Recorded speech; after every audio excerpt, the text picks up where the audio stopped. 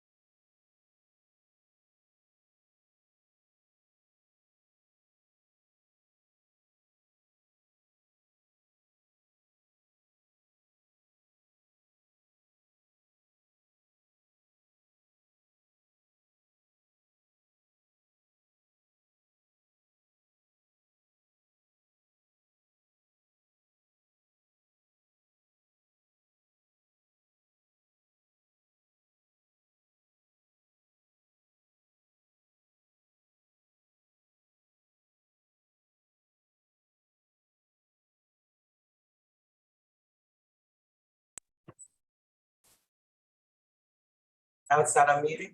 No, won't unmute. I'm sorry, guys. It's unmuted. All right, we're good. We're good. It's just delayed. Rock and roll. Okay. Am I going the wrong way? Otherwise, There- No, you were right the first okay. time.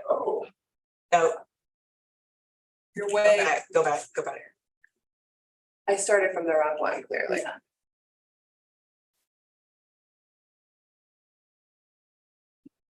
There you go. Now it's in your hands. Okay. All right, so good morning, everyone.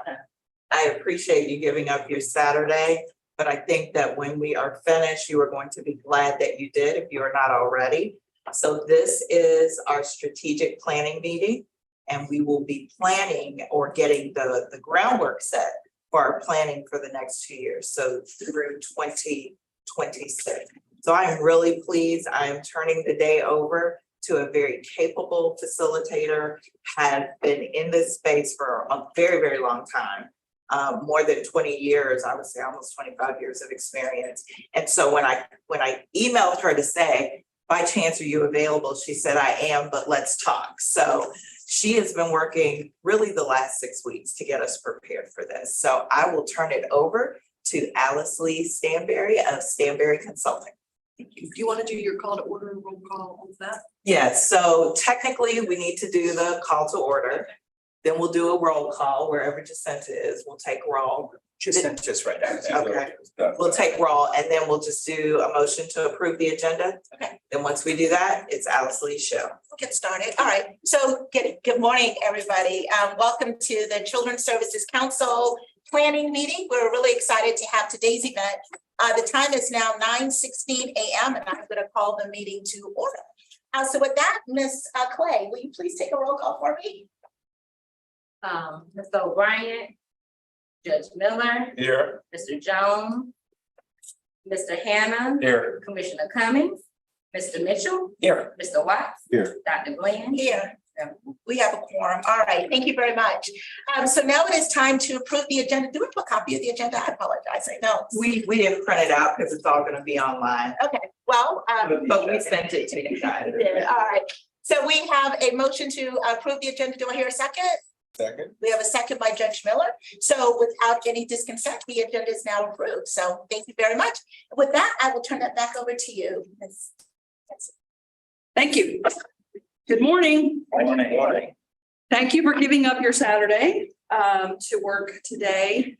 I'm sorry that we don't have everybody, but we will move through our agenda. And of course, we're all here for the same reason, which is what we can do to meet the needs of children in our community.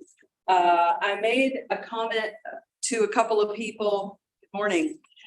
When as you all know, I called each one of you when we were going to be meeting in August, and we did some one-on-one interviews. So a lot of what you said to me is infused in what we're going to talk about today. So I really took to heart what you said. Good morning.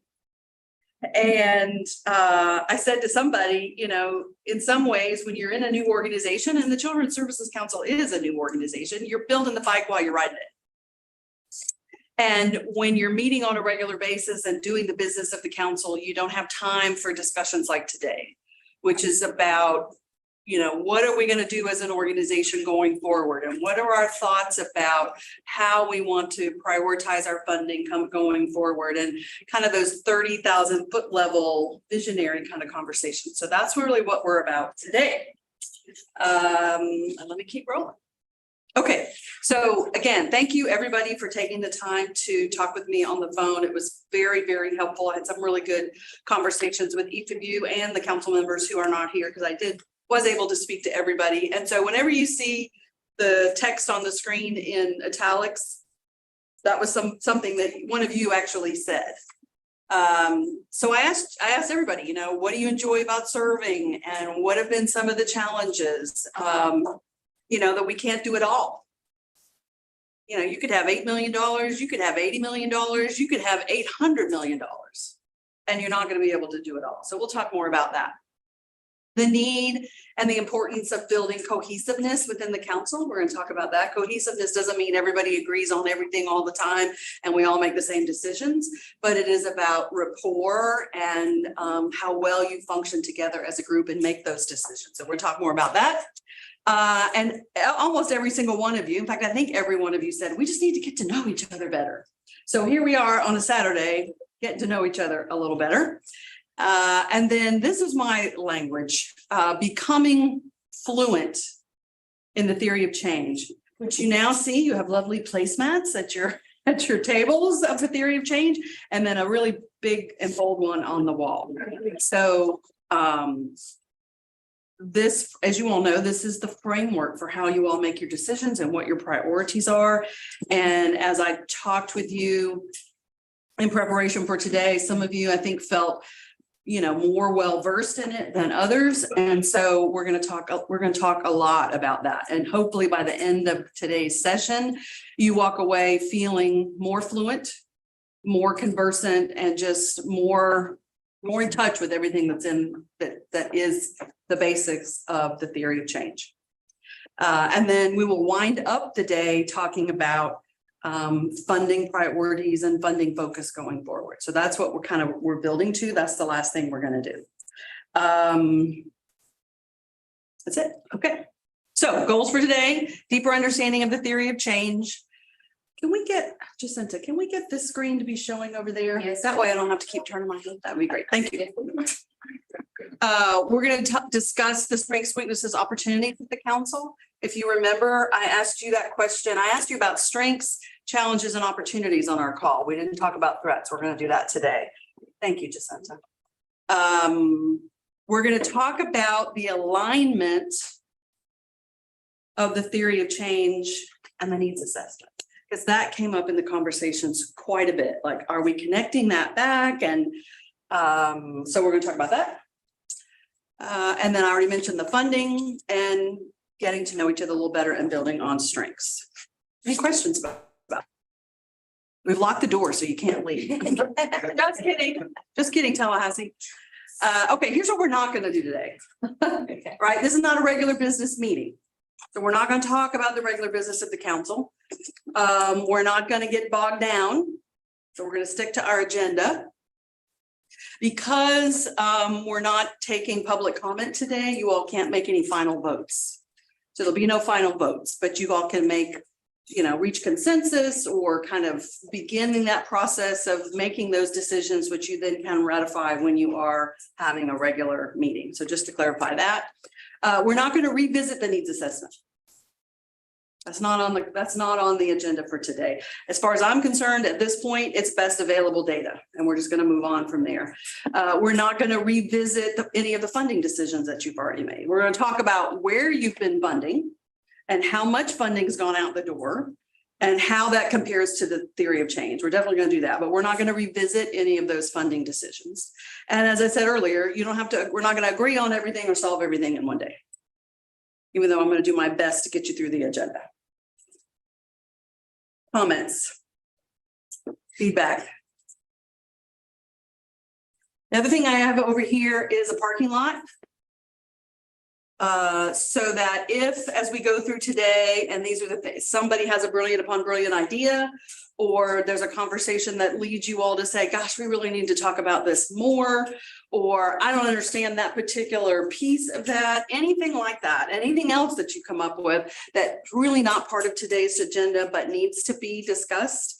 And in order to help you all move forward, we're going to capture it here. And before we end today, I'm going to come back to this list and let you all go over it and decide how you want to move forward. So it will get the attention as to what you're going to do next. I have something. Yes. All ready for the parking lot? I didn't know Paul Mitchell had casual clothes. These are my Johnnies.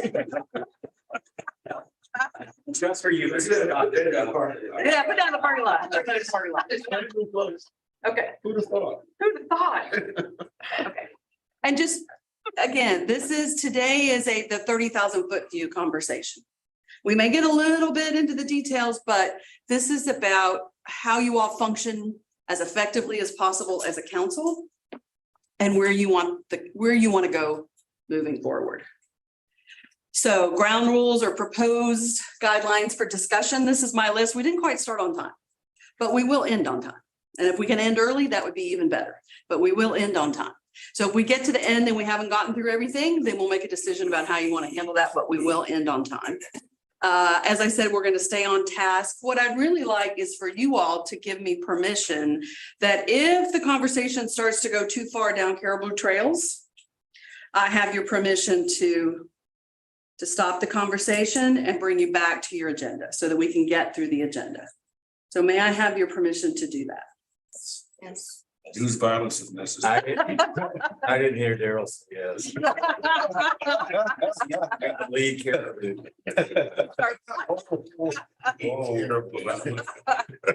Okay, so we're agreed. Yes. Okay, thank you for that. Obviously, listening without interruption. Everybody's going to have an opportunity to be heard, respectful discussion and treatment of everyone, including your staff that's here. Anything else that you all want to add to this? Anything you want to add? Okay, and I did bring my cowbell.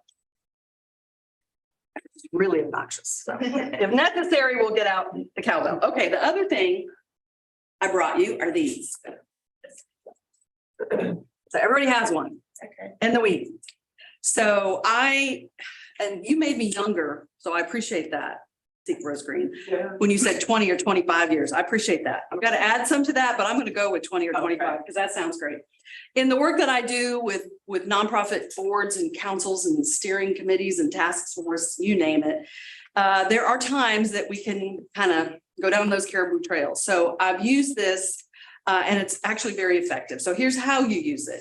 If we're in the midst of a conversation and you're sitting there thinking, okay, we're going in the weeds, you just very quietly and silently hold this up. You don't have to say anything. And the person you're showing it to is me as your facilitator.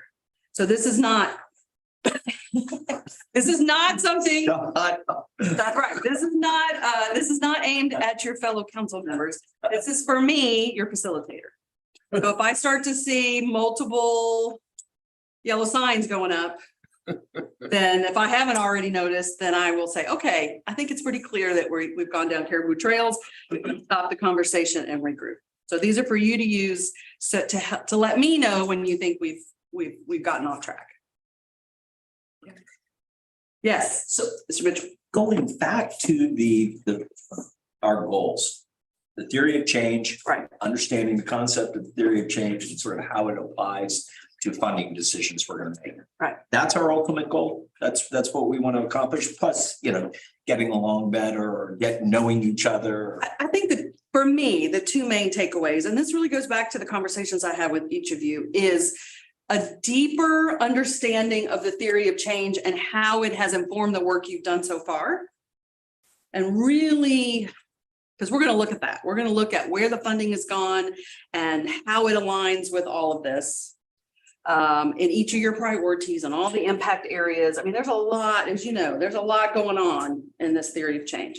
And then at the end of today, we're going to get to the conversation about funding priorities going forward, which I think is, which I heard from your staff and from you all is really what you want to come out of this conversation today.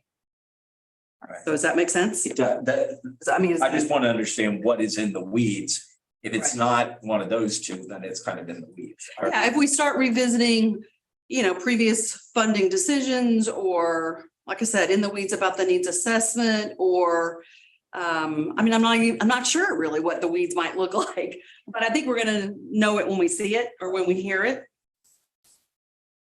And I'm gonna be listening and looking out for it as well as you all. Now, some quick reference to something that may have happened in the past doesn't necessarily mean in the weeds. No. If that's the context that you need for the conversation and the input or the question that you want to ask, absolutely. Absolutely, yeah. And I'm going to give you all time. By the way, I didn't say this, but you guys are going to be up, you're going to be moving, you're going to be working in groups. This is not a presentation. I am your facilitator, but you guys are doing the work today. So I'm going to facilitate your discussions and, like I said, break it into groups and make you work today.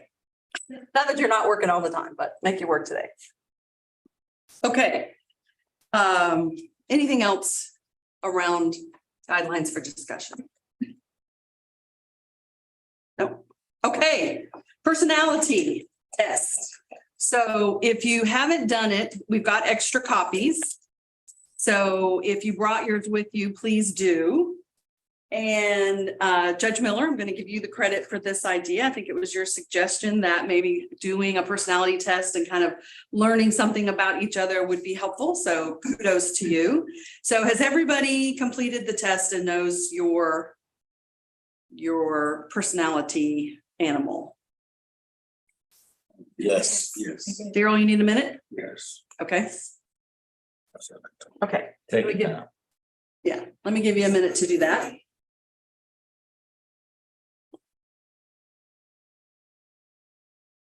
And then when he's finished, I'm going to give you all each an opportunity to reveal your person.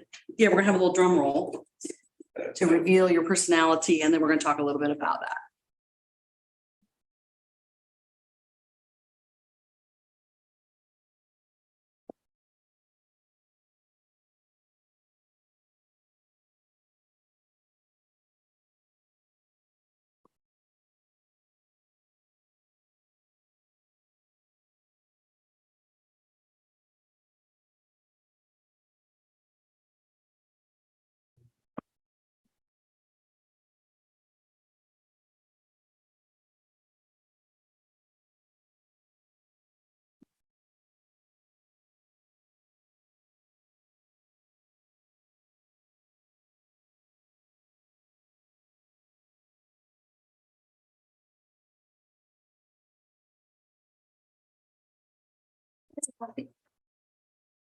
I think Holly's got a.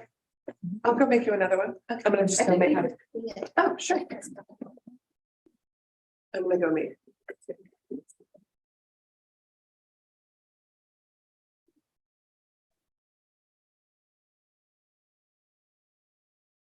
Okay. Ready to roll? Got it? And actually, let me take a pause. Sika, I didn't give you an opportunity to introduce the staff that are here, but I think that would be a nice thing to do. So I apologize, team, for not doing that earlier. So I'll let you swallow, and then I really want to do that. Caught me mid-chew. I'm sorry. You all know Jacinta Clay, our administrative services manager, our right, left, head, and sometimes the head, the right and left hand, and sometimes the head. Dina Snyder is our director of finance and operations. Christian Malone is our program and quality assurance specialist. Holly McPhail is our special project manager. Stephanie Eller Vaughn is not with us today. She had a death in the family, and so she's having to manage that. And the newest member of our team is Marshall Waters, who is our community relations coordinator. So There you go. this is your team. Wonderful. Sorry, I didn't do that earlier. So great. Okay, everybody knows who everybody is. All right, so let's go around the room. Judge Miller, I'm going to start with you. And this is my drum roll. So tell us about your personality type. Are you a lion, a beaver, an otter, or a golden retriever? Dominant, they're pretty close, is otter and beaver. I scored a 29 as an otter, 47 as a beaver. And lion was third ranked, and Yeah. golden retriever was the least. Okay, okay. And you brought up a good point. It's pretty common that you may have scored in all four personality types. There are some folks that are 100% one thing or another. So of those, you're gonna choose which one is your dominant? Otter, okay, But beaver is pretty close, only 2 points away. right. Okay, well, you choose which one you want to go with. You're going with the otter. Okay, so we have little name badges. So this is just, so this is a reminder for you all, which personality type is which. Okay, Mr. Mitchell. Well, I got the same score for lion and otter, Okay, and 35, 35, 12 for golden retriever, 18 for beaver. Ooh. I don't know which,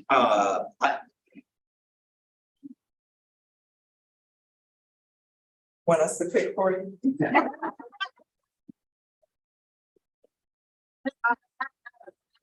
not an animal on here that you like.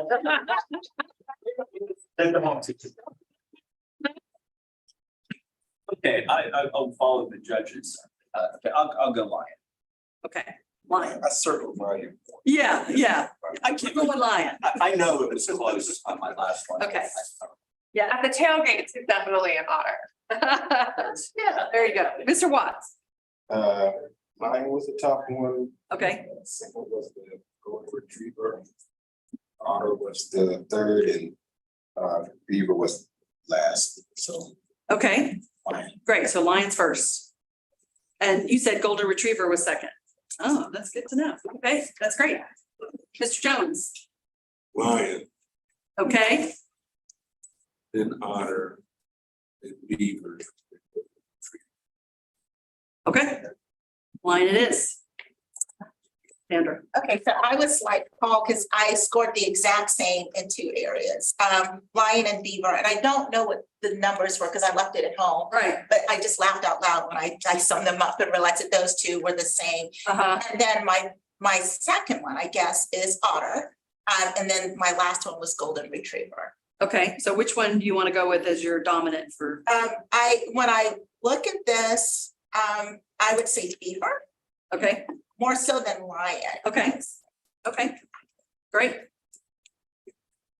So I was like Mr. James, lion.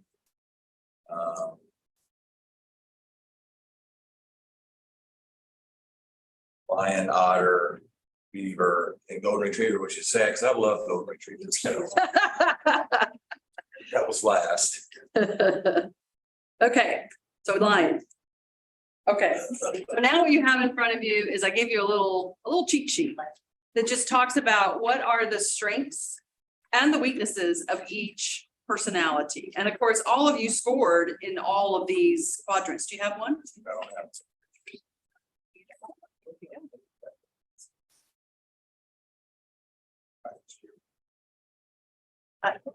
Thank you. Okay, so, all of you can see yourselves, it sounds like, in all of these quadrants. It's just which one kind of comes to the fore. And Let me just ask, were there any surprises when you did this? Or did it just follow just exactly like you thought it would? Any surprise? Surprised, that, I mean, it's only one off from the golden retriever Right, between the lion. And, so, you really thought, yeah, I mean, I have all the strengths of the golden retriever. I don't know that I have all the weaknesses, but I think as your professional career trying to changes, you start, you have to tap into those things. And so that's probably. right, that's a good point. This morning, the staff was like, oh, well, I've done it again and I did it again. And so they handed me an app and like, do it again. And I came out with a different personality type, I think, because I came out beaver. But I don't think that's my dominant trait because I was in the mindset of this. So for today, I'm beaver. I'm like, okay, we're gonna make decisions, we're gonna follow along. Welcome. So, okay, any other surprises? I don't know if it's a surprise, but it's just an observation. Like, when it identifies some weaknesses of an otter, it's totally correct because I've had to really address those. And then like Terrence indicated, through professionalism, being married, having children, Right, various, challenges, I've had to be more disciplined, less offended. right, Because a lot is coming at you, but it's kind of like, it's still the area of that used to be weaker than it is now. That's a good point. What about this? What about over here? Let's hear from this side. I'm hurt. I am not insensitive, damn it. I can't be stubborn according to my wife. And I can't be controlling, but I'm not cold. It's just less cold. Now I'm hurt. Don't be hurt. Don't be- My feelings, I'm starting to feel like the little retriever. I don't know, I think I was shocked to score evenly on two of them. Yes. And I did double count Right. just to make sure. I was Right, like, that's a good point. I was expecting one to be more prominent than the other. Right, But when I look at the beaver's weaknesses, I don't think I'm moody at all or unsociable. I think, I don't know. But I do think I have qualities. It just depends on the situation that I'm in, whether or not I need to be more of a lion or more of a beaver. But as I look at it, it's like, that does make sense, but it depends on where I am and what I'm doing at the time as to which animal shows up. right. Which personality type kind of rises to the occasion, which is what I think kind of what you all are talking about. As you move through your life, you move through your career, you're having conversations in a work setting, in a personal setting, in this setting. What are those skills, those strengths that you need to draw on in order to be effective in whatever it is you're doing? And what do you need to work on or to minimize or to recognize, okay, I might be a little. And so I'm gonna have to kind of rein that in a little bit so that I can be as effective as possible within the group. Mr. Jones, how about you? Oh, I'm sorry, Mr. Mitchell. I agree with the strengths of lion and I'm close to otter, but I don't accept the weaknesses of either. Like the superintendent, I don't see myself as insensitive or impatient, cold. Yeah. And I don't see myself as undisciplined or unproductive. Exaggerative, maybe. I do like approval. Yeah, And I don't know that I'm necessarily easily offended, but I am who I am. that's right. Mr. Mitchell. You had Roar, hear me roar. Hear me roar. There you go. I don't really know about the strengths of, again, the lion and otter were the identical score. And I Right. can't remember when I did it at my office, which I know that I was one of each. I was close to both. Right. But my weaknesses are definitely the otters. I Mhm. maybe it's just easier for me to see my weaknesses than it is to see my strengths, but so maybe that's why it's a split screen for me, is that I'm sure I have some of the weaknesses of the lion as well, but all of the weaknesses of the otter, Yeah. I get that. Okay. Yeah, so. Maybe that's where it shows up, Yeah. your strengths in one and the weaknesses in the other. That's a good point. I hadn't thought about that. So how does this help you think about how to work together as a cohesive council as you make decisions? There's quite a few lines at the table. Yeah. Which I think we already realize, Mhm. and so. Right. I can imagine that view certainly been represented in our discussion sometime. I agree. I agree. I mean, yeah, for sure. Others. Judge Miller. Kind of leads to, once you kind of understand more of a person when you're in groups, something that they may say or do, when you understand maybe their makeup or personality, you're less offended by it. Because it's like, a lot of times when something happens, sometimes we can be quick to say, oh, they did that because of, or it was personal to me, Right.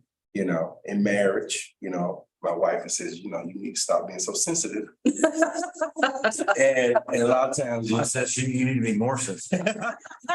My wife is globally sensitive, so, but and I think it kind of takes away the personal sting of, sometimes when we're in these meetings Right. or when, you know, a heated issue or a vote, if a person does a certain thing or says a certain, you know, responds a certain way, you can feel a certain way. Right. And so I think it does ameliorate some of that. Right. Kind of put it in context and say that's their inner otter coming out or their inner lion coming out. And it's about who they are as a person. It's really not about me. Right. Well, and even thinking about the community, like when the public is here and they're making comments, you know, and you all are on the receiving end of those comments. I've watched many of these meetings and those comments are very fervent and directed directly at you all, right? As the Some of us have more experience at that than right. So, you know. This is the minor. Hello, COVID.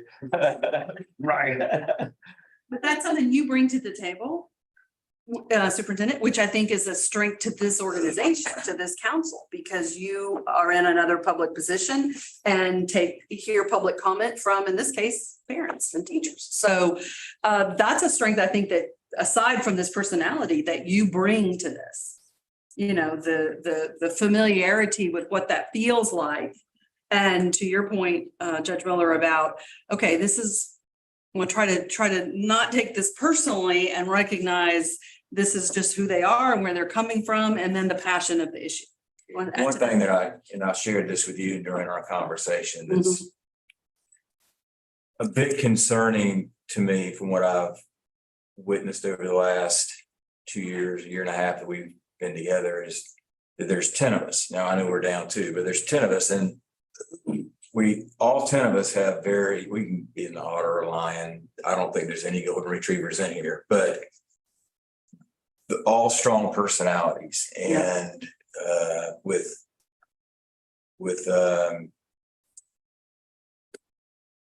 not that we aren't willing to give and bend and compromise, we are, but 10 is a lot. And I just know what I see with 5 school board members with all varying opinions and also strong personalities. I almost wonder if 10's too many, Right. to be honest with you. Because we all, I think, have our own mindset as to the direction we believe this council should go and what our funding priorities should be or not be. And I'm not saying, I just think that to me is an issue, that there's a lot of people weighing in on decisions. And it's hard to build consensus. We have 10 people with differing opinions of things. It is, and I agree. And, you know, I think about the boards that I work with that sometimes have 18 people on a board or 16 people on a board. You know, that's. And I'm wondering if that's not, if we are getting things done and making decisions, that maybe hinders us a bit to have so many people weighing in. Yeah. Well, I don't know. I think it's Hoping that this retreat, reason I thought it was so important that I participate is because I do want to get to know my colleagues better. Because I believe from the very beginning, whether they accepted the appointment from their jurisdictions like I did, or they sought appointment by a gubernatorial appointment, clearly everybody who came to the game came because they cared about kids. Right. And as disparate as our perspectives might be, I'm hoping that in the retreat, I'll get to understand them more. Mhm. Why do they view issues relative to children and solving children's problems? Why their perspective may very well be different than mine or approach. But I'm hoping that in this conversation over the course of the next 5 hours, I'll get to understand that better, such that when we meet again, when we talk about being sensitive, I won't see that as personal, but I'll understand that it was informed by perhaps their own childhood or their own experiences or their own possibly trauma or what they have witnessed in their own work with children. So that's what I'm excited about. I appreciate that. This helps me a lot, especially as chair. I knew that we had a lot of lions in the room. You can tell from, from the conversations, but it's very helpful to understand everybody's personality. So as we try to balance things throughout the meetings, I can acknowledge the lionness of lions, but then the others that need to say something or just give them more opportunity to speak up or say things. I mean, Terrence is very calm. He sits right next to me. I know he has a comment, but he's not going to say anything until everybody's done, but that'll force me to, Terrence, put your card up, let's hear a little bit more. But because I know a little bit more about what their personalities are. And no offense at all, Terrence. I mean, that's just an example that I'm using, but it does help me. Just like I feel as if, like with my kids, I know which ones are different and who I need to prod a little bit more to get out what they're really thinking, what they're really feeling. So it's just helpful. And just like, like Daryl said, just understanding how everybody thinks and feels helps me run those meetings. I feel a little bit better. I completely agree. I want to go back to something that you said, Superintendent. You've got those 5, out of the 10, you have 5 that are statutorily determined, you being one of them, and then 5 that come from the community. So I'm sure somebody in their infinite wisdom came up with that idea and thought 10 was a good idea and thought having community representation and then those 5 statutory positions there. I mean, in many ways, it does bring a lot of strengths to the table. The fact that you have a judge, you have the different positions here, DCF, et cetera, and it brings those strengths to the table. But at the same time, when the people serving in those roles who have those strengths, the people come to the table, then sometimes there's some friction and some challenges in trying to build consensus. Let me also say, I guess I sounded insensitive by my comments, the weakness of mine, but I have the utmost respect for everybody that's on this council and I'm very appreciative. And at heart, we all, like Daryl said, we all have the same. We just want to, we want to do right by the taxpayers and want to help children in our community. Right. We just probably have different paths of getting there. Right. Right. And for 10 people to try to come to consensus, although I think we've done a fairly good job of it, at times can be, I think, challenging but I do have a deep appreciation for everyone that's, whether you're statutorily required or like Mr. Mitchell and Dr. Glenn and others that are stepped up and said, I want to be a part of this. Right. Thank you for saying that. Anything else?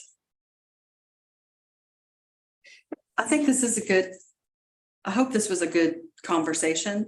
I would encourage you to keep these, maybe keep them in your notebooks or where your materials that you bring to meetings, because it could be a good reminder, especially as you're in the regular council meeting and things are happening and,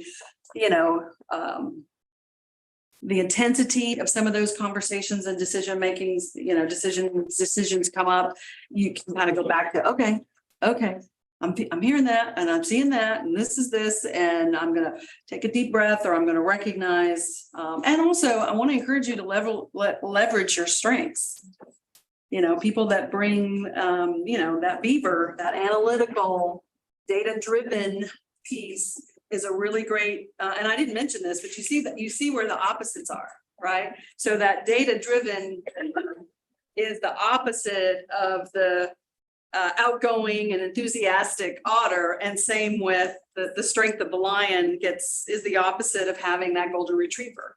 And I don't know if we have golden retrievers that just aren't here today, or maybe we're just the 3, but I mean, I think you all had a little golden retriever. I'm gonna just add, I'm only 1 point off from the golden retriever and lion. There you go.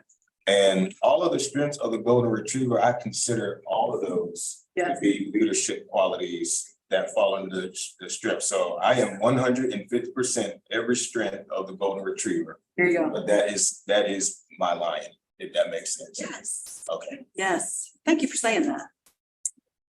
Thank you for saying that. Yes, it's a good way of thinking about it. Any other comments?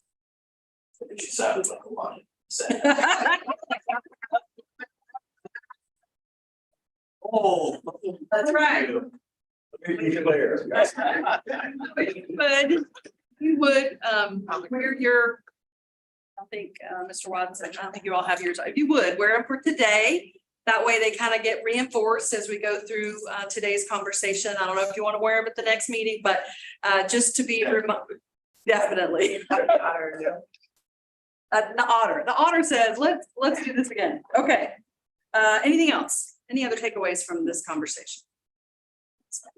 Okay, thank you for doing that. And thank you, Judge Miller, for that suggestion. I think that was a good way to roll. Okay, to get started.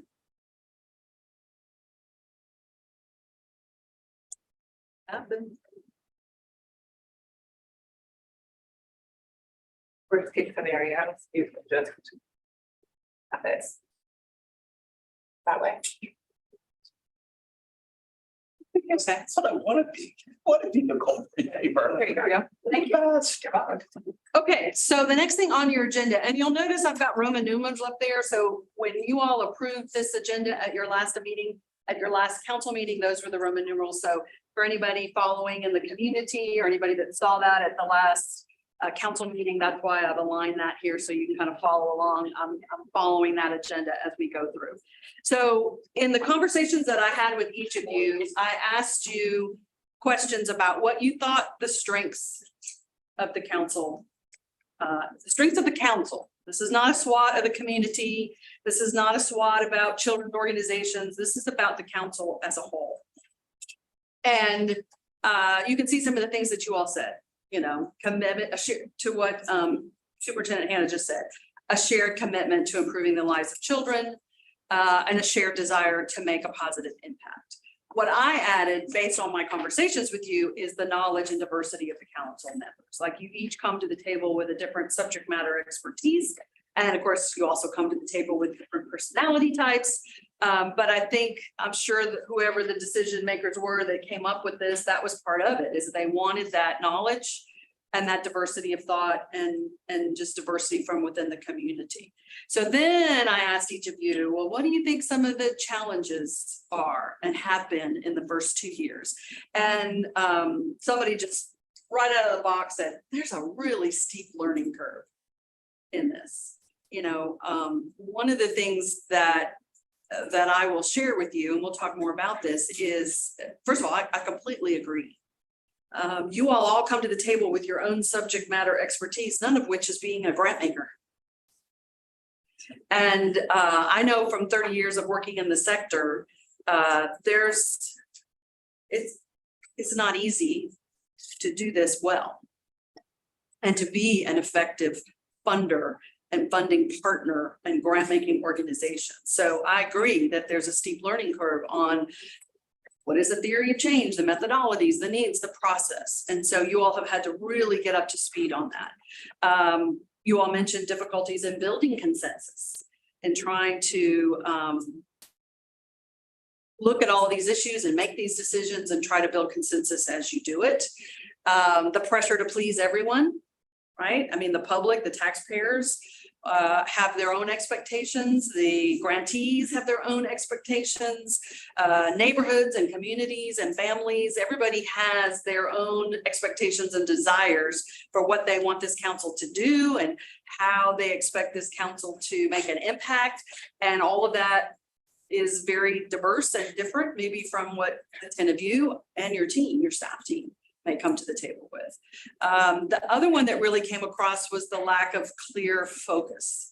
And I think that really came from, and if anybody wants to elaborate on this, I think that really came from the conversation around the funding decisions and feeling like a theory of change. It's a lot to say grace over, and how do we how do we get to some clarity around how we're gonna really move the needle? That's one of you all said, you know, we need to move the needle. And then one person said, you know, sometimes it looks like we're all over the place with our funding. And, you know, again, I'm looking at the theory of change on the wall and on the tables. I mean, there's a lot on there. So it may feel like you're all over the place as you're trying to, as you have sought to put funding in some of those different areas, in addition to some of the capacity building things that you've done. We'll talk more about that. And then just standing the organization up, which has also had to happen in the last 2 years. Yes. I don't know if this is a parking lot issue, but Okay. as far as focus and funding, one of the areas of conversation is evidence-based versus non-evidence-based. Mhm. So I hear that even when I'm at Walmart, I might be confronted by somebody who's saying, Right. you know, this evidence, and I hear that, and I think that's important. But sometimes, you know, we fund stuff and sometimes it's not, like, it has to be evidence-based. And so that tension Right. sometimes kind of bubbles up.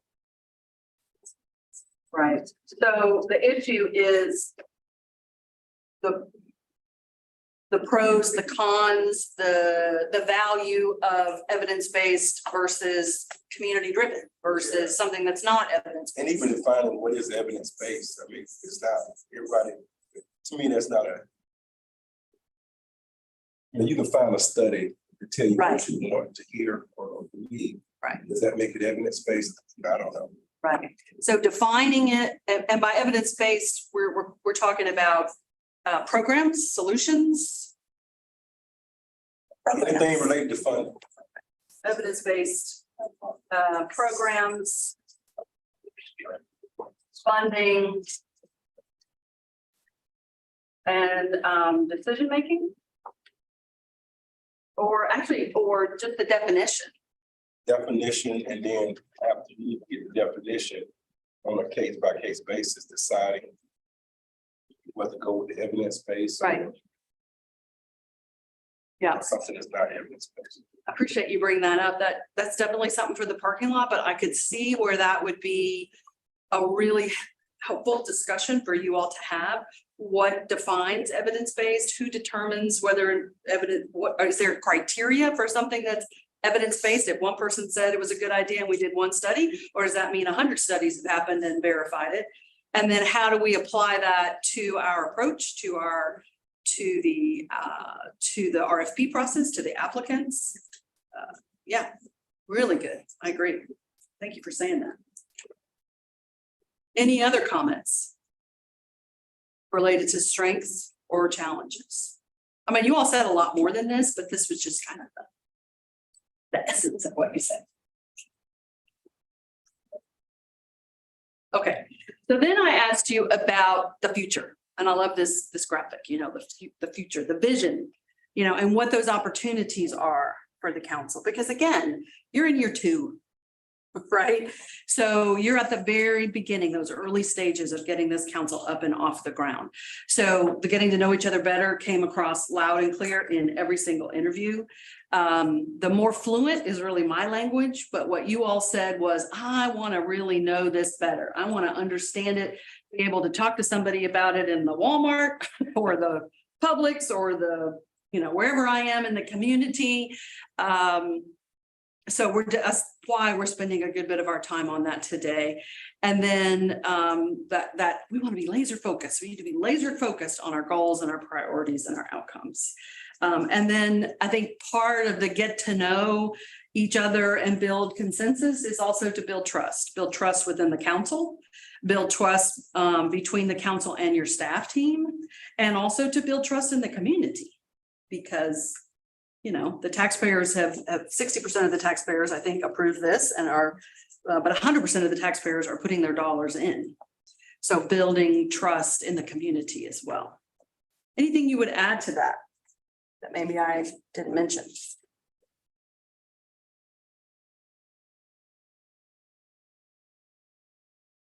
Okay.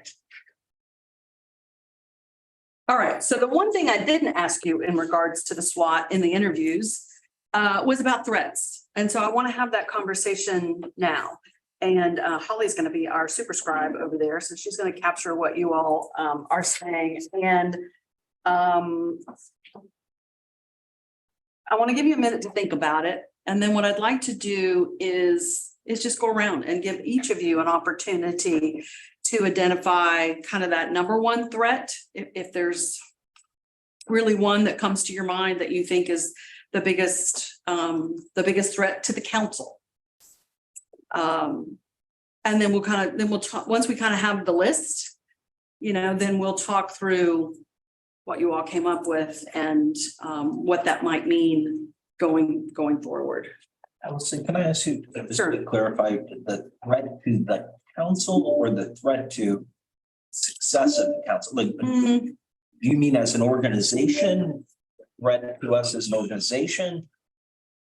I mean, I don't know that I'm gonna have a totally answer. It's gonna be a little bit different. It is true.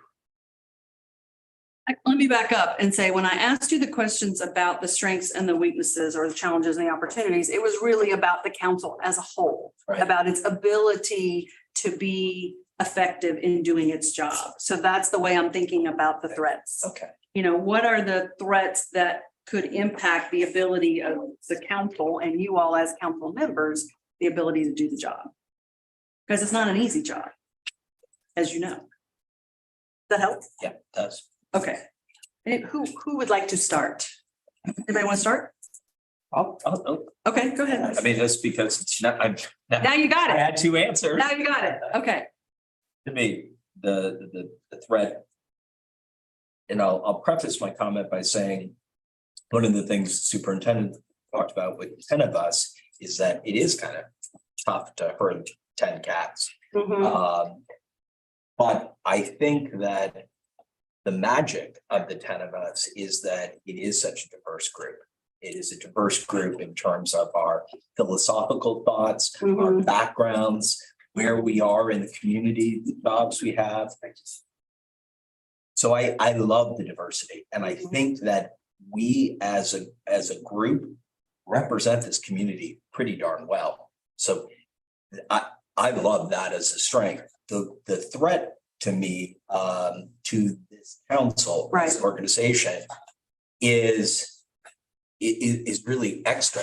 It's special interests who are interested, and their motivation is pure because it's what they're doing. It's what's on their agenda. And those outside sources sort of finding their way into the 10 of us and influencing us.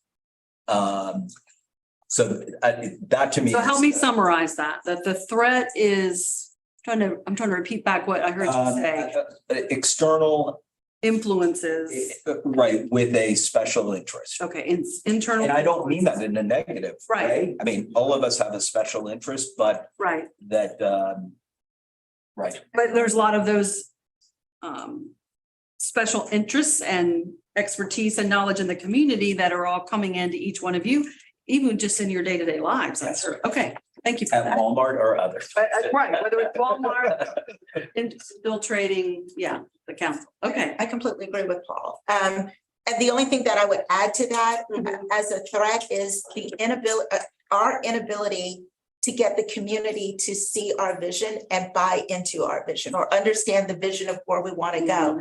So understanding. So the threat is the community not understanding our vision your vision. of where Our we want to vision. go, all right, what are we doing and how we're driving to improve the lives of children in our community. And I think we have to do a good job of getting that out. That's why I'm so glad to have can't remember Marshall, here, right, to help us get that story out. But we have to come out with that vision that what are we doing? The community to buy into. So is it really the CSC failure to communicate? Yeah. Is that? Well, I think that's part of it. I think we need to be clear on what that is, and then we've got to be able to communicate that to the community and get their buy-in. So there's kind of three parts to that. Right. We've got to grasp it, we've got to communicate it, and we've got to get them to believe in it. Because the threat is that the community doesn't understand what what the focus is, what the Absolutely. direction is. The Absolutely. lack of understanding, I think, is the threat. Absolutely. Yeah. And I think to your point, Mr. Jones, that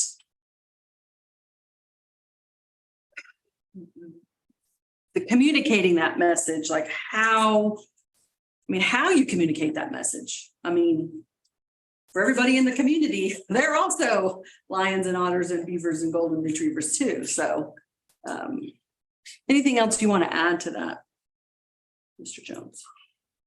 Well, for me,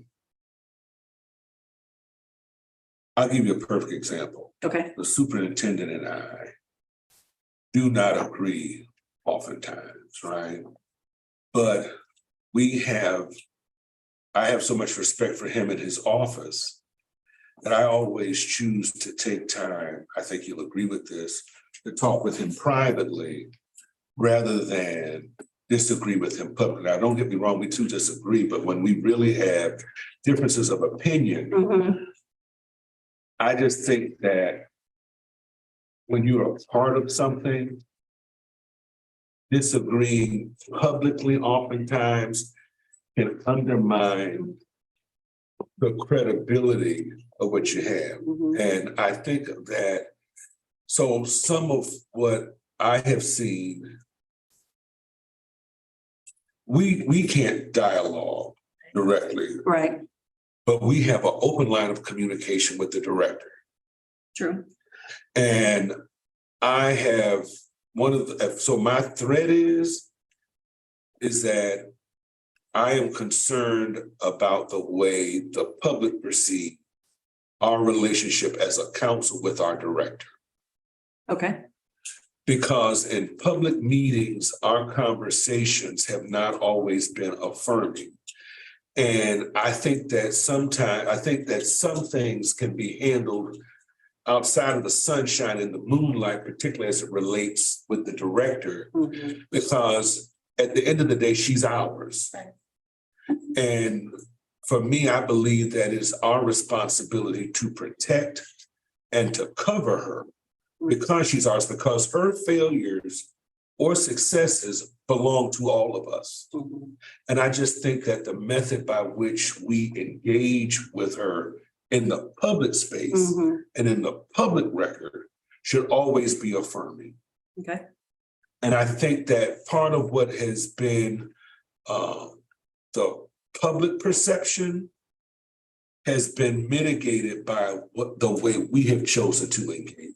Okay. And that stems all the way back from when we had the from even the hiring process up until now. From some of the early stages. Yeah. So And that's what, and I know, and I will say this now, we are doing better.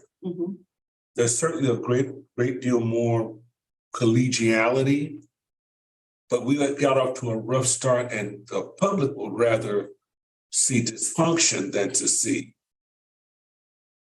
us doing well. That's the salacious part. They would rather see a more salacious relationship than an affirming relationship. So that's what my concern is sometimes people pay more attention to that when there's differences of opinion than when there's consensus. Yes. To your point. I don't know about the salacious part, but when there's a difference of opinion, that's newsworthy. That's something people want to understand what that is versus we all agree on this and we're moving forward and, happy-go-lucky kind of thing. The discord. Yeah, the discord. Yeah. Okay, thank you for that. Others who have not spoken.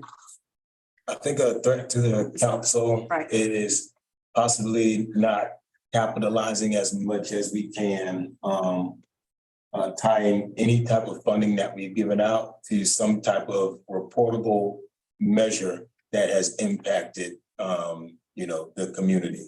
So not tying the funding to a measurable outcome.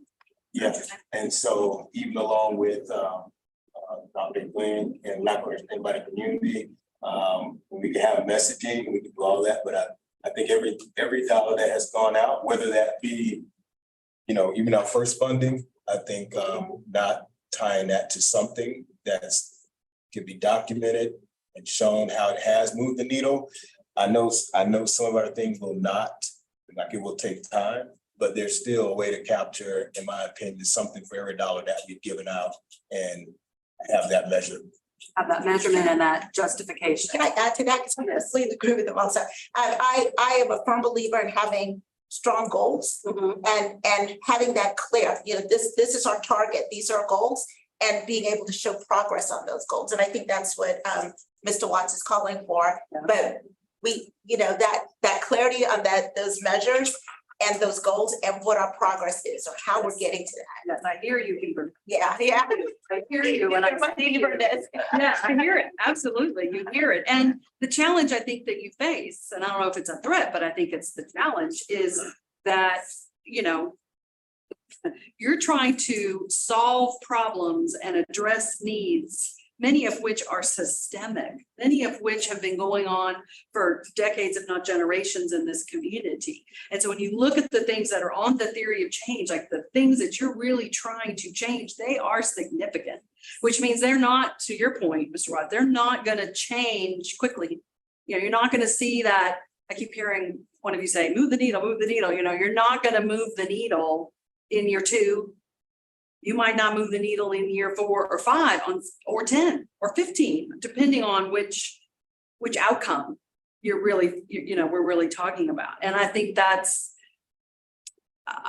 really inherently a challenge, not for this council, but I think for any funder, right? If you want to solve homelessness in the community, you want to improve school readiness, you want, or something about you want to,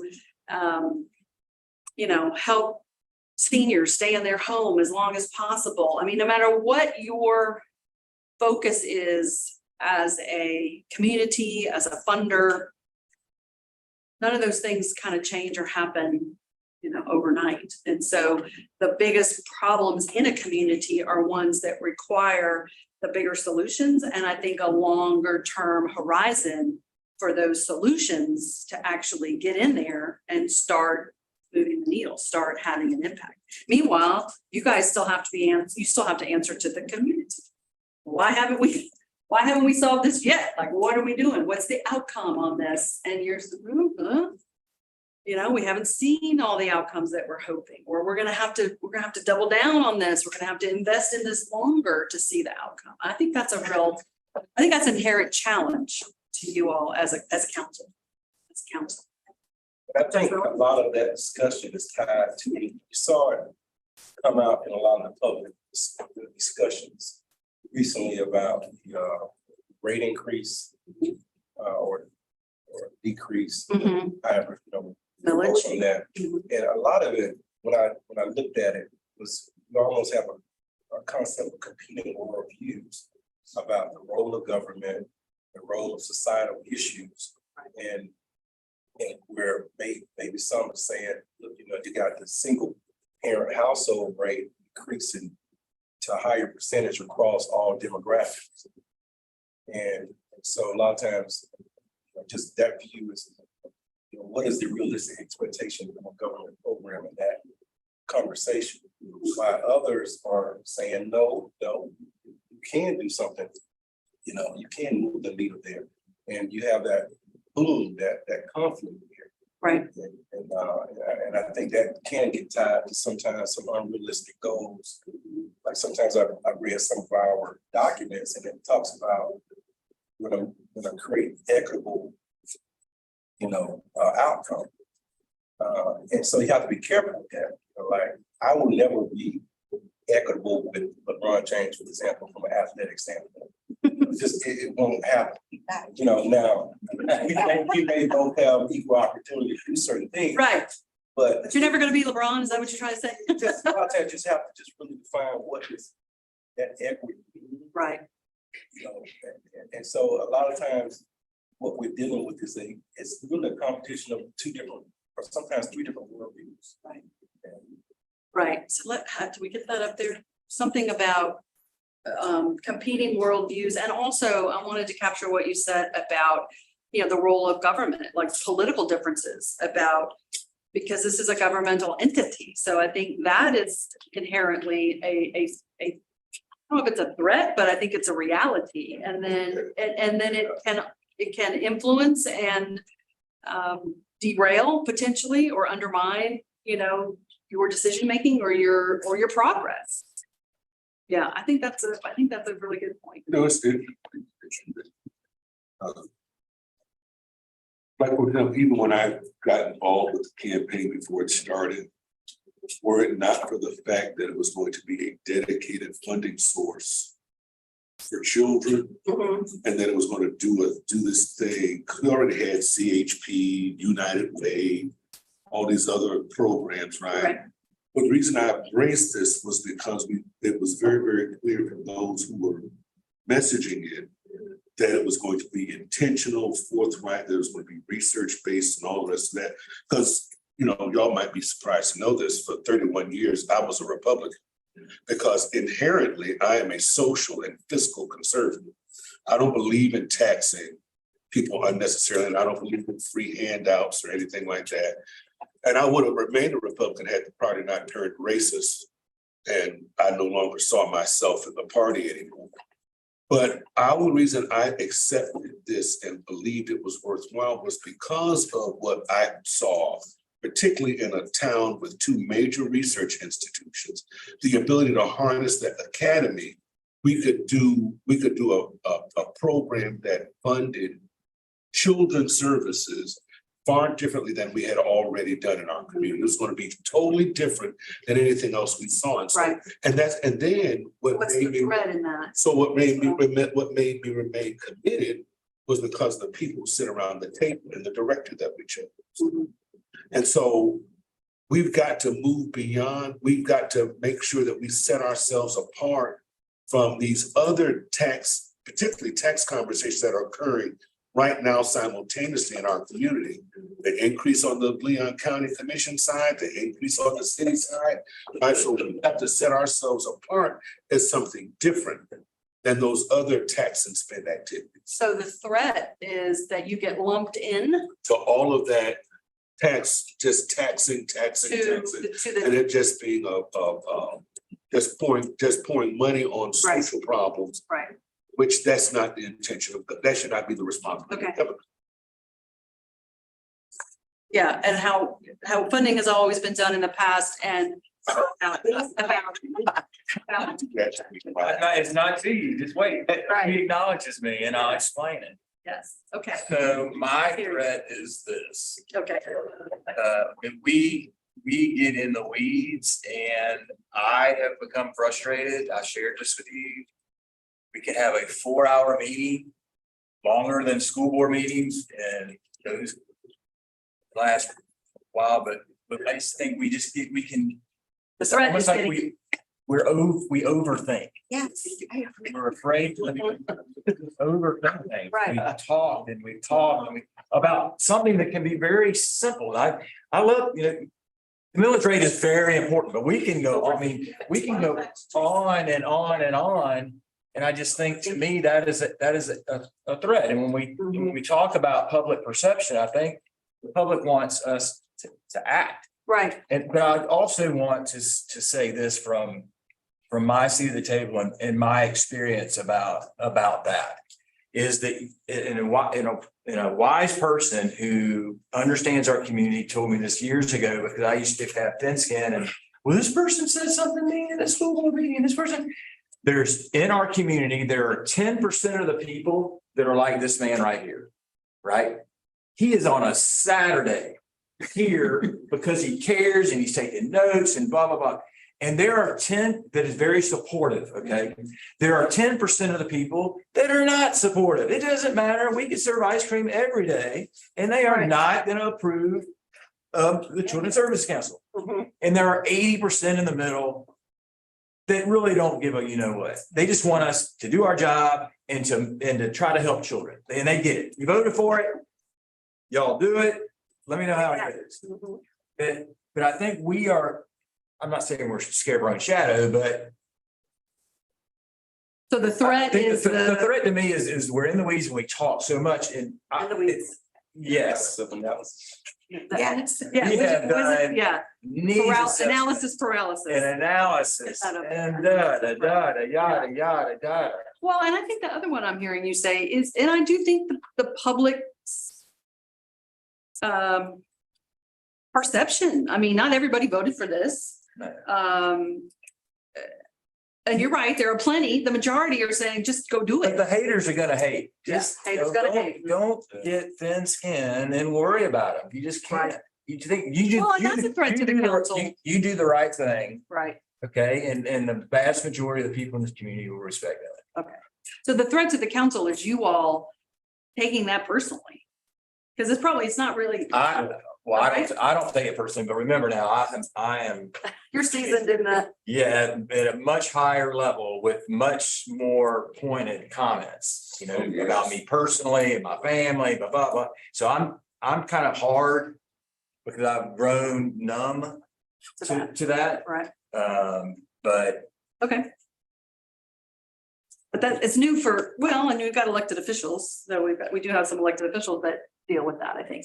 Okay, other comments about threats to the council? I have Thank you, one Molly. more different Okay. threat. Go ahead. I put down here quality or review, you know, we're a volunteer group or either voluntold or Mhm. stepped up to the plate. Right, But we do have day jobs and, you know, very challenging group schedule wise. And to give you just an anecdotal example, okay, like I battled whether or not, and I really wanted to participate in the ITN negotiation process or whatever, but right, it didn't match up with my court calendar. right, So I had to decline.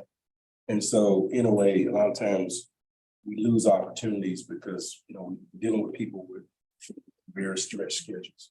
right. and piggyback, and I feel the same way, because I've tried really hard for 2 Required years to make every single meeting meeting. schedules. The last month or so, my two worlds have collided. Yeah. And then and if you miss one, then it really sets you back light years because you're like, oh my God. What are they talking about? Yeah. Right, and then you try to.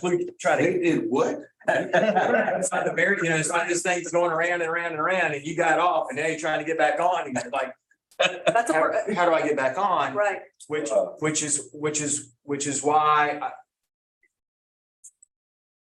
in my mind, I think we have to be the 30,000 feet people in the focus, and she has to be the execution. She has to be the person. And if we don't like her decisions, then we go find another person, right?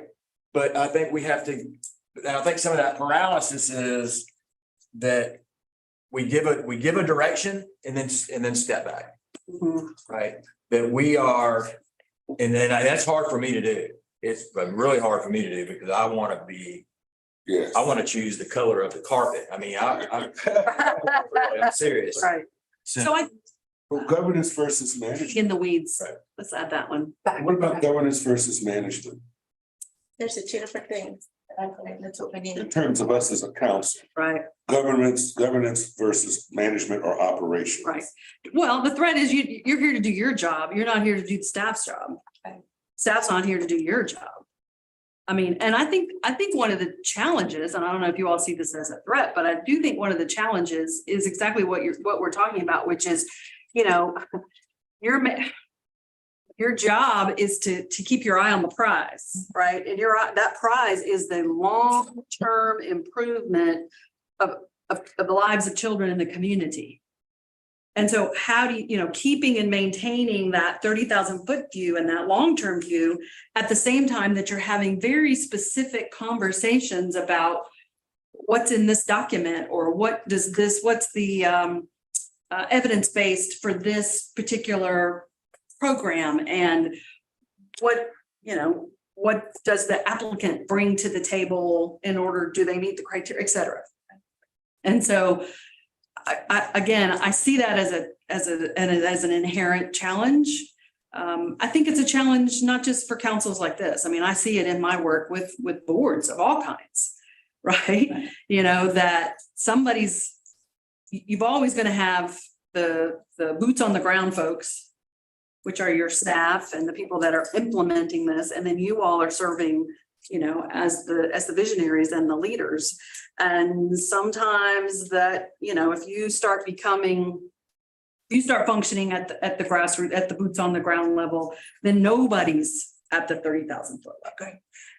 So. Yeah, just to add to that, just to piggyback to what Daryl said, just our inability to empower the staff to do what they need to do Right. often puts us in the weeds, which I think Mhm. undermines a lot of our credibility with the community and our ability to really focus on the things that we as board members should be focusing on. Okay, thank you for that.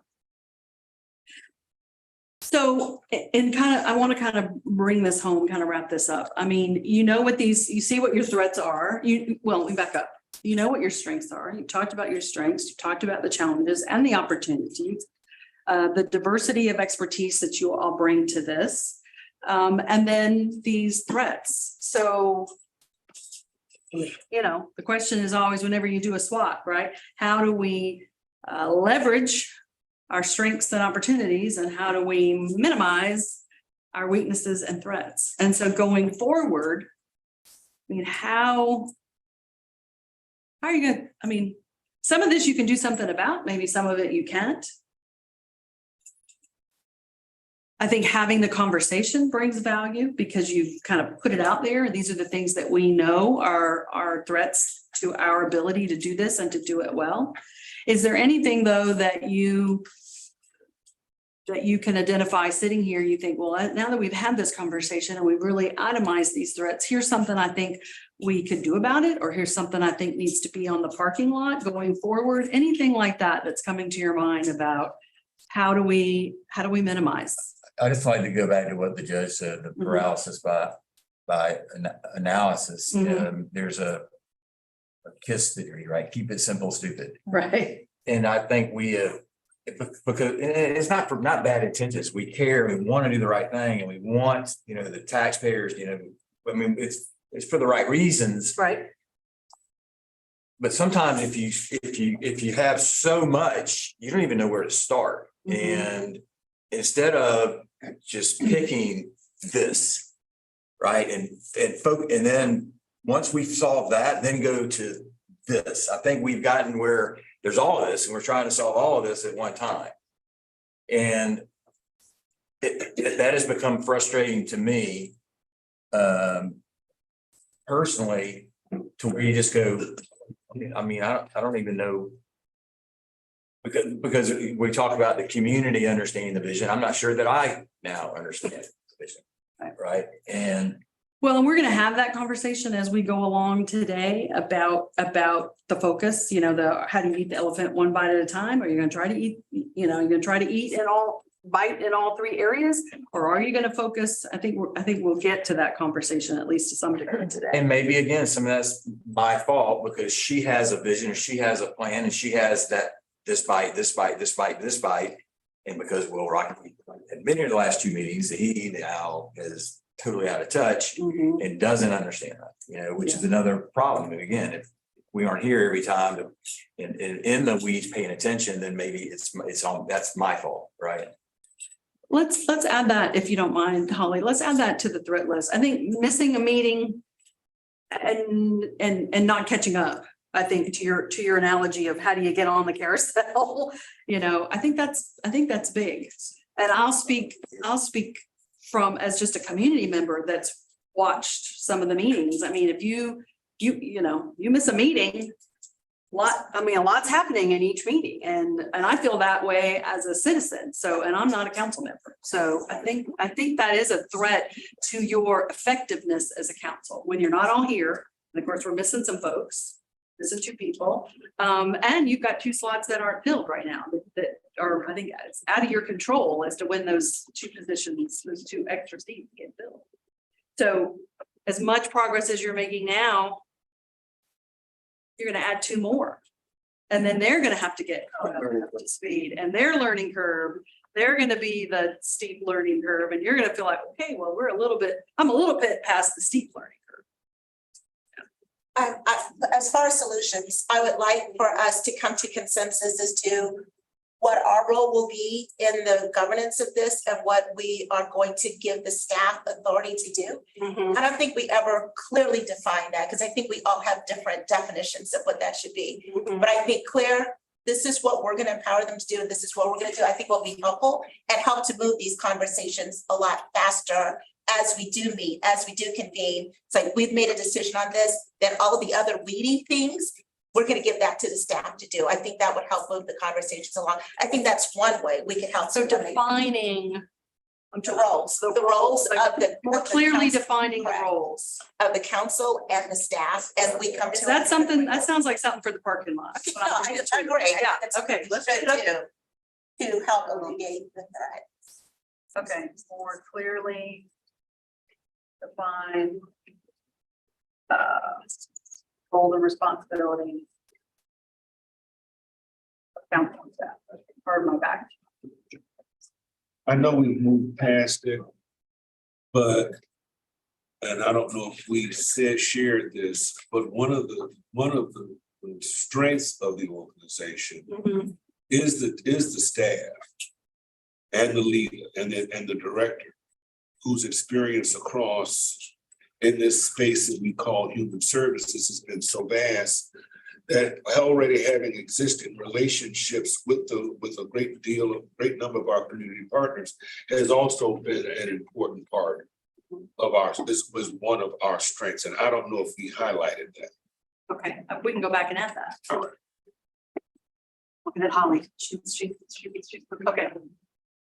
And you know, and I'm thinking about my work with nonprofits when I say this, and I know you all are a different entity, but the challenge as a council, the challenge that the nonprofit board has is that you hire, fire, and support your chief executive, whoever that is. And yet, you know, your job, the jobs are very distinct.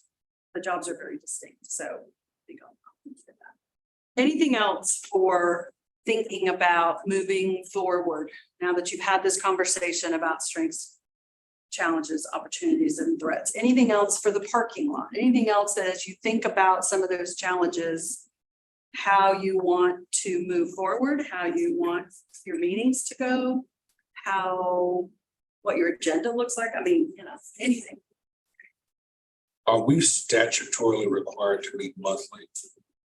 That's a question for Sika. So you are not. The statute says that you cannot go more than 60 days without a meeting.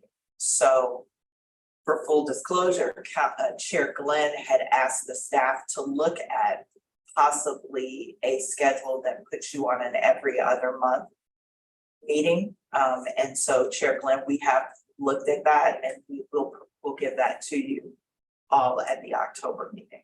So that's what I was thinking of, the parking lot. Something to explore. Such that, and it's not that we wouldn't meet in the off month, but the Right. activity of the committees might be more robust. Right.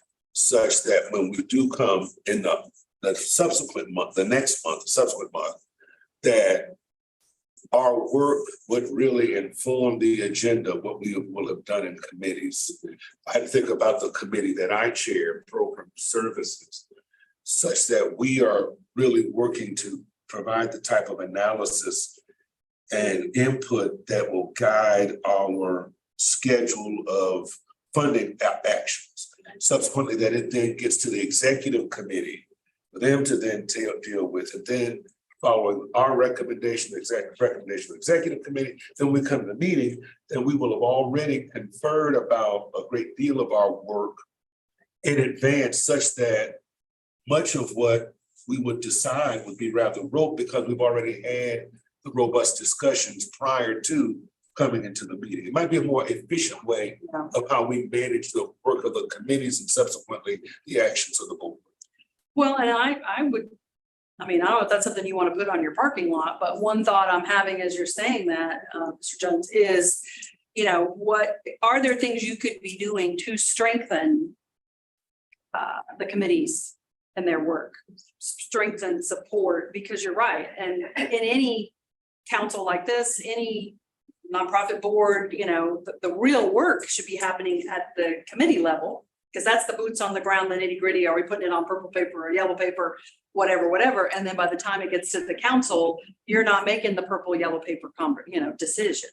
So I don't know if you want something about your committee structure on the parking lot as a possible outcome, but that might be something to Yes. consider. Yes? How do you want to word that, dear? Just more efficient, a more efficient way of managing committee activities in the subsequent board agenda. Way You agree with that, Madam Chair? you manage. Okay. And to add to that, please, ma'am, if I can, because one of the things that I didn't want to say it, but I will say it now. One of our threats is a lack of preparedness, I think, by some of the council members when we come to some of these meetings. And it's simply because of the timeliness of the meet, like every month. Right. With our work schedule, it's hard to read through all of those things, but if we're able to organize such that a lot of the work is done during the committee meetings, and then we're better prepared for the decisions at the council level, it's a much more efficient process. I appreciate you saying that, and I agree with you about the preparation that's required.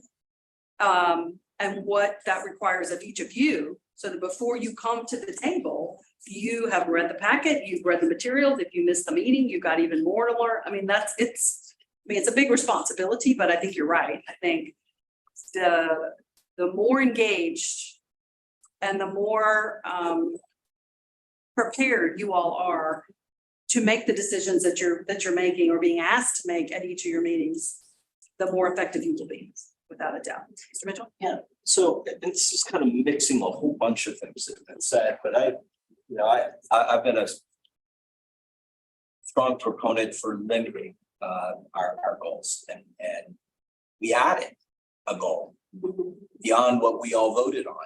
We added one later, which I thought was a huge mistake. Not that it isn't important, Right. but I thought it was a big mistake that we added it. I think we should be shrinking goals, which would make, to Mr. Jones's a point, if we have a limited number of goals and we are going to move the needle on those, we can tell the community we don't have 8 goals. We've got 3 goals, and we're going to make a difference with the limited amount of resources we have, limited amount of time that we have. It would make it a whole lot easier to say, which one of these goals are we meeting? If it's only 3 with 8. And again, we do each have a role. The board has a role and the staff has a role. Clearly defining, it goes, both ways. Allowing this group, the 8 of us, the 10 of us, should set the agenda. We should set the goals, right? That's not how it's happening. And that, to me, that's frustrating. So that then you want to get in the weeds. So, Right. So to Dr. Glenn's point, clearly defined roles for both the staff and the board members, and limiting the number of things that we are trying to tackle, limited resources and limited time. So if I can add to that, we didn't add 1, we added 2. And I still feel some kind of way about that, because when we talk about these subcommittees, sometimes decisions are made in a subcommittee and you come back and go, when did that happen? Right. I don't remember us talking. Maybe we did, maybe I just missed it. So the threat is taking on too much, spreading yourself too thin, trying to do too much, right? I don't know what words you like there, but trying to do too much. I'd love 8 of us, 10 of us, whatever it's going to be. Right. Hopefully there'll be 10 of us, Well, but yeah, I think the county may need to review a few things, but the 10 of us to pick a very, that meeting we had over in the dot meeting. yes. yeah, I remember talking, going, God, and we all said, it seems like a lot. Like, I think we need fewer right. goals. I think we need to have that meeting and that decision and force ourselves to come up with a limited number of Okay. goals. Aren't we doing that today? We're doing some of I thought that that. was- Well, that's what I said. There's a whole bunch of. So we're gonna get there. So I think I'm gonna move on from that. Well, before we move on, I don't know what the other additional goals were. I guess- Well, you've got think what 3 was- priority goals and then you've got 8 impact areas. So that middle section are your 8 impact areas. So Alice Lee, I am gonna jump in. Okay. To answer Mr. Jones' question. Right. So if you remember the infamous dots, we actually ended up with 6. We had 6. Then we added youth homelessness. Then later on, we added youth gun violence. So when Mr. Hannah talks about the 2, those Those were the 2 he's talking about. Right. Okay. And this is the one that made it to the list back in July of 21. That one, that was the one that we added in July of 21. Is it number 3? Are you? Number 3, yes, so that's the housing that that Youth housing, mentioned. youth housing. And then I think that we just tweaked the language on number 1, which was about occupational skills and career pathways. It was there, but we just tweaked the language. And again, that was July of 21, when we were still meeting in the county commission office, or chambers. And then to Sika's point, the other goal around youth gun violence was added in July of 22. Okay. Subsequent to the vote. Okay, I hear that. And I heard that in my calls with all of you. So that's part of why we're going to talk about that today as we go along. So I'm going to, unless there's anything else around threats or around anything you want to do to try to address those threats, then I'm going to wrap up our conversation on the SWAT. Anything else for the good of the order? Here's what I think we'll do. Let's take a 10-minute stretch, refuel and whatnot, and we'll come back like about 5 minutes to 11. And then we will start, we'll do our next big exercise. We're gonna break into groups when we come back. So we'll see you back in. And he looks like, 10 minutes. and he looks like a little girl, is that right? Rocking out in the crib. Okay. To press news. I saw that, but yeah, that's right in. And that's like, That's what I. Yeah. Hello. I need Steve. Hi, Neil. I'm the guy with the. Okay. Stories. Okay. Eat my daughter like. Thank you for being How here. many grades? Hi, Mr. Jones. How are you today?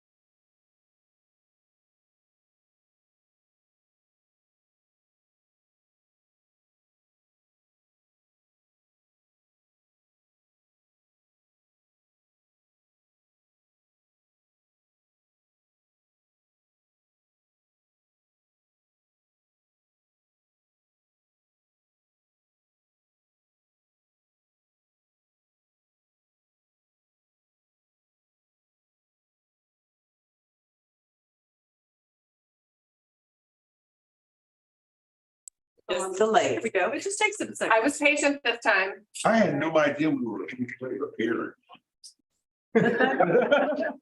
Now you know. Make up. Now you know the rest of the story. Comments have all been apart.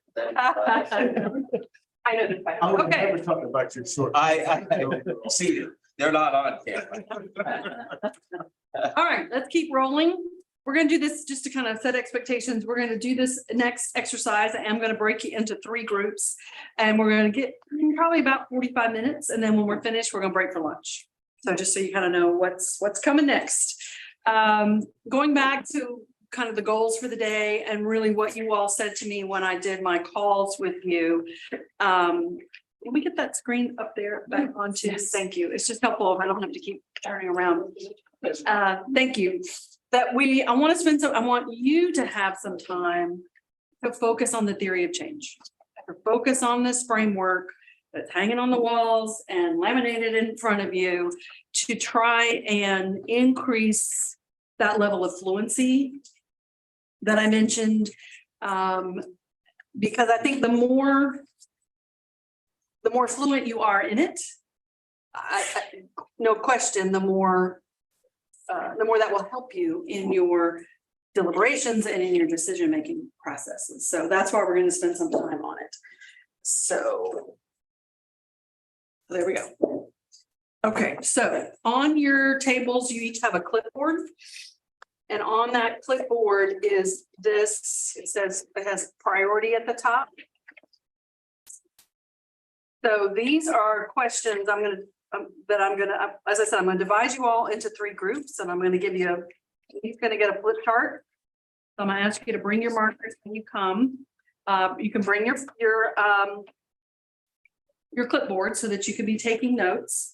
And I want you to go through these questions as a group. For the priority goal that I'm gonna assign you, each group will be assigned 1 goal. What does this goal mean to you? How does it advance the purpose of the council? And then from there, I want you to go to the next, which is the impact areas. I want you to choose one of those 8 that are up there. Pick an impact area that resonates with you and why. And then look at an outcome measure. And as I say this is within your priority. So whichever one you're assigned to, I want you to work within your color. Okay, you said the impact area, where are those? These are your impact areas. These sections here. Ah, These are okay. your goals. These are your impact areas, and Okay. these are your outcome measures. Second. Oh, I see, okay. So share me again what the goals are. These are your priority goals up here at the top, your priorities, I said goals, priorities. These are your 3 priorities, right? And then these are the 8 impact areas that you've chosen to accomplish those 3 priorities. And then this bottom list, these are some of, not necessarily all of, but various ways, I guess I would say, to measure impact, to measure outcomes for the impact areas and the goal. And so this all kind of rolls up. So is it a priority or is it a goal? I'm confused. Priority. I said goal, it's priority. Okay, so what are the goals? These are your goal as a council is to Achieve our priorities. achieve your priorities. Is to improve the lives of children in the community by awarding funding. Okay. Okay, so that's your goal, that's your purpose, your mission. And the way you're gonna do that is through these 3 priorities, Now you got it. supported by these impact areas, and then these. I'm still the newest member. I know you are. I can ride them until the other 2 come. No, no, it's fine. Please be candid, ask the questions. All good. And then these are outcome measures, potential outcome measures that could be used to determine the efficacy of these impact areas. So I'm going to assign you. Okay, go ahead. You get first. Oh, thank you. So we're not allowed to move off of this, I want you to work within 1. correct? What I mean Priority. is, so we have to pick one of these impacts and we have to select one of these outcomes. You do. Okay, And because I'm giving you each a different priority goal, you're going to end up talking about all 3 of them, and you'll be able to weigh in on conversations when the other groups report out.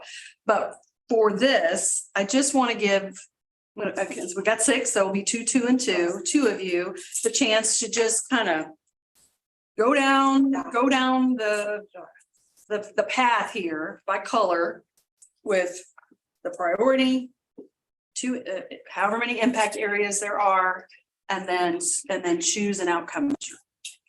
And the purpose of this is, again, for you all to just become more fluent in this and more knowledgeable about how this process works. And I think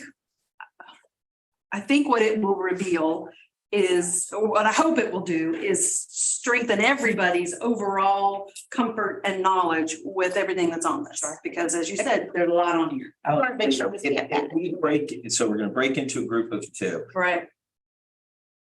We're not answering these separately, we're answering it as our group. Yes. That's what I need. Okay. Yes, yeah, I want you, so the very last question that you have on there, discuss everyone's answers within your group and where do you have consensus? So if you see it differently, I want you to think through where within your 2-person group, because of course I didn't know this would be 2, I thought we we're gonna have a few more, but anyway, we'll go with the 2, right? Where do you have consensus? Because you may have differences of opinions about this, but I want you to find where you have some consensus within your assigned priority goal. Are you with me? So these you're calling them impact areas? Mhm. Are they goals like increasing the number of children who enter kindergarten ready? Isn't that a goal, increasing school performance? Aren't these goals within each of these? I mean, I see them, Impact areas. and maybe this is just based on my conversations with your staff. I saw these as your priorities and these as your impact areas and these as your outcome measures. Do you want to say something about impact areas, Sika? Yeah, so, and again, this was actually put together before I joined, but I feel fluent enough. So these aren't necessarily goals. They're the areas in which we want to impact in order to achieve this. These are how we assess the impact, because we would look at kindergarten readiness, whether it's going up or down, and that we're increasing the number of children who enter and thereby increasing here. So this dictates the programming here. Right. The goals would actually be SMART goals. So where you are, y'all know what the acronym means. Okay, but this is Specific, the impact measurable, area. action oriented. Measurable, achievable, Relevant and relevant, and time. Time, right. So that's why these aren't goals, but rather impact areas. Okay. I think if I have a goal or an impact area by any other name, it's just as sweet. All right. Good point. Do you have any options? Can we, or are we assigned by you? We sort of need to be assigned, otherwise maybe everybody ends up in purple. But I wanted to see if we have a choice. If not, I mean, I'm willing to do. I whatever, was but- going to assign you. Then I will take my assignment with a smile. I could trade with her. I'm just trying Okay, well, here's what I'm gonna do. I'm gonna put the 2 of you on what I'm calling priority 1. Her and I. No, you and Mr. Oh, okay, great. And then I'm gonna put Mr. Watts and Mr. Jones on priority 2, the blue. And I work with Dr. No, just kidding. I like it different. All yours. Mr. Hannah, and you are. Yes, goal- ma'am.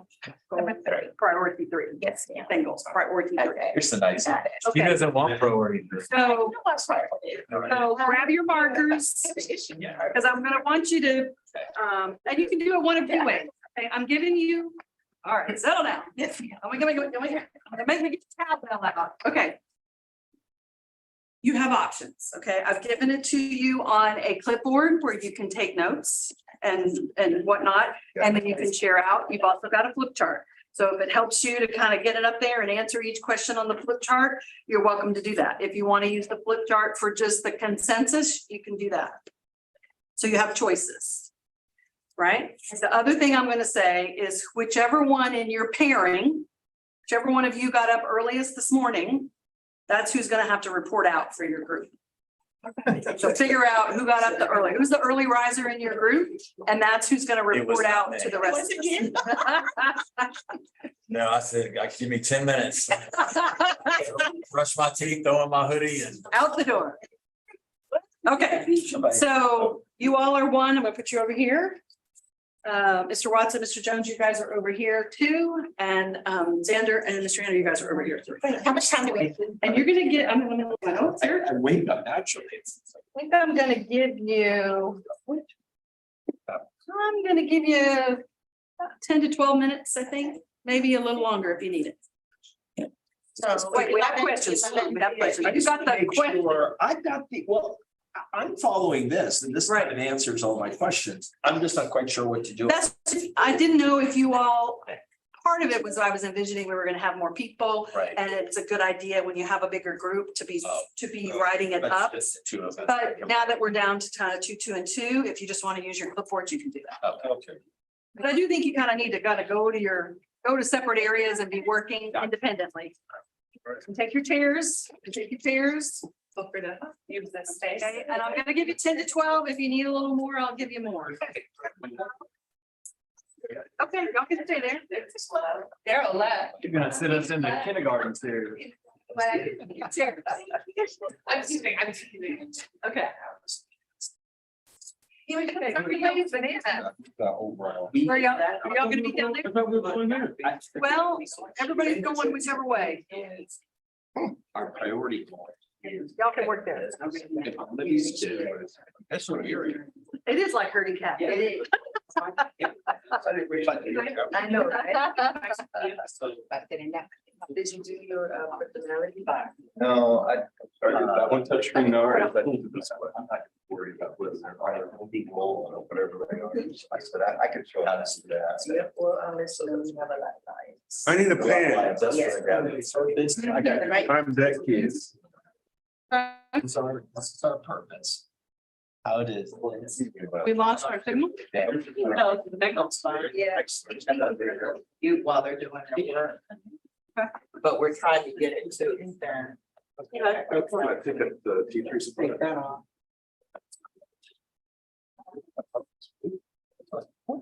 Yeah. Yeah, just, no, okay. That's what I think. That's going to. Let the work come in. The question. I don't.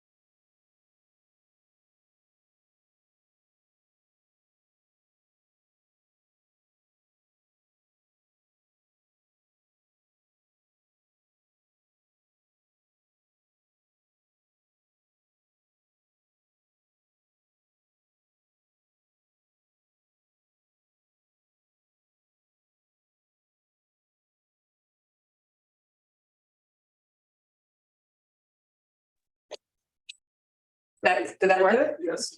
Okay. Yeah, we're back on. You're back on. We're back on and our mute is off. And so, okay. You guys are working away. Very impressed, very impressed. So let's start over here with, I'm going to call it priority 1 in the pink, right? So talk to us about what this priority goal means to you and how it advances the purpose of the council. And if you want, But he did wake up earlier than me. he did. I got up early. Okay, Mr. Mitchell, you're reporting out?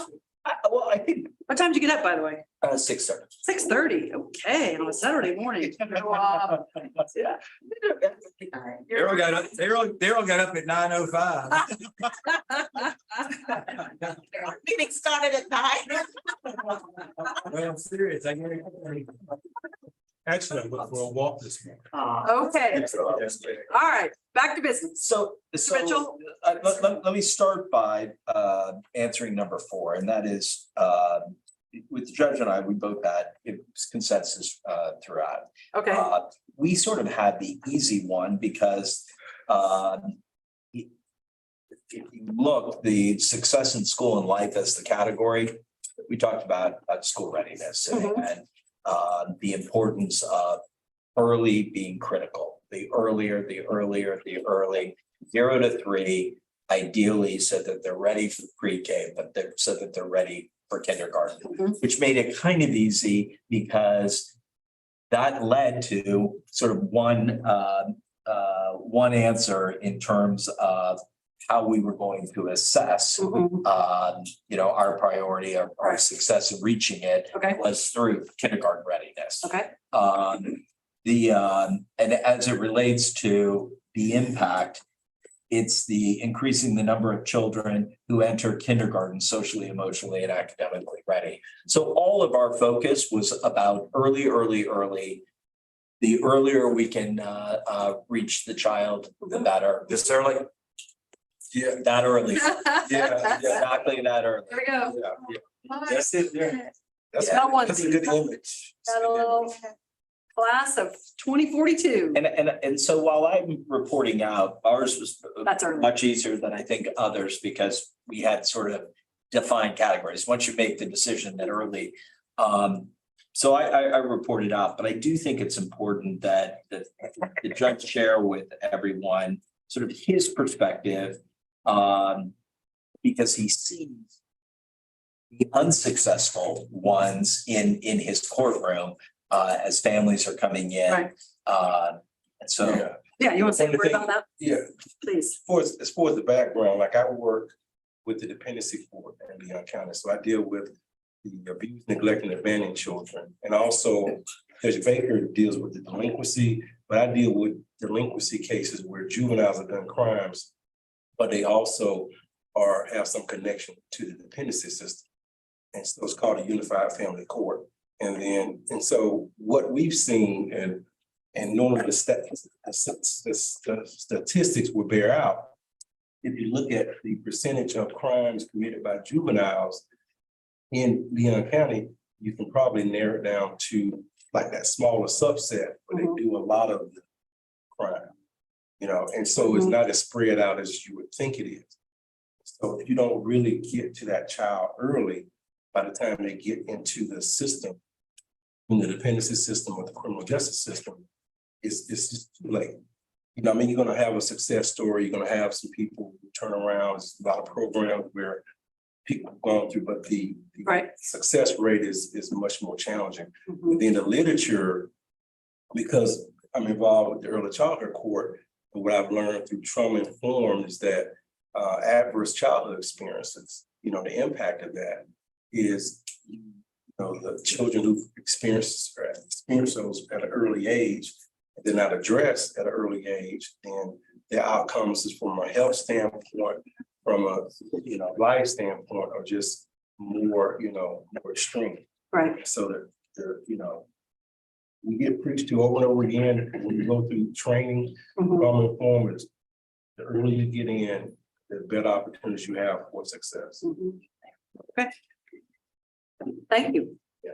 So they picked school readiness, they picked kindergarten readiness, and then, or the impact area of socially, emotionally, and academically ready to enter kindergarten and kindergarten readiness as an outcome. Any feedback from the other two groups about just kind of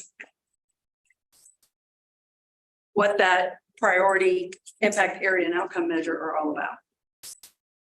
I agree with them. Great job. It's everything.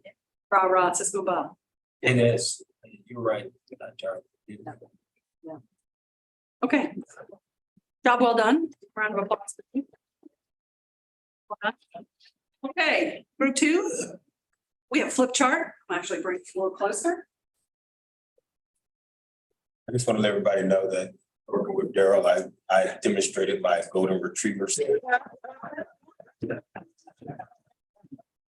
Calm.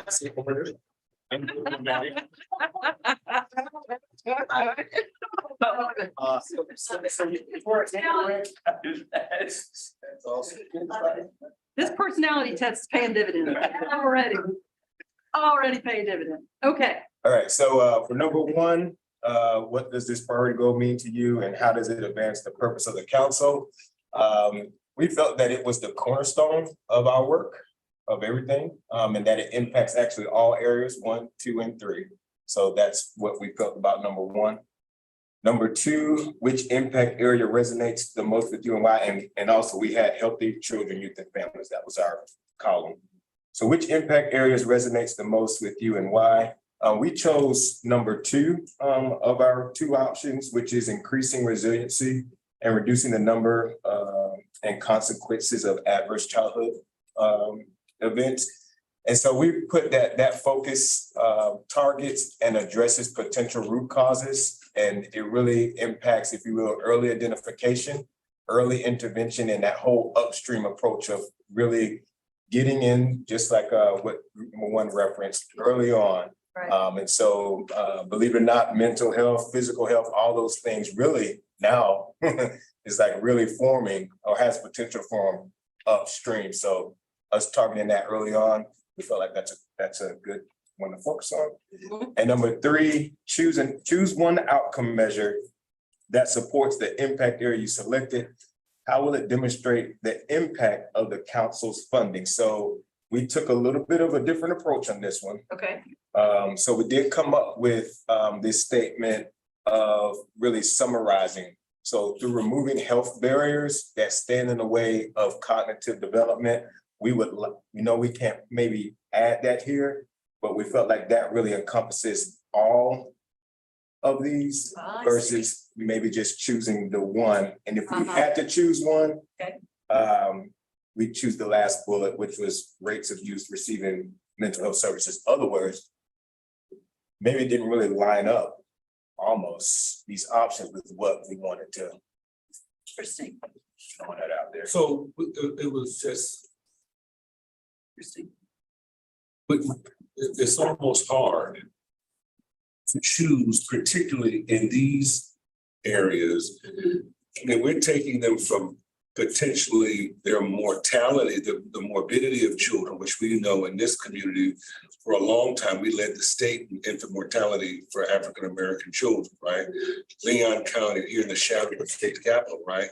So here then, but then when the children are born, we then deal with adverse health concerns, right? All of which we know stand as barriers to their appropriate cognitive development.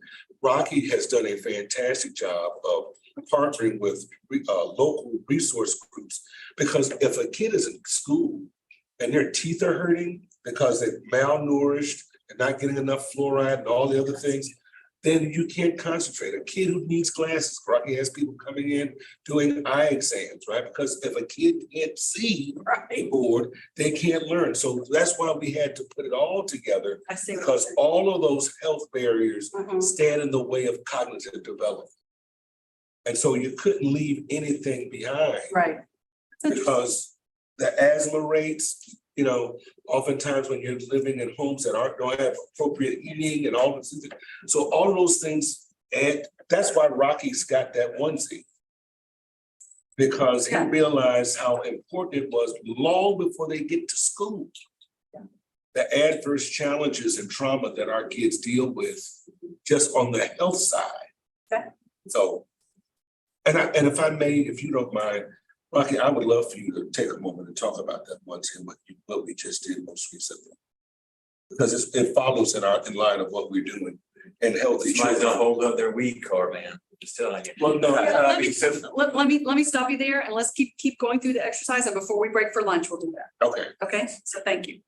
Okay, comments? Weed card for people. The first one wasn't about you. The first one was about the group, including me. I was, even if you hadn't said that, I was gonna hold you till we finish the exercise. Okay, so feedback, first of all, group 2, round of applause for you. Okay, feedback from the other 2 groups to what you heard. Go ahead. Okay, I'll do Xander and then Mr. Mitchell. Go ahead. Now, I understand their struggle with number 3, Mhm. and having to include all of those health barriers together. Because I think I would have tried my best to kind of narrow this down, but they're absolutely right. I mean, how do you not address asthma, but only focus on birth rate? So I think that when we put together a strategy, I think we should say, we see the need to address all of these. We have a plan or time frame for all of these. We may want to address this one and this one first, but be able to lay out how we will address all of them, because I do think it's important. That struck me, when he was speaking. We've got to address them as a group. We probably can't deal with them all at one time, but we need a strategy for Yeah. how we're going to roll those out. Yeah. Let me start with that, Sure. and then I'll go to you, Mr. Mitchell. Yeah, I mean, this is a list of all the different ways to measure the impact of all of these things. And there's no way you're gonna be able to do all these things. You're not gonna be able to do them simultaneously. You may, there may be some things on here that you're measuring 5 years from now, 10 years from now, 20 years from now, right? Because this is that long-term, view. So as a result, they're like, well, let's just, what's the common denominator is what I hear and what you said. What's the common denominator in all of this? And that's health barriers. Health barriers. And it looks like a lot of different things. But I just wanted to clarify that, because you're right. You can't, as a council, there may be some things on here you don't get to as a council for 20 years, right? Okay, one more comment. One thing that is critical for this is that federally qualified health centers like Bond Community Health Center, the hospital also has critical intentional engagement in this regard, neighborhood medical services. That's how we help mitigate that through working with mothers early on, as well as following pregnancy, postnatal, prenatal. So I mean, I saw the solution found in already existing services, and we may have to, as we prioritize, find ways to link with those to provide them the resources they need to be able to respond to all of those challenges. Okay. Thank you for saying that. And evidently within your group, strong consensus. Yes. Yes, strong consensus. Okay. Well done. Let's go to group 3. I think Mr. Oh, I'm sorry, Mr. Mitchell, I missed. You know what? Go to group 3, because Dr. Glenn and Mr. Jones actually covered. I agree that it should all be one, just like Terrence and Daryl said. I also agree, and I think sort of emphasis needs to be applied to what Mr. Jones said, and that is the barrier is not just whether it's there or not. The barrier is everything. It's parents who, mother and father, who are not taking responsibility to make sure their child's getting there. It's the services aren't there's a transportation issue. So the barriers are more than just whether or not The service medical exists. care Oh, is you're right. there. Yeah. So both of you kind of encompassed everything. Access to care is a huge Access to issue. care. Access to care is a huge issue. Absolutely. So thank you for bringing that up. Okay, group 3. Number 3. Let's Okay. hear from you. So Rocky and I had a very robust conversation, and we felt as if this was a very difficult area to address. Our area was stable and nurturing families and communities. We felt as if this was the most difficult area, but we thought it was extremely important area, and that our approach to this is going to have to be long-term. This is a generational thing that we're going to have to address. We're not going to be able to fix this in a couple of years. But what does this priority goal mean to us? And how does it advance the purpose of the council? We honestly believe that families are the foundational support infrastructure that is needed for successful children. So if families aren't functioning as a unit, then everything else down the line gets tossed away. And so we feel as if we've really got to focus on this area, because there really would be, and I personally feel strongly, if we put a lot of money in these other areas, we're fixing symptoms, like, that's the Band-Aid thing we were talking about. We've got to find a way to stop the bleed. And stopping the bleed is by making strong family units that allows children to be born into healthy families. And if the children are born into healthy families, the health issues get addressed, the school readiness issues get addressed. It's got to start here. So we were just kind of talking about, we've got to find a way to build these family units. And that's a hard thing to do. Because Rocky was like, how do we do it? It's like, we don't know. Yeah, we don't know. Number two, what impact area resonated the most with us? We stared at all of these and we didn't love any of them. But the one that we thought best addressed it was number 4, which is enhancing the ability of caregivers to meet the needs of at-risk children and youth. So if we can get the caregivers to be able to meet the needs of the children, then to us, that was addressing what needed to be happening with the children. So we felt as if that was the best one. Okay. Number 3, choose one outcome measure that supports the impact area we selected. We didn't like any of them. So that's our answer. We didn't love any of them, but we were obedient and we did pick one. Okay, thank you. And the one that we picked was the percentage of children living in poverty, because we felt as if we were able to address poverty in some way, which we know is not easy to do, then that would help give the caregivers the support they needed to be able to support these children. So, how does that impact or demonstrate the impact of our funding, the council's funding? We've got to help caregivers get the resources or to obtain the resources that they need that will have an impact on poverty. And we felt as if we haven't done anything in that area yet, but we think that's an area that we should focus on. And by addressing that, we can help try to build strong, sustainable families in some way. So those were our answers. I felt as if we had strong consensus. But I think the one thing that we had the most consensus on is this is going to be hard. Like, this is not an easy task. But it's one that needs significant attention. I'll stop talking there. And did you want to add anything? What time did you get up, by the way? I know 6:30. 30. My cleaning lady was coming, so I had to clean before she got there. To clean up. I do the exact. Yeah. So great job. Let's give them a round of applause. Round of applause. Great job. Good job. Okay. I'd like to ask this group to comment on the Band-Aid, because I heard you all. Well, Yeah, it's funny when you made the comment about the Band-Aid approach, he and I almost did bump because we had the same approach, same comment. Yeah. We were talking about the analogy of dealing with root causes because you all stress family. And I remember, Darryl Jones was talking about, we almost need to have an advertising campaign, about family. And we agree, they talk about the first economy is not a natural economy, but a family. So, but getting back to your point, we said, it's almost like going to the doctor's office, you have an infection and you see the outer sore. When we get too detailed, you just put a Band-Aid on it, but you don't deal with the infection underneath. Later you die of sepsis. It's the same thing with, not dealing with root causes. The other thing that the judge brought up, and I just thought was an incredible comment, is people talk about privilege. That's privilege. Privilege is growing up in a family that is nurturing. That's what a privilege is, and I can see why we would struggle. Figuring out where the antibiotic is to make that family stronger. What is that antibiotic? That would be huge. It would make our job, our section easier, and certainly their section easier. We felt as if we had to address this in order to have a significant impact on these other areas. That's foundational. And we we were paralyzed, like, how do you fix this, you know, so, yeah. Any other comments for group 3? About focus on the family, about addressing poverty?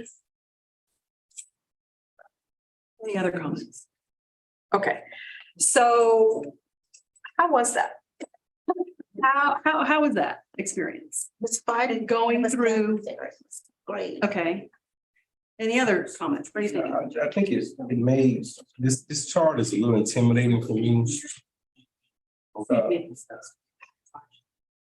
Yeah, I said Go the ahead. chart was a little intimidating for me just to try to understand, Yes, just kind of wield the knowledge. right. But then by working with it in this exercise, I'm like, okay, it's not, it's bad of a monster as it seems, you know. Right. Right. I appreciate you sharing that. Although we found out that nobody likes any of these, we want to redo it. But I just like Anthony is saying is it, by dissecting it and just taking it in little pieces. Right. It does make, It does make more sense. I mean, I've been looking at this now for You have been. what, 2 years? Right. And I don't know what this is. I don't really know what it means. I was one of those people saying, we need to dive into the theory of change because this is a foreign language to me. Obviously, I can read it. It didn't make Right. sense. So Right. this exercise was important, really to Dr. Glenn's point, it was necessary. Well, and to that point, when I think about the community as a whole, or even your grantees, your investment partners and your grantees and the community as a whole, I mean, they're not looking at the theory of change on a monthly basis like you all are, not having workshops on a Saturday to kind of really internalize this. So that certainly speaks to the communication piece. I'm looking at Marshall over here as the team member and getting that message out. But also your conversation in the Walmart or wherever it is, where you're bumping into people in the community or you're hearing from family and friends and they're like, you know, help me wrap my head around this. Like, what are you doing this? La, la, la. So we can't accomplish, I mean, if we had all the time in the world, we'd go through each one of these. We'd look at each of the 3 priorities. We'd look at each of the things within the boxes here. We do all 8 of these impact areas and we could get into the weeds on all of these potential, because these are not necessarily the way or the only way that you all are going to measure. These are presented as options, as possible ways to measure the impact of these things, that the strategies that you're choosing and the funding, because the funding that, you know, the funding decisions that you're making are supporting or coming under the 3 priorities and then aligning with these impact areas. So if you hear your staff talking about that, that's, I see Sika back there shaking her head, right? I got this right? Okay. You know, so the more that you all are conversant in it and fluent in it, I think the better. And to your point about, well, we're not really sure we like all of these, or we want all of these, or we fully understand all of these. I think that's number one, I think it's going to come in time. And like I said, this is more of where these decisions have been made about what your priorities are and what the impact areas are going to be.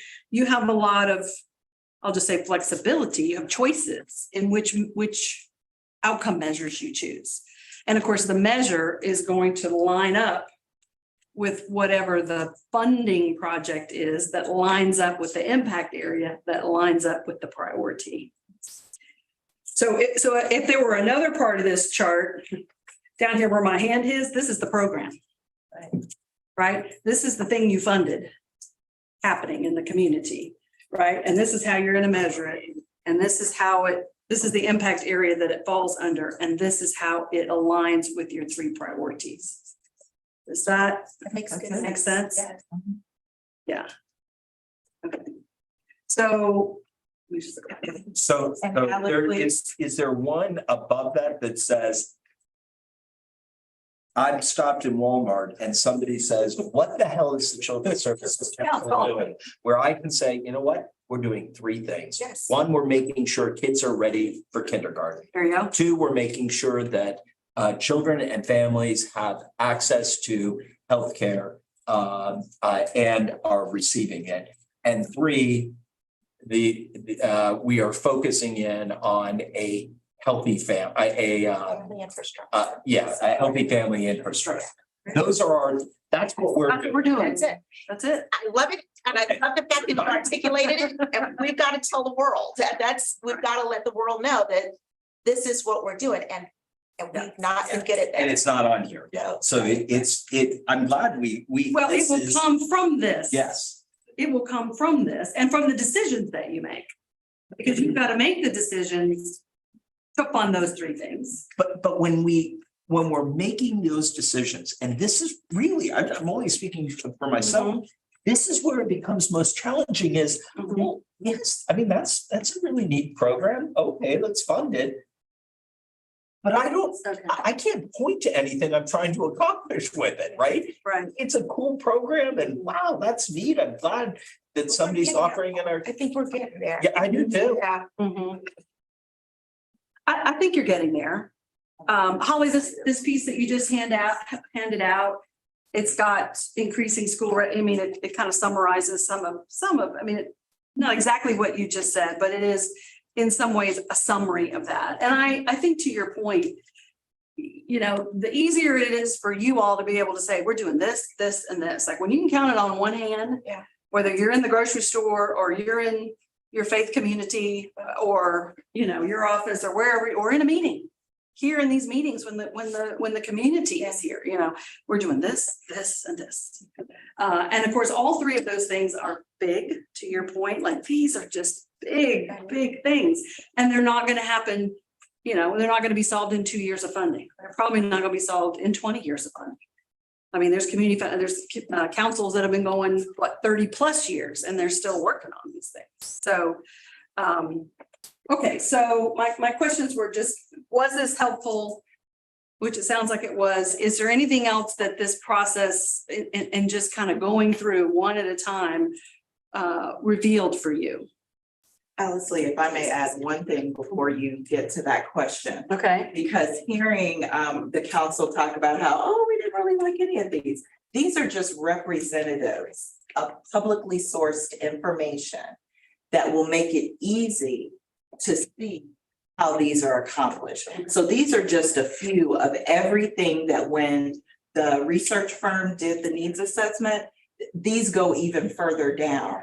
And so you look at programs that address these. So we as the staff help to pick which ones we think address what you pick. And then we look for programs that can measure this. What they do measures these, which if it's working, increases this, which gets us to an achievement in this priority. If that makes sense. Thank you for that. So I just don't want you getting too hung up on these outcomes, because the list goes. Yeah, these are just kind of options. And the ones that Yeah. kind of jump to the top of the list that help describe how are we going to know that we've achieved these things? How do we know that we've reduced infant and maternal mortality? How do we know that we've made kids more ready for kindergarten? Yeah. Okay, anything else that this process revealed for you? And of course, if we had unlimited time, I'd have all six of you doing all three, but we don't have time for that. Are we talking more later about the funding still, our priorities We are. and funding and? We're getting there. Okay. Yes, that's the last big thing we'll do before we wrap up today. All right. But we're I headed, feel like we're building. we're building to that. We're building to that. Yes. So my one request, and I'm not saying they haven't done it, I'm just asking for it to be done more for people like me. But as we come up with funding opportunities, just bringing this back up again, say, we're focusing on family supports because this is it. And let's revisit what we have.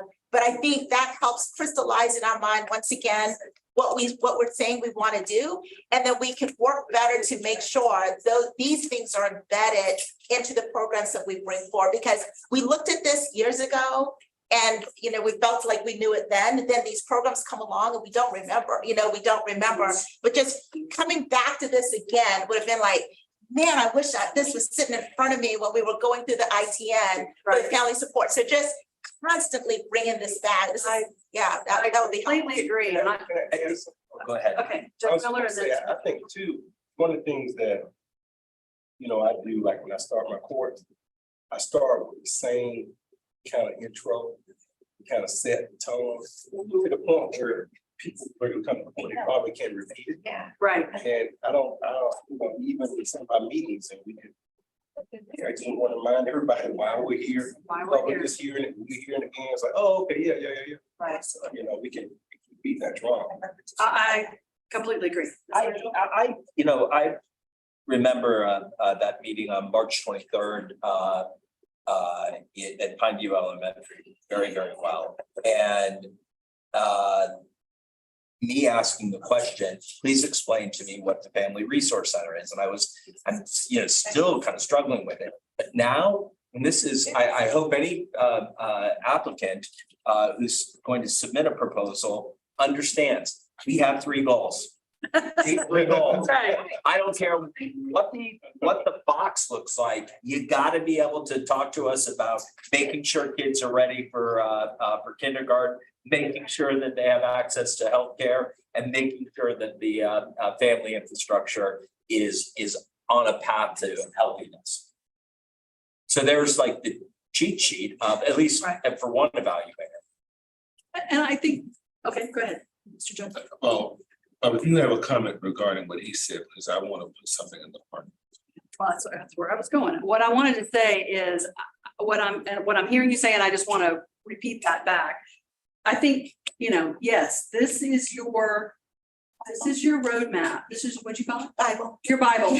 This is your roadmap for the decisions, the framework. I mean, whatever word makes sense to you for how you make these decisions. And the better that you all understand it and align with it and make the decisions in accordance with it.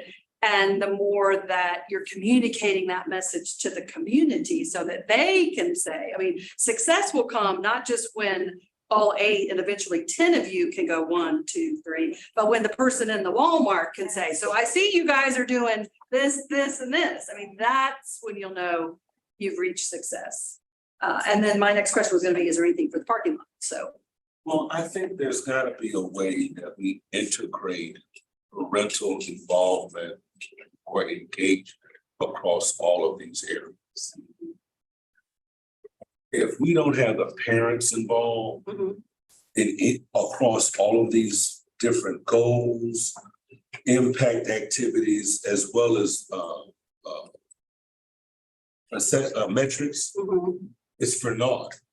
Because if it's not supplement, I mean, for example, one of the challenges we deal with in our schools, if kids aren't leaving the school to continue learning, everything that may have happened during the day, it may have been, we talk about learning loss, right? So when we talk about having impact in these areas, and so when we talk about funding our people, I think we ought to talk about how do we measure parental impact as a part of that success? Parental engagement, parental participation. We've got to get them, they've got to be equally concerned. That without it, we won't have success. So bonus points for anybody who can bring the parents with them. Right, so and when you're talking about, so even if it's talking about anything, but whether it be teen employment, well, what are the parents doing? What are they doing to ensure that the monies that we're putting in creating teen jobs, what is a parental involvement? Do they respond by saying they're going to make sure they get the kid to the job? There's got to be parental involvement engaged on everything that we send out in the future, because without that engagement, then the success could possibly be minimal. They have to hear their voices in this process. I think that's I hear what you're saying. And I mean, I'm not going to get into the weeds, but I do think there are going to be methods and ways to do that, building it into your criteria, Right. into when you request. That's why I want to put in the parking lot, because I want to talk about what that's going to look like. It looks like moving forward. So in your priority making, in your criteria for applicants, and they have to show how they're going to do that. I mean, there's a lot of ways that you can build that in. Right. Okay. Yeah, I'm seeing heads nod. Okay, so any other comments about this exercise or about just kind of coming one with the theory of change and internalizing it maybe a little bit more than you had before you got here. It's going to come over time too, by the way. You know, one conversation that we're having today, I hope is helpful. But I mean, to your point, Xander, I mean, and yours too, Judge Miller, I mean, you all are going to probably feel like we're a broken record, but you are a broken record because we're going to keep coming back. This is what we're here to do. These are our priorities, and this is how we're going to, you know, we're going to solve this, or we're going to attempt to solve it. And we're just going to keep coming back to it, and back to it. Not just now, not just every council meeting, not just every funding cycle, but as the council unfolds over the next 20 years and longer. I mean, that's just going to be the happy broken record. Do you know what I'm saying? Can I make a request? Okay. Can I please ask the staff, as we develop our agendas for the future, we just visit, just not go through this whole thing, but as a reminder, you know, these are our priorities. These are what we do. So it's like repeating the Lord's Prayer. Like if you hear it enough, eventually you know it. It's You know? in court. Right, absolutely, exactly what you say. I would like for us to incorporate that so it becomes who we are. And we don't have to memorize it because we'll just know it over time. Every decision we make. Right. This is our focus. So I put it on the parking lot, add a reminder of the theories of change at each meeting. Is that the way to say that? Thank you. Appreciate that. So you all don't take the placemats home. The placemats are going to be at. Yes. Okay. These are your new happy placemats and the big giant one over there, which is another way I think when the public is here and people are watching on television. Although I will say the room looks a lot bigger when you just watch it on TV. Really? Yeah, I walked in the first time. I'm like, thought this room was a lot bigger than the staff's like, oh yeah, everybody says that. But you know, you got it up on the wall. You got it up on the wall and you got it here in front of you. So we are at the point where we're going to feed you now. So let's take a break. I'd like to give you about 2002. I'd like to give you about 15, 20 minutes, long enough to kind of take a break, visit, eat a little lunch, and then if you don't quite finish, we may start, but enough for you to get under with. So what's back in chair? I'll ring the bell at probably about 20 after. 20 after, okay, thank you. Okay, lunch is served. What main building? About 4 weeks ago, we were waiting until. I know, but Well, we had them longer than that, but anyway, once we got our logo and so. We go to events and stuff, or like meetings. You can remember the meetings if you go to events, like represent, you think you're gonna lose. Yeah, I'm gonna leave it, I'll leave it in my bag. The first one, it isn't, okay. I'll leave it in my the bag. one you gotta pay for. My son is bringing That's it in my fair. bag. That's fair. Yeah. But it doesn't have the lion on it. No, No no. lion, no otter. We're gonna put the, what are these? Actually, you know, I just like, look at it, I'm like. More of an otter. Otter than a lion. Yeah, I was looking at you going, maybe I should have let you. You are the head of the pride, Mr. Yeah. Wilson. Yeah. I would have picked otter. I think I would have. I recognize, I said the weaknesses in the otter are neat, but I'm also like, the weakness in the lion are neat too. But I just not sure. Years, you find out what your dominant is, but then you learn how to like the other one. What are you? Oh, look, like a liger. Yes. Like, Just what is like that, a a liger. lion and a tiger? Uh-huh. It's propped open. It is, okay. When they said other people there, I think that because that's bigger, but they're on vacation. Okay, but I'm going to cover it. Right.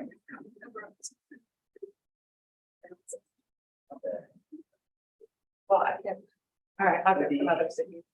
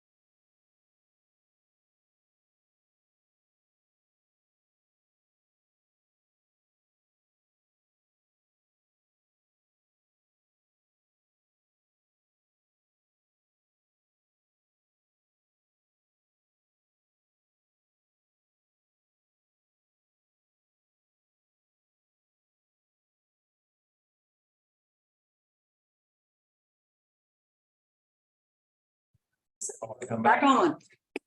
We are. We're back on. There you go. Welcome, welcome. Here we go.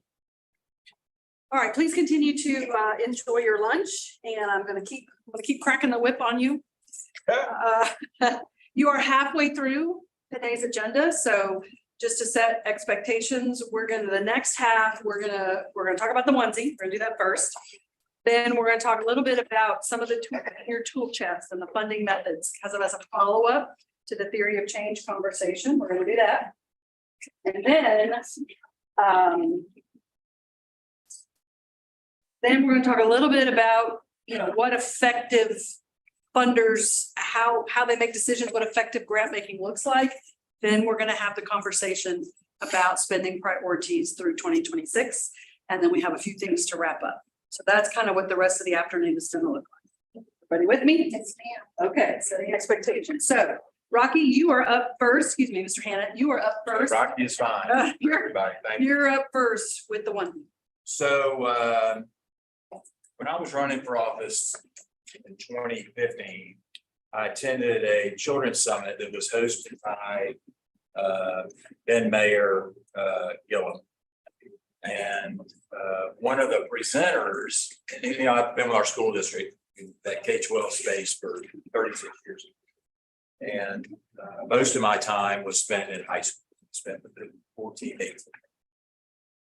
So during that summit, one of the presenters did a presentation on the brain development, and that 90 to 95% of the brain develops in the formative years of 0 to 5. And it was like this light switch just went into my head, because we talk a lot about the achievement gap. And we've always talked about the achievement gap and closing the achievement gap.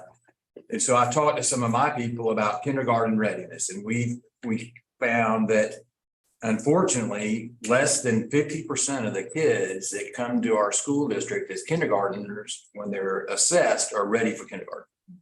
And in Title I schools, it could be 80 to 85% are not prepared for kindergarten. And so in my mind, as running for office, I had two things outside of the K-12 space that I was very interested in and wanted to impact. One was career technical programs and what we were doing for kids after they left us, right? We did a great job of preparing kids to go on to 4-year schools, to go to Florida State, Harvard, but we really didn't do enough for kids that weren't destined for that path.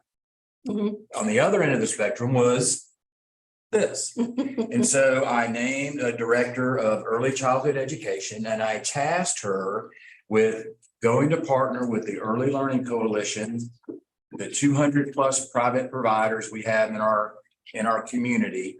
And In case anybody's watching. and with Healthy Start, who is in that space. In that space, right. Right.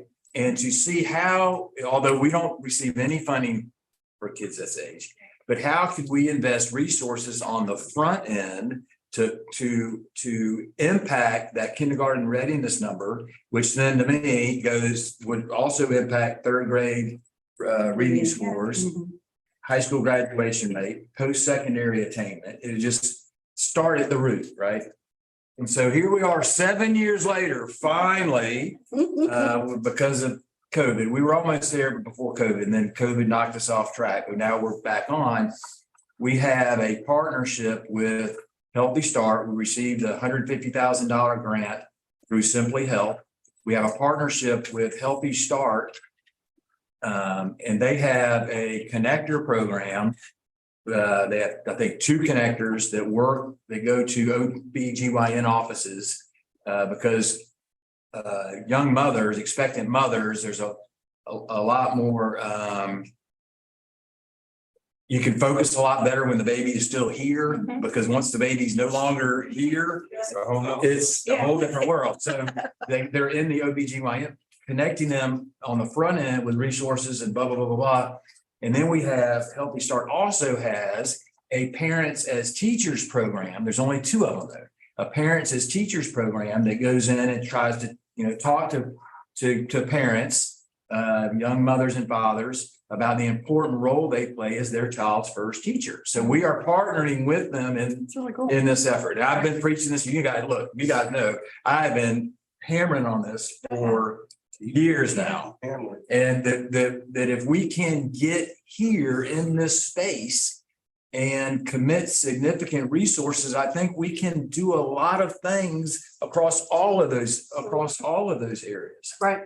So that's why this is a huge priority for me. So I went to TMH last week with these, and when they have it's called the Littles to Leaders program, which we created.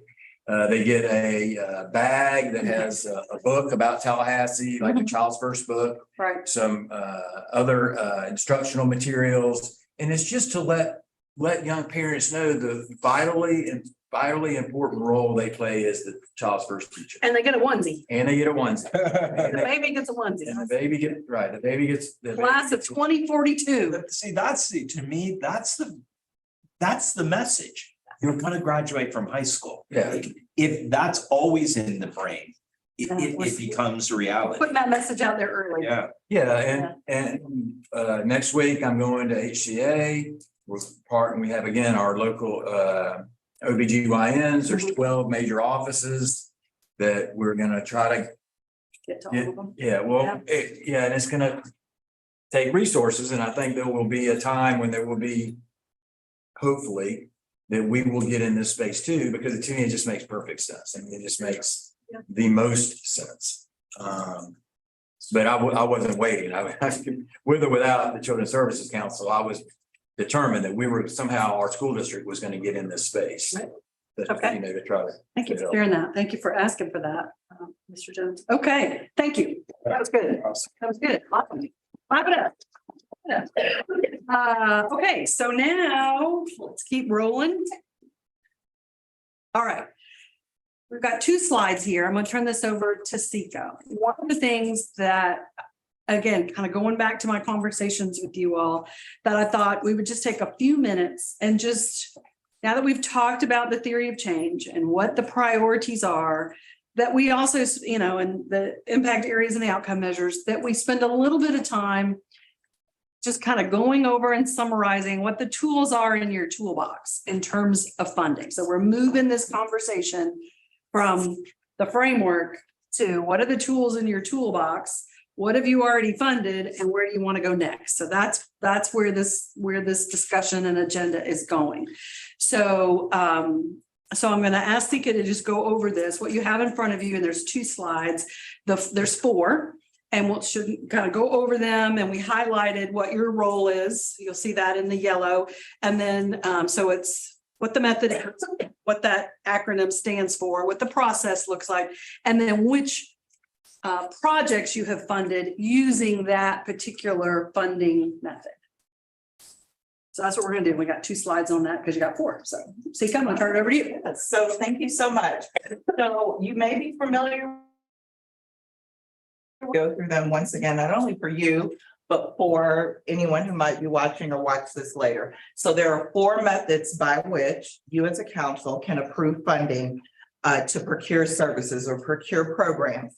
Let me at this time remind us that while we are formed by statute, for all intents and purposes as a special taxing district, we are a local government.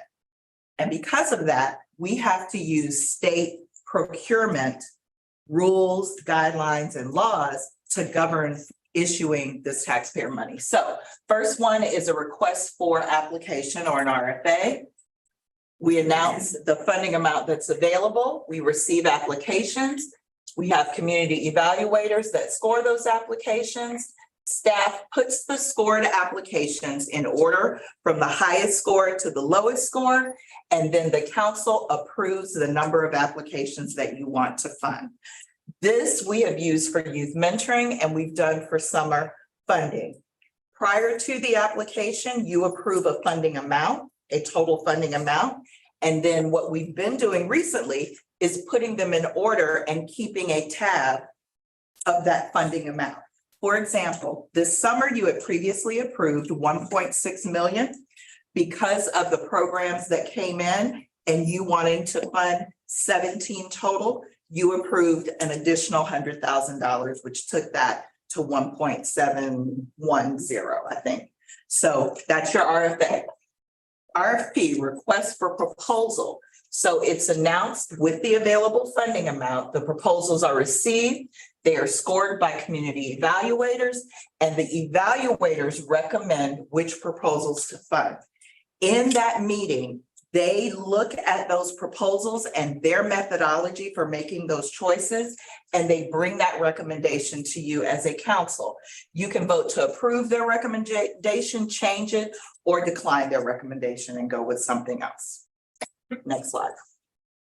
And family strengthening and parent education, we funded through the RFP process. Well, Steph, we did just change that process though, right, for the RFPs at our last meeting, didn't we? No, She's getting there. I'm getting there. But what's an example of the family strength? Parent education. Family strengthening and parent education, we funded, was it 5 programs? 24/7 dad. 24/7 dads, making miracles, mothers, it's the pregnancy one. It was the one with. Yeah, but I'm trying to think of It that. was the Boys Town that didn't, okay. Yes, that was the category that we funded. Okay. There's a. For youth mentoring, it was Omega Lamplighters, Big Brothers, Big Sisters. Those were the ones for youth mentoring. Any other questions on these two before we go to the next two? So the next one is the ITN, the invitation to negotiate. It's announced with the funding available, submissions are received.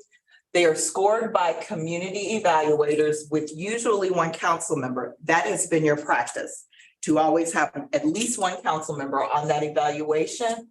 And they would recommend whether any of those submissions go to the negotiation team. Then the separate negotiation team, usually with the same council members or member, engages in negotiations with the selected applicants to get a best and final. So that's where all those talkings happen. And then they recommend to the council whether to approve or decline that best and final. That comes to you and you vote to approve, to decline, or do something different. And then the last one is called, Funded the. and we funded the Family Resource Center Management, And the needs assessment. or you might. And the needs assessment. And the needs assessment. So I'll tell you, for the capacity piece, we didn't put that on here because we wanted you to focus on the programming. Okay. But we may, right, so we have issued the ITN for Family Resource Center Management. And, we reissued that, started all over again. And you decided to fund up to 4 million, and we will go through that process and you will determine whether you want to move forward with that. All right, and then the last one is sole source. So sole source is actually defined by the state of Florida, and basically no other entity is doing a specific service or program, or the service or program was developed specifically for the purpose that you want, and it's not available. What you want to do is not available anywhere else. The entity can submit a proposal to CSC Leon for vetting, or CSC Leon, we can seek out a sole source to fund a specific need or service. Now, per your guidance, we just haven't been able to get to it yet. We are developing an actual process by which people would either submit something that would be considered a sole source, or we would solicit something that would be considered a sole source. But we've done 2 so far via sole source. And so the on-ramp program with the Early Learning Council, they are the school readiness provider, so there's no one else that can do that. And then we funded Rebound and Recovery with FSU because that program was developed specifically for the purpose of resiliency in Florida. The SIPs, I heard Councilmember Jones talk about SIP. SIPs is basically kind of a sole source and kind of not really. It's probably more of an RFA because we open up that application. There's an application, fill it out. We make sure they meet threshold, and then we give them to you to decide which ones you want to fund. Because on the previous slides, the funded projects, those were SIPs, right? Go back one. The family strengthening, and that wasn't, what No. was that? No, with the steps, what we've done is when those applications come in, the staff this time aligned them with a specific priority. So when you got the recommendations, it told you which priority those programs fell under. In the new round that will actually open tomorrow, we are having them look at the theory of change, tell us where they fit, and then we will go back in to determine if that fit is correct. And I know somebody can say, well, I'm going down Caribou path, but I'm curious about Your something. yellow card's ready. This is not the weeds, though. The Family Resource Center, Yes. it's going to be required to go to address our priorities, right? I mean, it's this concept of a physical building, either 2 or 3 locations where services that meet our priorities, our wherever that list, this list of those 3 that I articulated, that's what those people are supposed to be doing. It just happens in a resource center. Yes. Okay, Yes. all right. And it may be pulling from several. And so remember, when we revamped that ITN, you all were very clear about what you mandated Yes. that those centers provide. Right. And we did that in the revised ITN, and then they can bring value added, but all of that aligns with our theory of change. Yes. Okay. No question. So when we did it the first time, there were 2 applicants, right? Yes. Both of them were rejected, Yes. and now we're doing it again. Yes. And has the scope expanded, or what makes us think that there will be, I think I'm getting in the weeds, never mind. You are a little bit, but I'll let it go. I'll give you a minute. So I'll just do real quick. So you all approved, and I want to say thank you for approving that the bidders conference be mandatory, because that helps us to know Yeah. who's qualified to even apply. And so I can report out that there were 5. There were 5 different entities on the bidders conference. So at this point, only those 5 can apply. But I wonder, It was much more Well, specific. why weren't those 5 the first time, where were they? We asked, and timing, it was bad timing. So those centers do exist in our community, right? No, No, no. not with the standards that we are elevating in this RFP. So in a weird sort of way, and I think this, I know it's Caribou Track, but it's $4 million for the Caribou Track, so I think it's an important conversation. If the 5, let's just say the 5 that are at the bidders conference all bid, and they don't meet sort of what we're looking for, we don't have to go forward. So, I mean, that'll be the council's decision, but I'll revisit that. you're right. But it's $4 million which is fantastic. On one side, I want to say, as the otter, $4 million, right? And it's the lion. That's a lot of, there's a lot of, there's a lot, you want to say that's a lot of caribou. That's a lot of caribou looking at me. I've been dying, you know, I've been dying to get. I promise. I know. I said, he said, one more word, I got it. Okay, so Thank you. That was good. 4 tools, funding methods, 4 tools in your tool chest. And you see how you've used them. They're in the statute. So these are the ways that you can award funds. You can't just do it any other way, right? Right. Like it's either one of these 4 or it's not happening. Okay. And then what you funded so far. Any questions about that? One more question. One more question. That $5 million has not happened yet. We're gonna get. You're ahead. You're getting ahead. Hold that thought. Yeah, hold that thought. So those are only 4 tools. Those are your only 4 methods. I feel like hope that I said Covering it up. Yeah. Yeah. Okay, we're going there next. Okay. Okay, but I just wanted to make sure that you all had looked back at, okay, here are our 4 tools in our toolbox, and here's what we've funded with those tools up to this point. And Dr. Glenn, we did utilize a different one, a precursor to these, and that's the RFI. When we went out and we said, come bring us information, and then we will issue a procurement from that. Like, we don't know what's out there. Right. So please come. Right. Okay, so I'm going to turn back to Sika for this next, and you can see we've put some new data up there. So what I would like to do is give you all the opportunity, if you guys want to turn around so you can.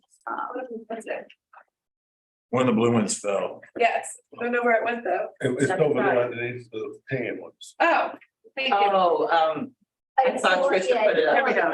It fell and she So I wasn't just sure put it where. there. Okay, Sorry. Okay. Holly's done all our cute little cover-ups, not just cute, very effective cover-ups.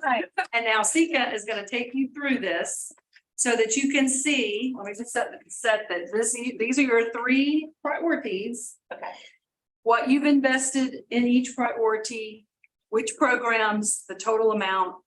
And then we have one more column, which are the capacity building projects that we've done that fall outside of those 3 priorities.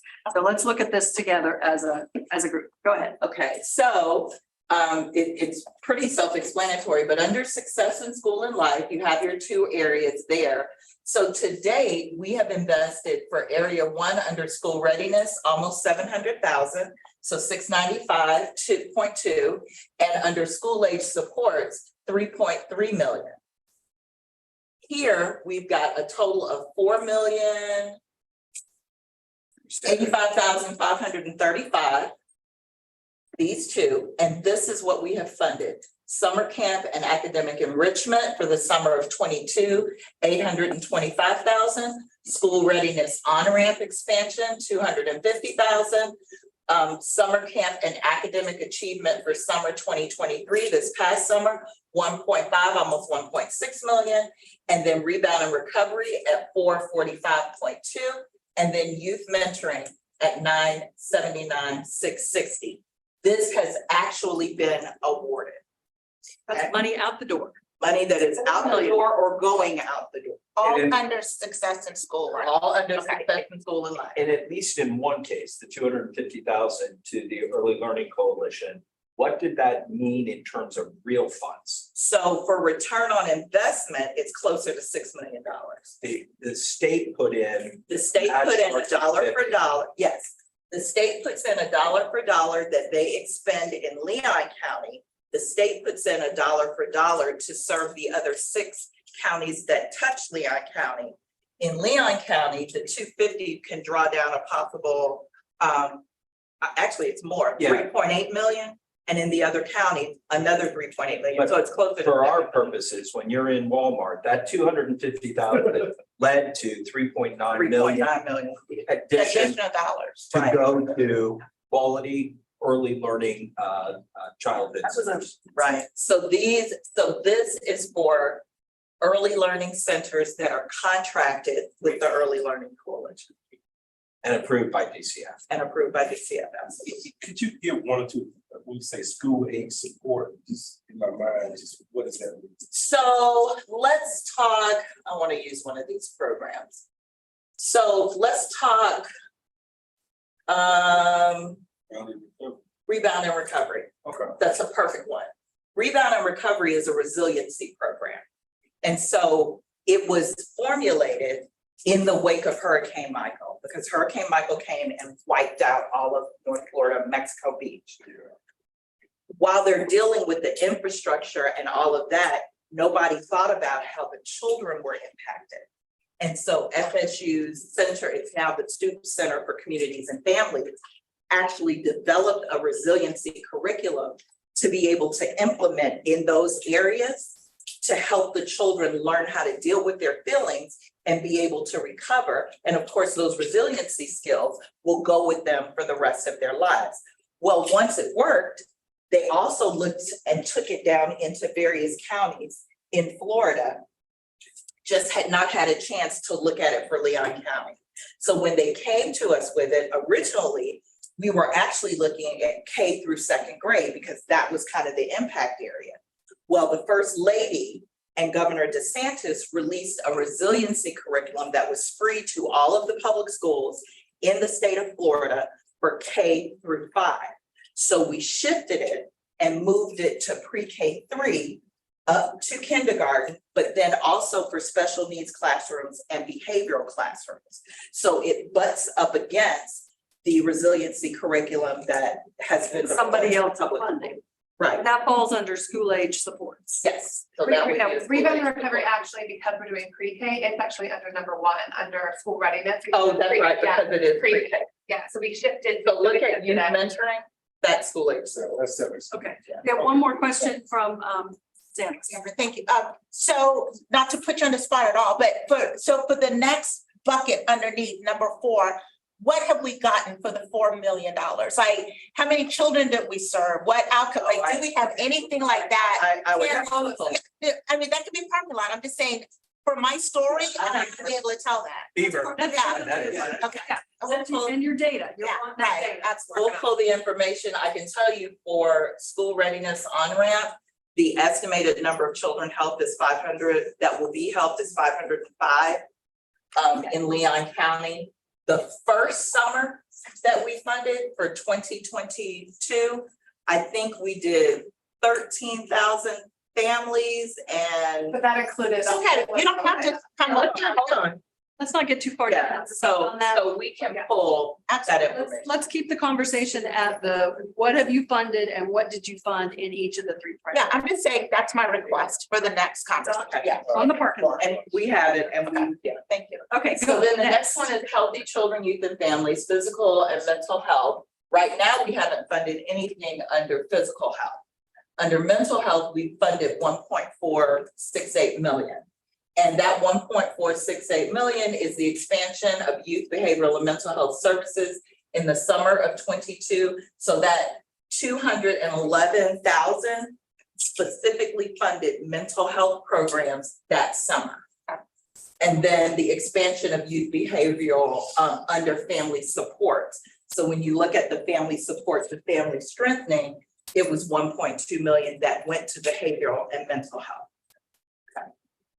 And then the last one, stable and nurturing families. So you've got the 4 areas there. And here's your investment, 110, 372, 135, and 5.1 million. And when you look at all of it combined, it's 5.8 million. So we expanded summer feeding. We expanded feeding for the summer in 22, $500,000. We did a feeding expansion this past summer for 250,000. What did I say? 529,000, not million. And then family strengthening and parent supports that we talked about, 1 million. And then the Family Resource Center, if funded, is 4 million. No. Some of this kind of misleading. That's not spent to date. I mean, the family resource million, that 4 million we have not spent, right? We've allocated potentially up to the family strengthening and parent supports. Has that been spent? Or It's not? been encumbered So for a particular organization? for all the organizations. Yes, you all approved all this funding and it's sitting there. And as they do their reporting, then the money is doled out. So for all intents and purposes, that money can't be spent on anything else.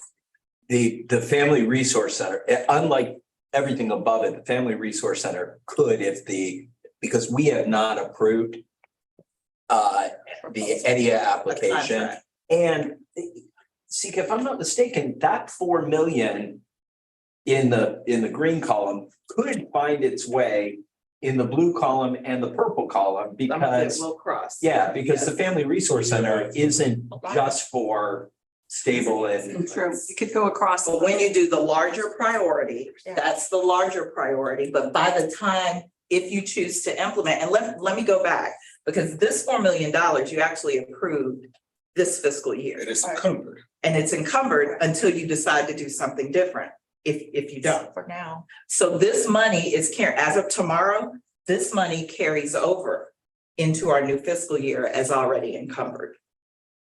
But So yes, you didn't it could go, make- not encumbered, already designated, not encumbered. Because unlike the family strengthening that we've approved the grantees, So it's just a matter of them submitting their responses. You can't get that In the money. case of the Family Resource Center, we haven't approved it. But the good part about this, it now lets us see, right? In real time, as we try to look back over the expanse of our voting history and the decisions that we've made, we see we committed $4 million in one category, 1.5 in another. Well, let me hold you right there because that's the conversation we're going to have after she finishes this. But I'm just saying that before now, I really don't know what the impact of our decisions Oh, have been. okay, good. And so now I see it in these particular categories, as whether the money's been, whether it's Numbered or been not. awarded or designated yet, we now know what the impact of our decisions have been these last 2 years. And I really did not know that we had made that level, that amount of decisions, to be honest with you. I agree. I do. Quick question. Okay. quick Just a real question. quick question. Sika, all of those make sense to me except for housing stability for families under the green. Where did we spend the 135? Yeah. Making miracles happen. And. Who was that? And what was the other? Making miracles. Summer space here. Oh, Hope, that's right. So Hope, Okay. well, we did Hope Community this past summer too. No, but that was for our summer enrichment. It Oh, something that was different. enrichment. Yeah, So we summer did Hope in 22 was- 22. Okay. It actually supported families and children. And then Okay. in family supports, Mhm.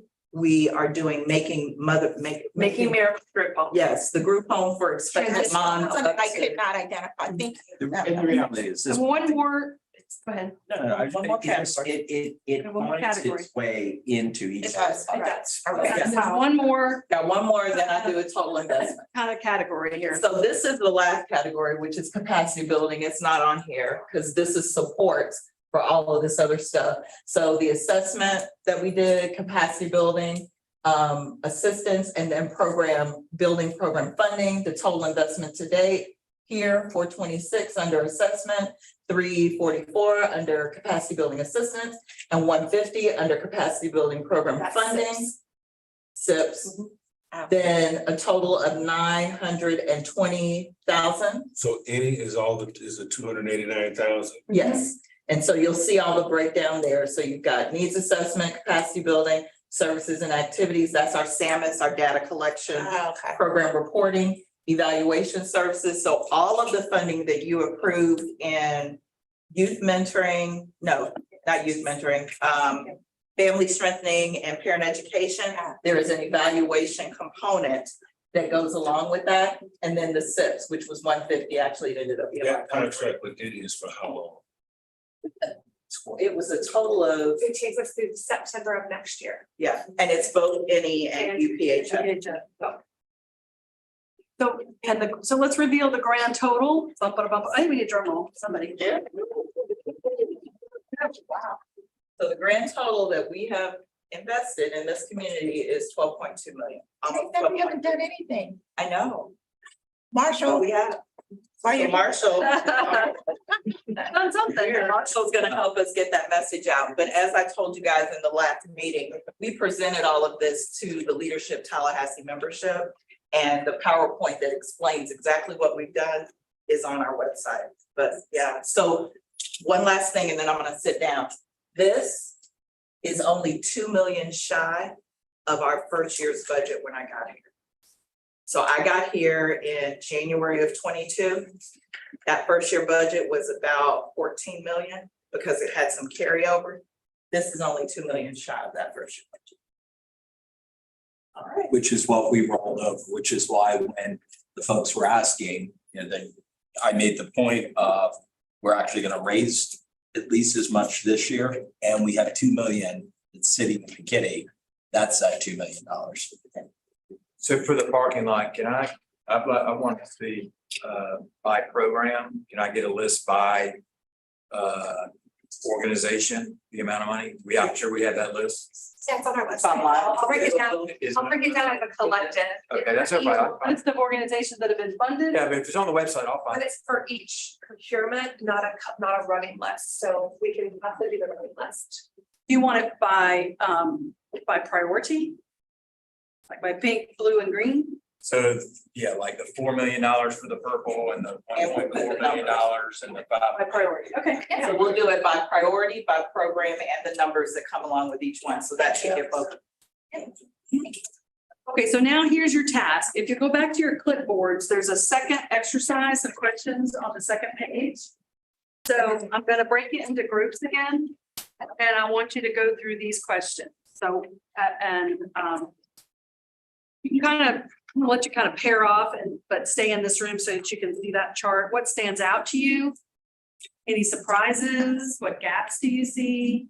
And then the last question is, how does this inform your decision-making going forward? So I'm going to give you a chance to kind of just pair off, talk with a fellow council member about that, and then we'll share out and just kind of have a collective conversation about what does this reveal, any surprises, what are the gaps, and how does this inform your decision-making? So that's Do 3 and 3. Yeah, we can do 3 and 3, fine. Sure. No problem. Yeah. By the way, while everybody is worried about this, I really recommend for like anybody who's got scurvy or just somebody what's. I agree. So good. So good. If you got the scurvy, I recommend. Okay, I'm gonna give you about 10 minutes. Okay. And whoever's last name is closest to Z, Last name. not first name. You're the one that's gonna report out for your group. Last name closest to Z, you'll report out for your group. There, you better hurry back. I know, right?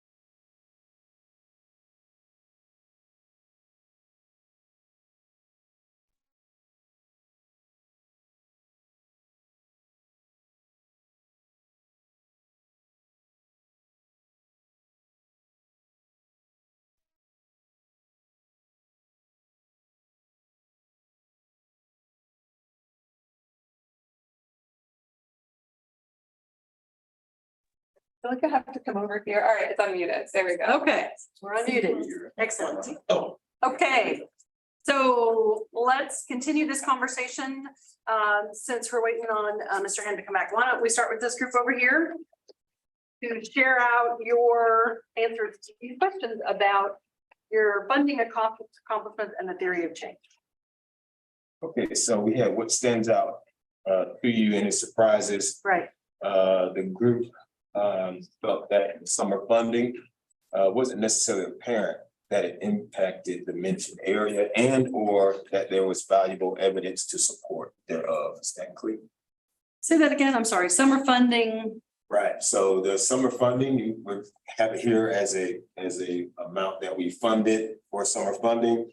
It's not necessarily apparent to us how we really impact, even though we're saying we're getting credit for it, not clear how we Okay. impacted that. Impact. Okay. And then also out of all the money that was spent here that we have up here, there's certain categories that maybe there's like almost close to 3/4 more funding for certain areas than other ones, which leads into our next number 2 about gap. So a gap around success in life seems like there's disparity. Like, was he like all in one or just, not very balanced or? Right. Well, from here, 3.3 million versus 695,000. You're saying just within that one priority. In our view, it was like the early learning stuff should be the priority. That the money, that's a priority of the council, that's where the money should go. Yeah. Well, and that's the conversation for where you want to go forward based on what you've done so far. So I hear that. This is our number 3. So we'll be more, we'll prioritize and be more deliberate and consistent in following our priorities. Even down to the extent that if there's certain programs that are being provided to us or funding recommendations, if they're not in line with this, like not necessarily being, I don't use the word forced, but put in a position where we're like, well, it's not that, but we need to do something. You want to use it as a guide. You want to follow the guide. Right. Right. Whether you call it your priorities, you call it your framework. This is your roadmap, was the word I used earlier. So if somebody, what I'm hearing you say is if there's a need that pops up that falls outside of this, that your assessment, looking on what you funded so far, is that you want to stick to your priorities. Is that what I'm hearing? Okay. Yeah, and the final thing that came up was that we got to do a better job, Marshall, your challenge of communicating to this community what are our priorities so that they bring us projects that meet those. Right here. And I'll say, I think this is not only is this a learning process for you all as council members, it's a learning process for the community as well, right? We've never had a children's services council before, unless they've been in another community that has one, then this is a whole new rodeo. So it makes sense to me that the need to get the message out, but also the education and the repetition of this is what we're here to do. And this is our framework. This is our roadmap. I mean, and you all are going to feel like you've heard it, like you said, at the start of each session, you feel like you've heard it a million times because you have, but the people listening haven't heard it that a million times. Yeah. Okay. Thank you for that. So what stands out to us is the distribution of the funding. Subsequently, we think there should have been more dollars spent in physical health. Okay. But that there were no dollars spent in physical health in category 2. We also were surprised at the total number of dollars spent thus far. And we recall the red dot exercise saying that 0 to 5 was our greatest priority, and yet that has not been emblematic in the distribution of the monies that we have given. What gaps do we see? Of course, in physical health, and again in 0 to 5. How does this inform our decision-making process going forward? Healthy children and families needs more emphasis. And we also have to remember to continue to have our choices be informed by the priorities that we set at the very beginning, or otherwise revisit our priorities. And I think what is important that I might also want to add, because this right here in front of us, I know Rocky has brought this up before. I remember one day he got mad at the meeting and said, I remember 0 to 5, you don't spend a dime on 0 to 5, right? Right, but I think all of us could use this reminder of this guide moving forward, because let's remember, the priorities and how we chose to spend that money was a decision that we made. The staff didn't make that choice.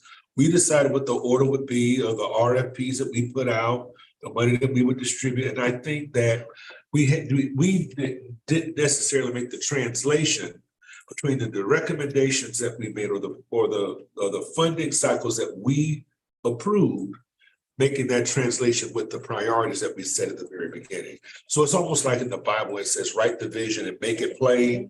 Well, having it clearly before us, as in the context of every conversation and every decision, I think we'll see that improvement moving forward. Make it plain. Well, a willingness to say no, if it doesn't, even as wonderful as the program may be, Right. Got it. to say no, just have the courage to say, you know what, it's great. There's another place that funding can come, not from us. Well, and I think I said this to somebody earlier today, you know, and this is gonna be true, this has been true up to now and going forward long after you all are not on this council and the next round of people are on it. Every time you make a decision to fund X, you are making a decision not to fund Y, Z, and A and everything in between. And that's true of everything. A council, that's true of CSP, that's true of United Way, that's true of an individual, your own personal giving, your family budget, your own personal giving. If you had to go, I said that earlier, you know, if you got $8 million, you got $80 million, you got $800 million. Every decision you make to do X, you're also making a decision not to do Y. And there are going to be people, yourselves included, that you really like Y. You see the need for Y. There are community programs available to address Y. There are needs in the community that speak to Y. In the letter Y, but you're focused on X. And so I've got a slide in here just about some hallmarks about grant writing, but I think you guys are kind of coming to that really is a hallmark of being an effective funder, is that you kind of, I don't want to say put the blinders on, you're aware of what's going on in the community, but that you lean in to your roadmap and lean into your priorities.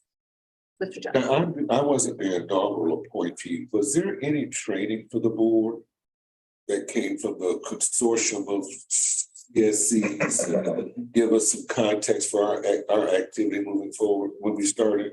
Maybe our roles, what we should do.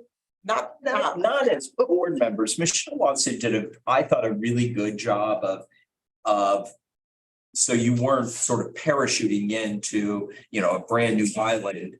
You parachuted into an island that she helped define. But I sat down on a backpack with that parachute. It had some tools in it. Yeah, no. I sat down with her afterwards because I really did want to understand. It was Michelle. just say no. Oh, that's all. Just say no. Yeah. Just say no.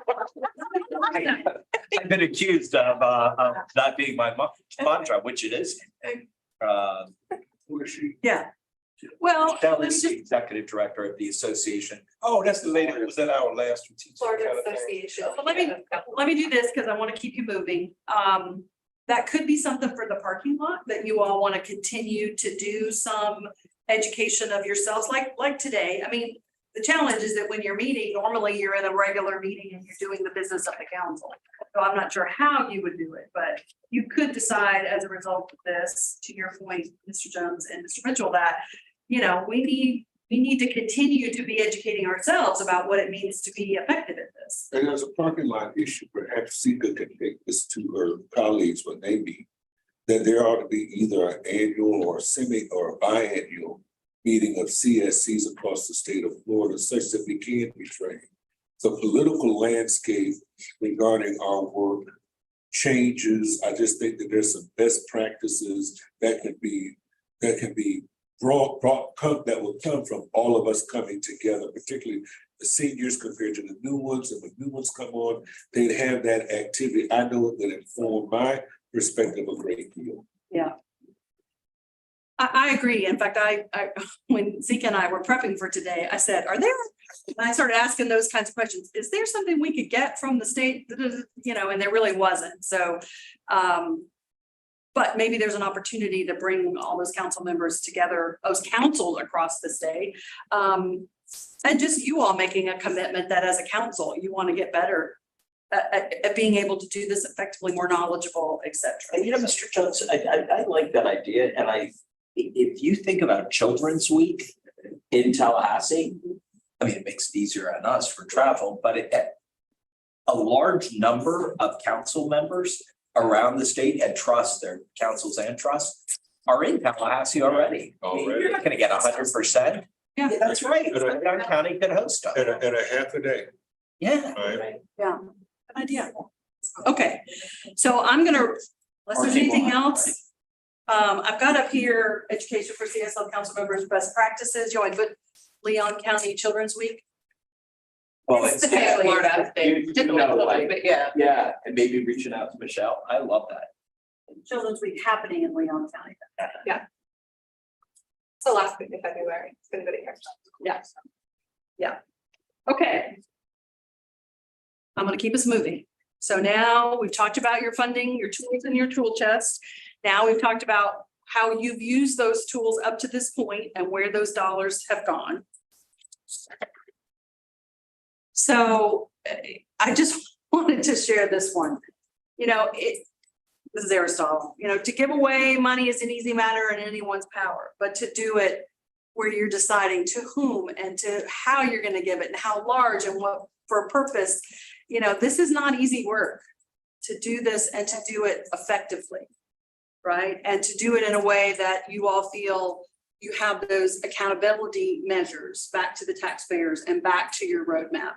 So I put together some hallmarks of what I think are some of the hallmarks of effective grant making. And then what the pitfalls are on the other side of that. You know, when you've got a clear mission and you got a framework and priorities, then you avoid the pitfall of we don't have a plan, we don't have a strategy, we got money, so let's give some of it away.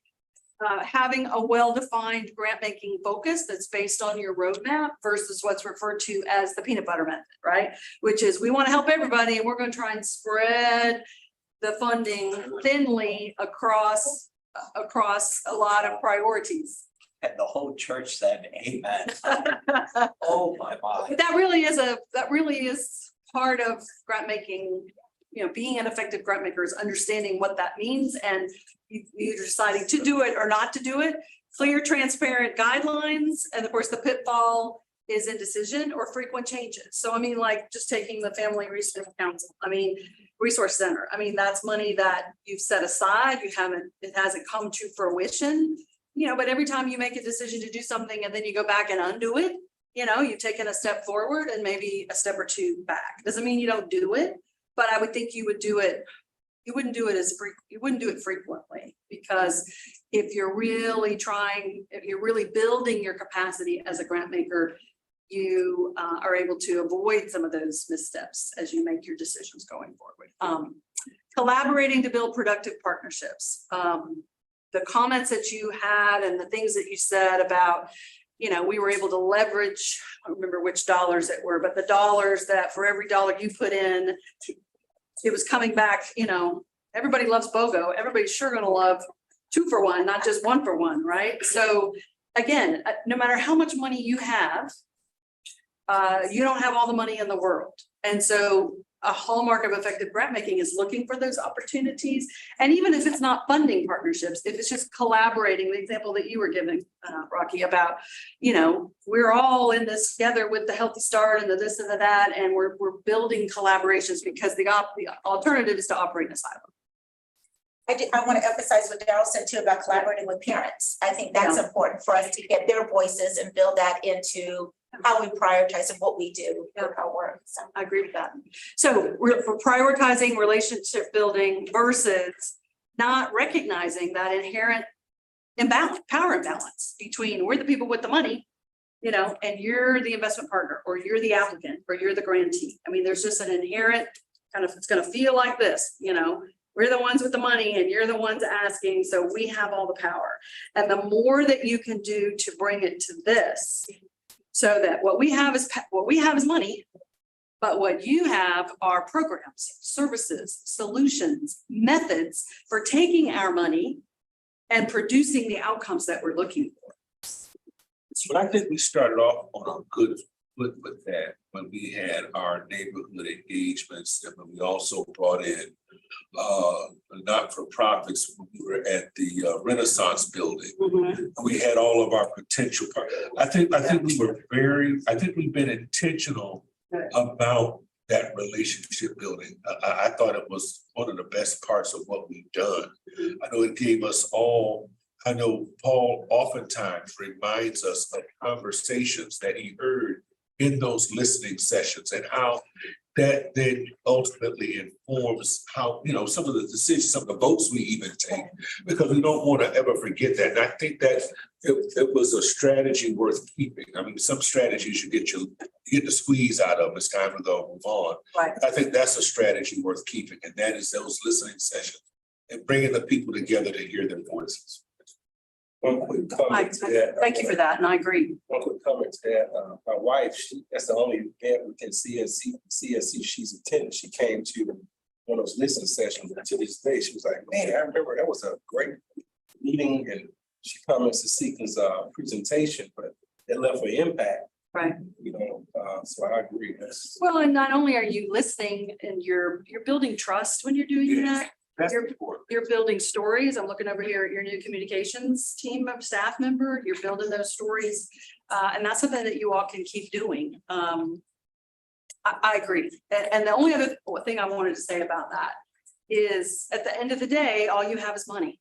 And you think, oh, well, we got the money. We're the Children's Services Council. Yeah, but all you have at the end of the day, all you have is money. Right. And actually a very wise funder told me this years ago. He's like, honestly, all I've got is money. I said, but I can't do a flipping thing with it unless I have a partnership. I have trusted partnerships and collaborations with organizations and partners that can take my money and do something with it that accomplishes what I want to accomplish. So it's stuck with me all these years. And I think you all are in a similar situation, right? So that changes that's instead of thinking yourselves like this, we got the money, you're the one asking for it. We're going to partner with you. And and you bring your expertise and we bring our focus and our roadmap and our taxpayer dollars that the taxpayers have given us. And together we move them out. But I mean, another part of that I think is very important that we've done, and I think this is another success that we should talk more about. The fact that we were intentional about investing in the capacity of the community in terms of reinforcing and fortifying our human service partners. Yeah. That was huge. And to also use that as a metric by which we also make determinations of their participation. Are you taking advantage of these services that are available to you? So that the persons that we award the monies to are the best stewards of those tax dollars. That was a very important, because that kind of conversation had not occurred from funders and other funding sources in our community. That was an approach I think that was very, very important. I'm going to give that It's a one game changer. an amen. And I'm wearing my consultant hat right now when I say that. And quite frankly, I think it's something that will probably continue to be a need, because again, if you've got money, but you don't have an organization that's working in that space that has the capacity themselves as an organization to apply for and use a $1 million grant, a $500,000 grant, a $100,000 grant, whatever it is. I know it's part of why you're doing SIPs. Right. So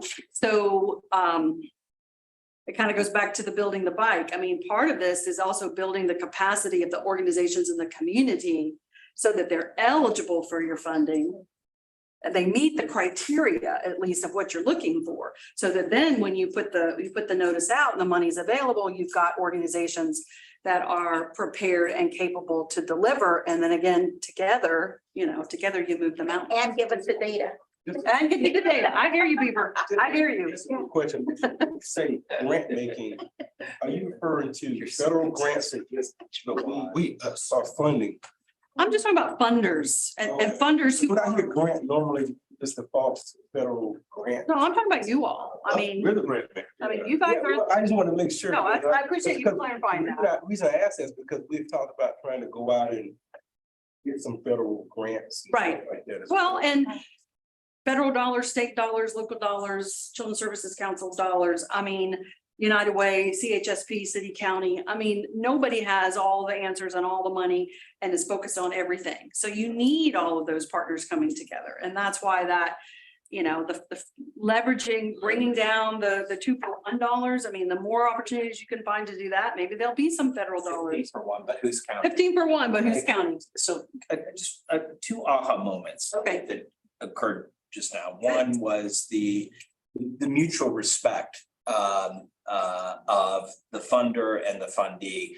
And it is never lost on me that as the funder, Mhm. we're not really the funder. We've just been Not. given the authority. I mean, The taxpayers are the That's- funders. So I never lose sight of that, but Right. I love that.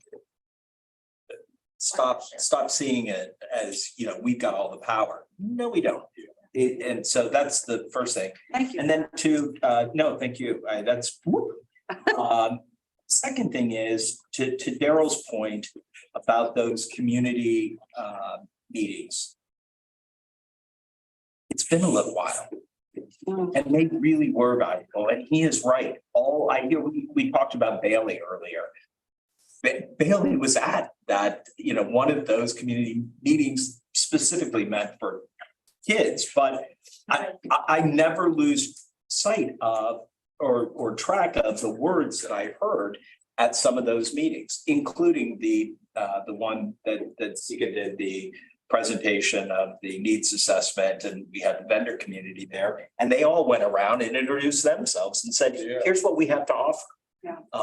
So it may be time, and I don't think we need to do a gazillion of them, but it may be time that we reach out, and we can do it at the Renaissance Center again, wherever.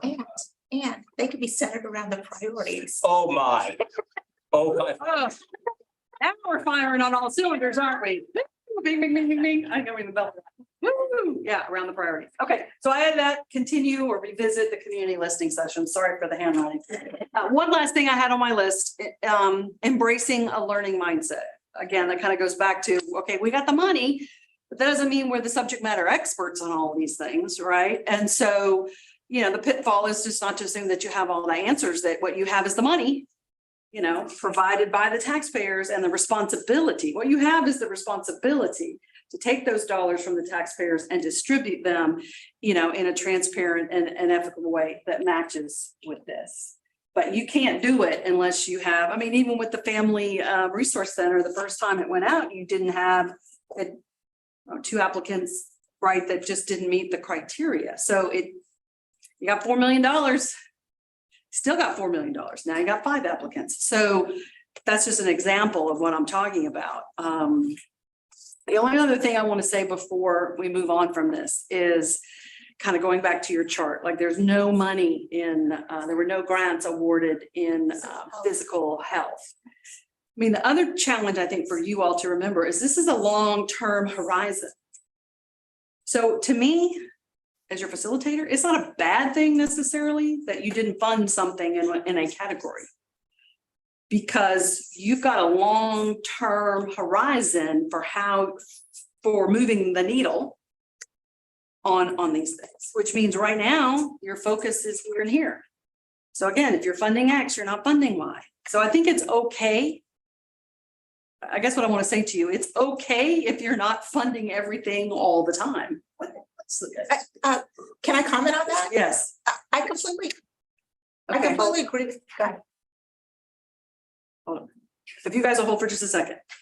I agree with you that it's okay. I think what was shocking to me is that I didn't know that we hadn't funded anything in that category. So I'm absolutely fine with that because we just haven't addressed it yet. But I think it's important that we know that. See it. Right, that we You see know it. And absolutely. then when the time is right, we know this is where we've got to put dollars in there. So Right. having that information to me was critical Yeah. to be able to know that. Yeah, I think this is good stuff, and I think it helps you all know where you've been in order to know where you want to go. This is my last one on the parking lot. No, parking like a pool.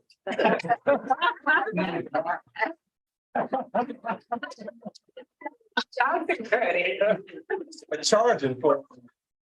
Ace. In my life. On that page. It's a big lot. I think we ought to do like every, you described us as, no, I think it was Sika who described us as a jurisdiction. As a jurisdiction, I think we ought to do like every other jurisdiction and publish an annual report. Mm. Okay. And like all the other public jurisdictions do.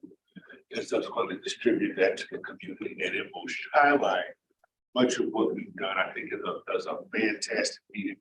This is very, They're coming up with all kinds of things. I got a running list right. You, John. Let's go. I think that annual report goes a Right. long way. Well, and you got a lot to report on. We have a lot. I mean, you're in U2, it's probably the right time to have to do that. Whereas year one, you're building the bike, and you're just kind of getting it up and staffing it and kind of doing what you can do. But I think you're at the point, especially when you. Those are commitments. $12.2 million. Okay, one more here. This is from the Center for Effective Philanthropy. And I just really liked this about what are the challenges when you're in the early stages, right? You're very inclined to focus on immediate needs, immediate challenges. But the more that you can think boldly about that long-term view, even in the midst of the chaos that's happening right now, you will be more effective. And so, you need to ask when we're 25 years old, 50 years old, 100 years old, when we're farther down the line, what do we want this to look like? What outcomes do we want to achieve? And that looks nice. That looks really nice on there. It's just really hard to do when you're in the weeds, when you're in the trenches, not in the weeds, when you're in the trenches. You're in these meetings, the community is here, you're making decisions, you're funding X and you're not funding Y. It's really hard to do. But the more that you all can remind yourself that we're a Children's Services Council for the foreseeable future. As long as the taxpayers keep, reapproving you, I suppose. But you've got some time to work on these things. You're not going to solve it all. Okay, let me ask this question. The next thing we're going to do is the spending plan conversation for 2026. Do you want to take a 5-minute stretch before we do that and then push through to the end of the day? Can we keep going? Or do you want to keep going? Yeah, I'll drop a take a break, but you just keep going. Okay. Well, I know we just had lunch, so we need a 5 minute. Let's just take a 5 minutes. Yeah, 5 minutes. all right. All right. Only 5 minutes. Only 5. Did we say good keeping the bench? We'll be back in 5 minutes. Thank you, Holly. I don't know how to make it come back to the other thing. Is it that? Not that. You don't know, I don't know. Okay, go ahead. It's not it. That is for sure. For the end section. Yes, sir. I don't know what I have on.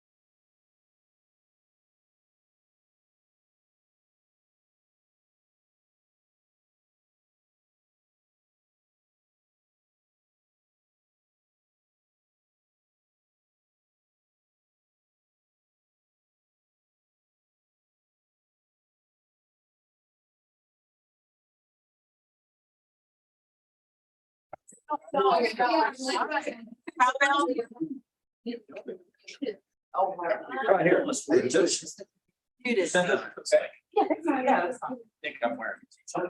Okay, Up here. So here's what we're gonna do. Is nap time? Not nap time. No, not. So you're. Sleep in this weather. I'm warm. Do the lights. I'm warm too. I should do the lights on and off. That's what I'm gonna do. Oh, yeah, okay. So, we have covered a lot of ground. You all have covered a lot of ground since I got this morning. So the number one thing I heard you say, when I did my conversations with you, is that you wanted to have this conversation. How are we gonna go forward? Where do we want to put our focus and our energy and the dollars behind that? So that's the conversation we're gonna have now. So the first thing we're gonna talk about is whether or not you want to go wide versus deep. Wide meaning, across all three priority areas. Or deep, either within a priority, within an impact area, or starting with an outcome measure and building from there, okay? So I think you all need to get a read and a consensus from all of you. Thank you on this. So we have some fun little charts up here. I think we can go through this exercise, but just listening, I think I've heard nothing but deep as opposed to peanut butter. So I'm the second. I'm there. I know. Yes. We lost Mr. Jones. we did. Okay. Well, what I was gonna have you do. he's a come late leaver kind of guy. And make some choices. So I'm hearing, instead of wide, I'm hearing deep. So let's do this, Rocky, wide or deep? Oh, can I ask a question? Yeah. Okay, so this exercise, we go through it today, we'll do what for you all, for us, everybody? You gotta, so when you get through the whole exercise, it's gonna help us to determine in which priority and which impact areas we need to be bringing back programs for you to decide whether or not to fund using the various measurements that are at the bottom part of the theory of change. Okay. It's allowing us to focus according to what you all decide. And Okay, go I ahead. just want to add, I want to throw this out there that not everyone is here. And I know, I know it, but I just feel I'm gonna throw it out there. Not everyone is here, and I feel like this decision, ultimately, we can go through this. You may have difference of opinions, and then find ourselves in these postures where something's. So anyway, I just don't know if you want to move forward or if we need to take it into consideration because. Well, I think that's a good point. And today you're not making a vote because there's no votes being taken. You are missing 2 of your council members for sure. I think you need to think through how to bring those 2 that were not here up to speed, and maybe they'll listen to the recording and see this and bring them into the fold of the conversation. They may have a difference of opinion, and I think you're going to need to have some of that discussion. At the same time, today's purpose is to have this conversation. So I don't want to not have it because you don't have everybody here. And ultimately, you all will operate with majority rule. If the majority of you are pretty strong and we're going to do X, then we're not going to do Y, then that'll be the outcome. Could you explain something for me? Sure. The wide versus deep, maybe I missed that conversation or that explanation. Break that down for me again. Well, we were just defining it as, do you want to go wide across the theory of change? Thank you, Sika. And fun, Everything a little. do you want to go all the way across? Okay, For 24. And this is just for the 2-year 26. funding that we're talking about. okay. 24, 26. I'm sorry, Alex. Go ahead. Do you want us to focus on something in every priority or focus on one priority primarily? Gotcha. So that's. And it's kinda- not exclusively, we're gonna get to Right. that, it's not exclusively, it may be primarily. It also does not take away from the funding that you've already made that is still in the process of becoming encumbered and going out the door. So it doesn't, in other words, you're still gonna have funding happening in all three areas, even if you decide today that for the new funding cycle, you're gonna go deep. So you can look behind you on that wall and see where the dollars are. You know, you got 4 million at the Family Resource Center, you know, if you continue to do SIPs, I mean, there's still things happening that that I think you'll see across all three. This is just about for that next new batch of funding. What do we want to do? Okay. So, yeah, I'm glad you asked the question. The new batch of funding for the next 2 years. Right, through 2026. I support it. I'm deep. Okay, So I'm conflicted. My blink response was deep. But I don't think we should do wide across all three, but I think we should do deep on 2. okay, well, we can have that conversation. Okay. This is not saying that you could, this says one, doesn't have to be one, but it could be limited. You could, in other words, you could, if you pick one priority, you could pick more than one impact area. Or you could pick 2, but it's just, we're not going all the way across. I feel strongly about deep on 2 areas. And that, and Two I, priorities. 2 Okay. priority areas. Okay, So it doesn't fit nicely in either of your boxes, but that's where my mind is. so where do you want to go? I'm going deep on 2. You're right, Dr. Glenn. Right, Dr. Glenn. Okay, Deep on 2. who have it? Or you, it's right, I know Dr. you're deep. Dr. Glenn, right there in between them, right? Right. I want Okay. the chart below it, super deep. You want extra deep. Yeah. It's extra They'll deep. bounce off her too deep. Yeah. You want? Deep. Okay, deep. And when Gerald comes back, we will ask him. Yeah. Is he done? He had to go for it. Oh, I thought he just stepped out. Did he give you? Do we know what his? But here's the thing, is that I think, Terrence makes a very good point, that there are 5 out of 8. Yes. I have spent enough time listening to Mark O'Brien. I know his answer. I feel certain I know his answer. I think 5 out of 8 all sort of saying the same thing. And to Dr. Glenn's point, I'm not saying ignore everything by going super deep on school reading or an area, but I would.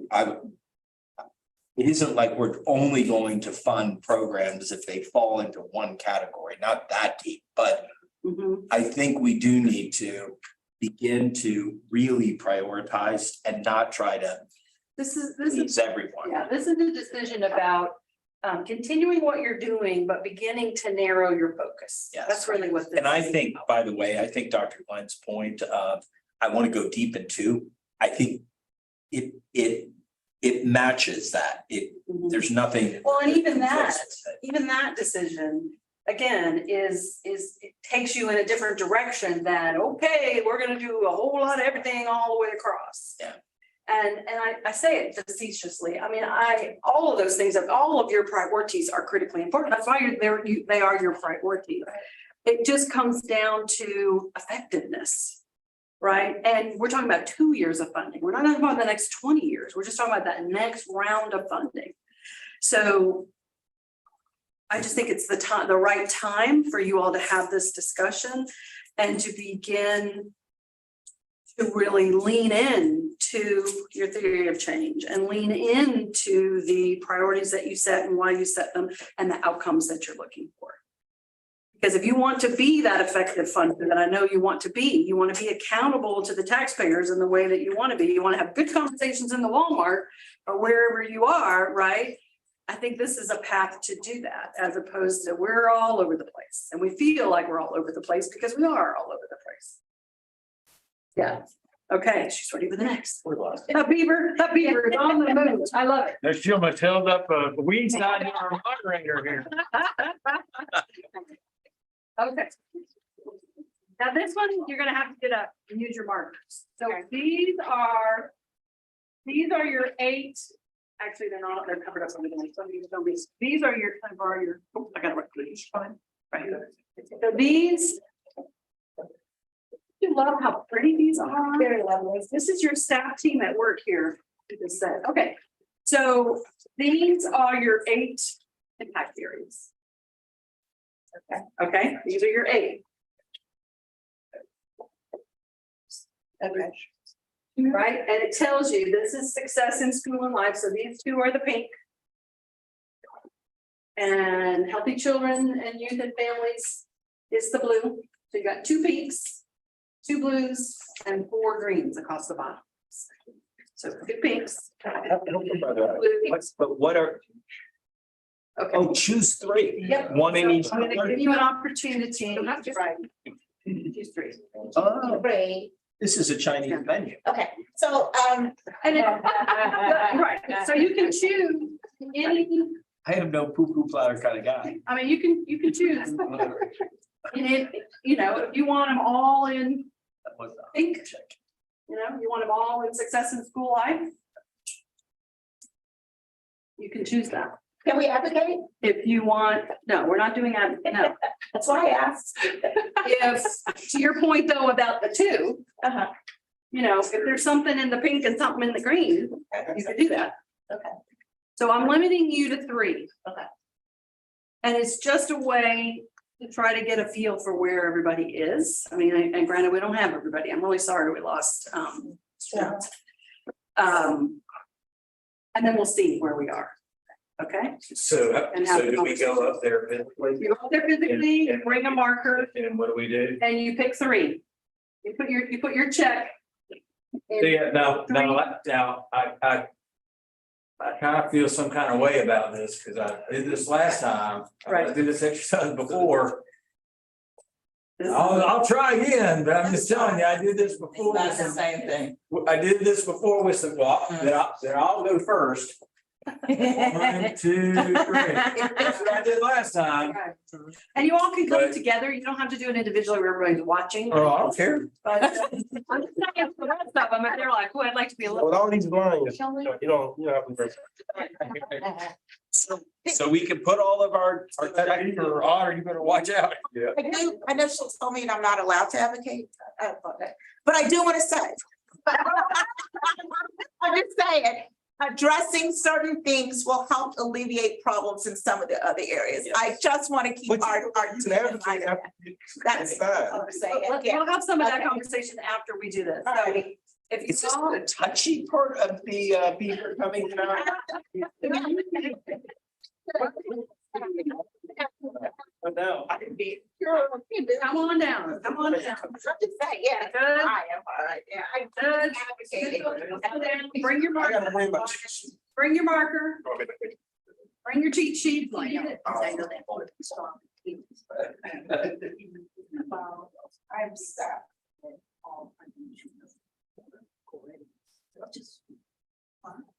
But it was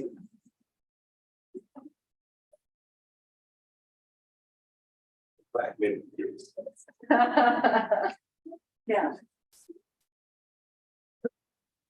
Everybody. Or does that skew? Maybe it's like more lines. Yeah. Yeah.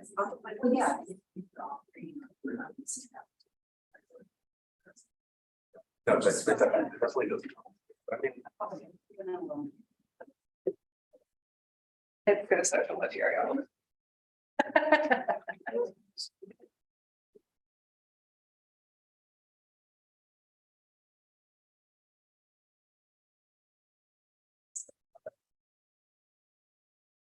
When I'm ready. I think you did it too important.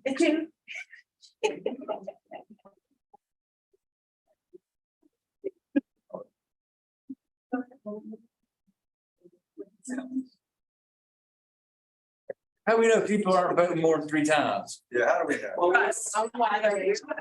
Different color pen. How was? I took pictures of them and, Doctor. I just gave up. This was already. It should only be 15 marks. Why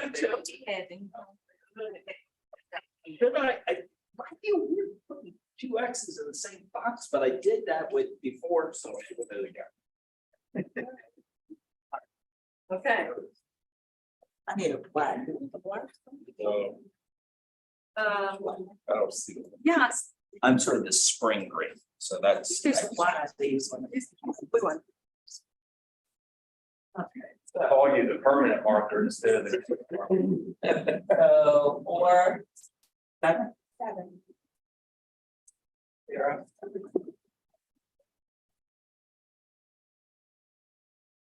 I mean, it's not important, it just didn't get the part of.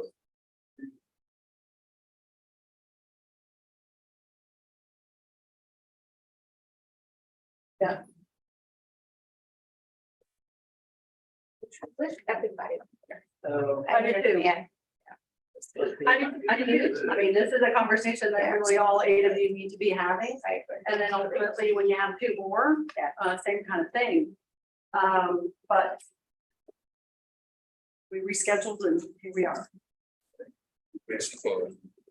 So, you know, the consensus of this group is D.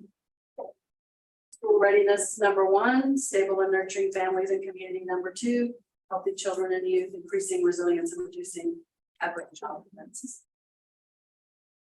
At-risk children. Okay. What's that mean? My thinking would Security be, got one. Just- what's that? Security got one. Yeah, exactly. I mean, from my vantage point, I think you do need to have this conversation with the rest of your counselors. From there, if this is the consensus across all 8 of you, then this is what informs your directions to staff and your funding priorities through 2026. So you zero in on the areas that you want to see applications. Those are where you put your dollars. You know, it's the rationale for your decision making for that 2 years, that 2-year funding. Can you leave that on there and then make arrangements for the other ones to come through? Or is this?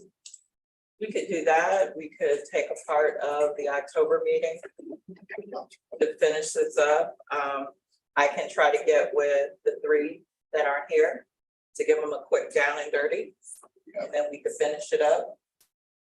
They can come in without being in the sunshine. I mean, as long as we're not talking to you guys. So we'll see if we can get them in before October. And then in October, we could finalize this.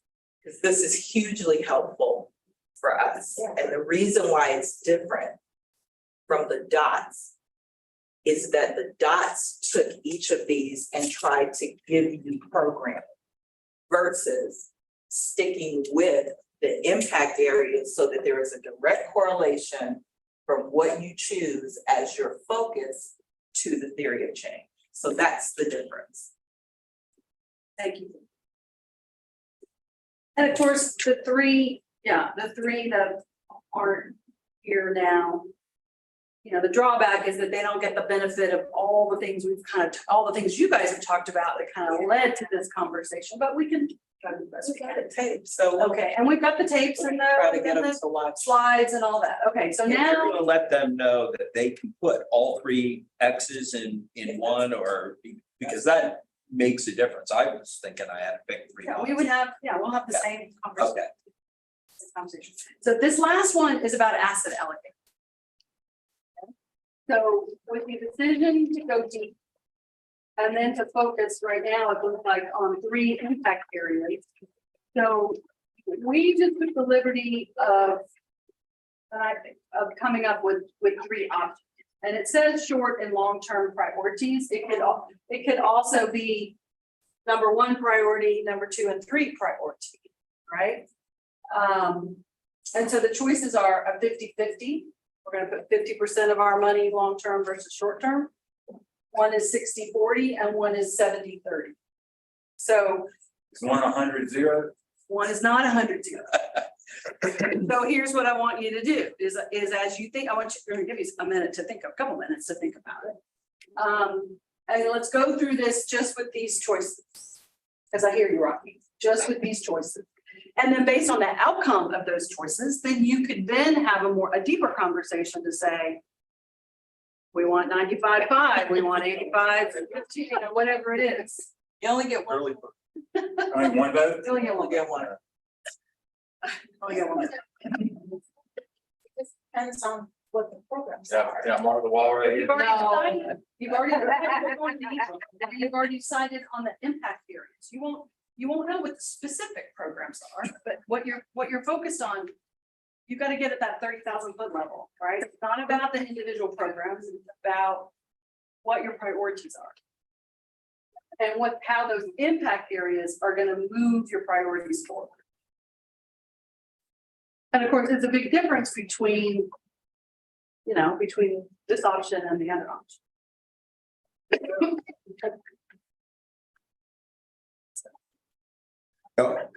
And If so you- if I can okay, yeah, go clarify, ahead. Yeah. this is for new funding. Right. Not for what we've already encumbered. Wolf already encumbered, it's not being touched at all. Right. So this would be new Seems funding like we're starting today. moving forward, starting October 1 for the next 2 years. So in reality, as I said before we started here, you're going to continue to be seeing dollars and programs in all three of those areas because of the decisions you've already made and the dollars that are encumbered and are going to go out the door. But I have a question. If all that money that's been encumbered, when that runs out, they're gone. So part of what we do as the staff is keep a running total of what's expended. And as they come up ready for renewal, we bring those back to you to with whatever data we have to determine whether that program is meeting the outcome or in the direction of the outcome. And you can decide whether you want to keep funding it at the same level, at a different level, or not at all. So can It is hard. It's really. you conceptualize for me a little bit long-term priority, short-term again? Repeat it again. The long-term priority, so when we talk about moving the needle doesn't happen in 1 or 2 years. It happens over a period of time. CSCs, so Miami, I'll use that as an example. They are making strides in the early childhood development, but it's because they started investing 30 years ago. Oh, okay. And so now they are in a posture where the programming they've put in place is starting to move that needle.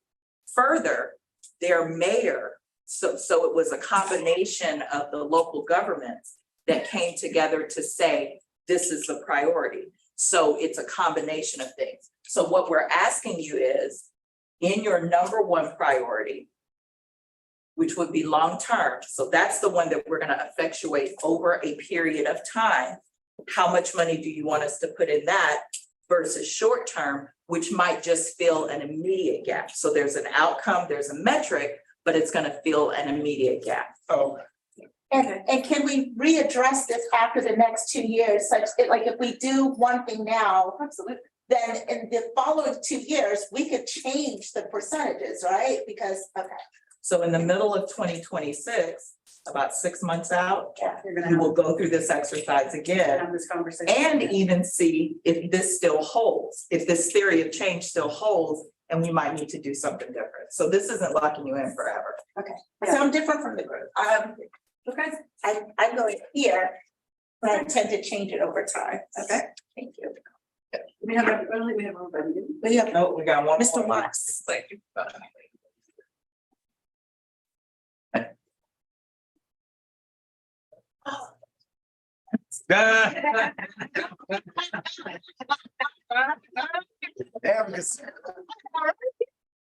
Right. Golden retriever stuck with me. A woman's best friend. Okay. We'll do finals once we get. Yeah, because we've got three more council members who need to weigh in on this. Okay. Now, if they pick the middle two, if they pick option two, Those two times. might have to have another, might have to read. why does it have 2 and a 3? What's the 1? What's that? So there are 2 votes for option 1 and 3 votes. Oh, okay, you Three. just. Oh, I said votes. I'm gonna have Right, first. I'm sorry. The three remaining council members who haven't voted Y'all gotta break it down for me now. All right. I think consistent throughout the whole day. This, I want to do a quick recap, Sika. Sika, this exercise here is only designed to help you all, the team, where you try to put your focus and what is brought back to us to possibly vote on to fund. So yes, so here it is. Let's say this all holds, Yep. okay? So if this all holds, we will be looking first at programs that will speak to this impact area. Yep. Primary. Mhm. Secondary would be this impact area. Tertiary would be this impact area. Right. We would look at putting 70% of the funding here.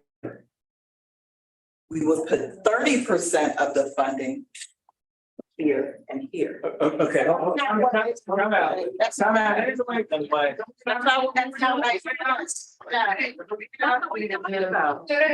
You know what the like youth mentoring? What do you know about like youth mentoring? Wait a minute, hold on. So youth mentoring was a 1-year contract and that we're pouring into. I'm sorry, you're right. Or like a 3-year investment, that's a long term, so that might just be the order that we tackle them, but every time there's new money. The way, hold on. And we talked through this as a staff for a long time. We have to figure out what the priority is for the long-term funding. And so this exercise is to help us determine what the priority is for the long-term funding. Yeah. That's what now we're I trying know to why figure Rocky out. has the And 100. so in my mind, so this is me. The way that I figure that out is knowing what your top priority is over the next 2 years. And so if your top priority is here, that's where the long-term funding is going. So can I tell you how I interpreted this? So we have 3 areas that we said we definitely want to move forward in, right? Success. No, I didn't. Well, I'm reading that as one area. That first question says one area. It doesn't say 3. Okay, But all what I'm right. saying is, right, He's one, But he's as a one. whole, But as a whole, we've decided that we're gonna address 3 areas. I mean, that's, I'm looking at it and tell me if I'm wrong. well, and again, so I'm gonna interrupt you, Sure. because you could decide, To just focus on one no, area. you could decide that if you go with 70-30, that you do, if you're only gonna focus on one area, then we do some long-term at 70% of the money and some That was short-term my at 30% understanding. of That's the money. what, that's But why. that leaves, none of this other stuff will get addressed, and that's fine if that's what you all decide for the 2 years. yeah. Right. See, and I thought I don't know this. 50-50 was I voted the way. 50% of the money would be a long-term strategy and 50% of the dollars will be to address immediate needs in that priority area. And if That's that's the my case, then understanding. you can, then according to this, outside of you, everything would be here. So, but So my when we- question is, why can't we do that in more than one area? So if we do decide, let's pick 2 of these, why can't we do a 50-50 split in those 2 areas? If that's. So the you're option- saying 25 in one area, 25 in the No, no, other no. area, long-term, and 25 in one area and 25 in the other area, short-term. Right. Oh, Lord, that's complicated, but you all get to decide. So, okay, so here's, That's a whole I'm other conversation. gonna clarify and quantify my vote. That is, and, you know, I had food security, but, okay, so let's just say I want everything on, item 1, okay? I accept the fact that that's where Paul Mitchell wants all of his focus, but the community has other needs, and they found their way into a 2nd and 3rd vote, or 2nd place and 3rd place vote. So going deep means going deep on those 3 areas. If let's just say that the rest of the votes shake out the same way, all right? And because there's 4 and 3 pretty close, so let's just assume that that those 3 just kind of bubble to the top. We forget everything else and we put all of our focus on those 3 areas and go deep on them. And my vote says go deep on those 3 areas. And as we have $8 million that comes in, 70% of that money goes Long-term. long-term, and 30% of it goes for an immediate need right now. That's what mine means, and yours just means 50-50. Absolutely, Right. right. I agree with him that I thought we were deciding on these 3 areas and we go deep and we're deciding how we're gonna split that deep. Or 2 areas. Right, however many. Right. Right. With what Paul just articulated, is that revision? So what I realized, I was just telling Holly, we thought we had come up with something simplistic. What I now realize is there are still more interpretations to this exercise. Yeah. Yeah. So we just have to figure out which interpretation we're going with and how this applies to that interpretation. So I guess question 4 for me would be, Right. is it 50 long-term, 50 short-term in the primary priority only? Oh, can I, I thought it was across all. Me too. Areas. Okay, so you're Sounds like saying, there's a consensus that it's across all. so it's across, boom, boom, One, boom. Correct. If, And we want to stick to. right, and by the way, I was okay with Dr. Glenn's two priorities. I'm okay with 3 priorities. I really want to see where Mark, Commissioner Cummings, and Darrell Jones's votes are, because look, 7 is a lot, right? But 7 is driven by, I'm 2 out of 3 and the superintendent's 3 out of 3, right? So I really do, just as an evaluator, want to see how the votes shake out. But it sounds to me like, I'm like, this is the most excited I've been in 2.5 years. We are beginning to see that we can't do everything. And let me tell you my concern about the 3. So if we're saying, these are the 3, and let's just take this one, let's just take 50-50. So what you're saying is, in these 3 priorities, 50% of our money, which for next year is $3 million. 50% goes to long-term in all 3 of these, right? Is that what I'm hearing you say? No. Then 50, okay, I so don't what are think you it's in all saying? 3. I think it's here. Well, Well, that's not what they just said. Oh, I'm saying- I think Oh, I see, all ultimately, we need to come up with, we need to see what the final vote tally is, and then And then we need to decide I agree. how many do we want to Right. put in our priority bucket. But I would, for the purposes of, I think our work, I would like you to think about what this split means. Right. Because if you're going, for me, if you're going to try to split the 50, the 60, and the 70 long-term in more than, say, 2 priorities, you're not gonna effectuate. That's right. That's what that exercise. So that's why I said, struck me. that's why Right, I yeah, that thought was hard. we would be doing 70% in the number 1 priority, because it's gonna be long-term funding. So it might be a 3-year contract that then renews for another year and then renews for another year, because in my mind, that's long-term versus taking 70% and trying to split it. Yeah, so that's all I'm saying. I do believe it's premature for us to do that until we decide on this. Okay. And I agree that the others have to vote, and then we need to decide, are we gonna do all 3? Or are we gonna do, we're just gonna do the 1? And then once that decision's made, then we need to go to that.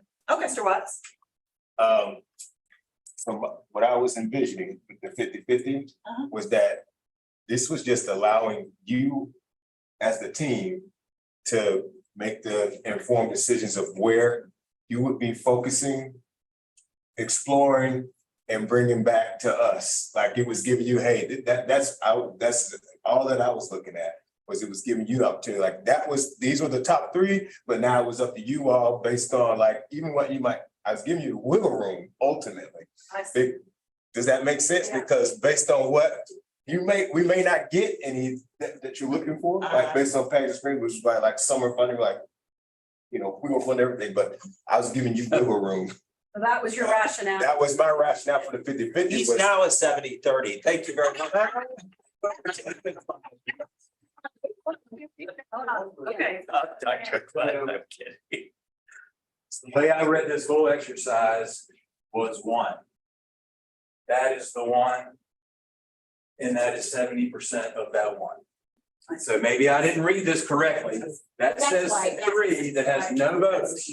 And now all of a sudden y'all are moving to 3. So in my mind, it was 1, that's the one, and it's 70% of that one. Okay. Because if you notice, even the 3 that got the most votes, there's 1 in each priority area.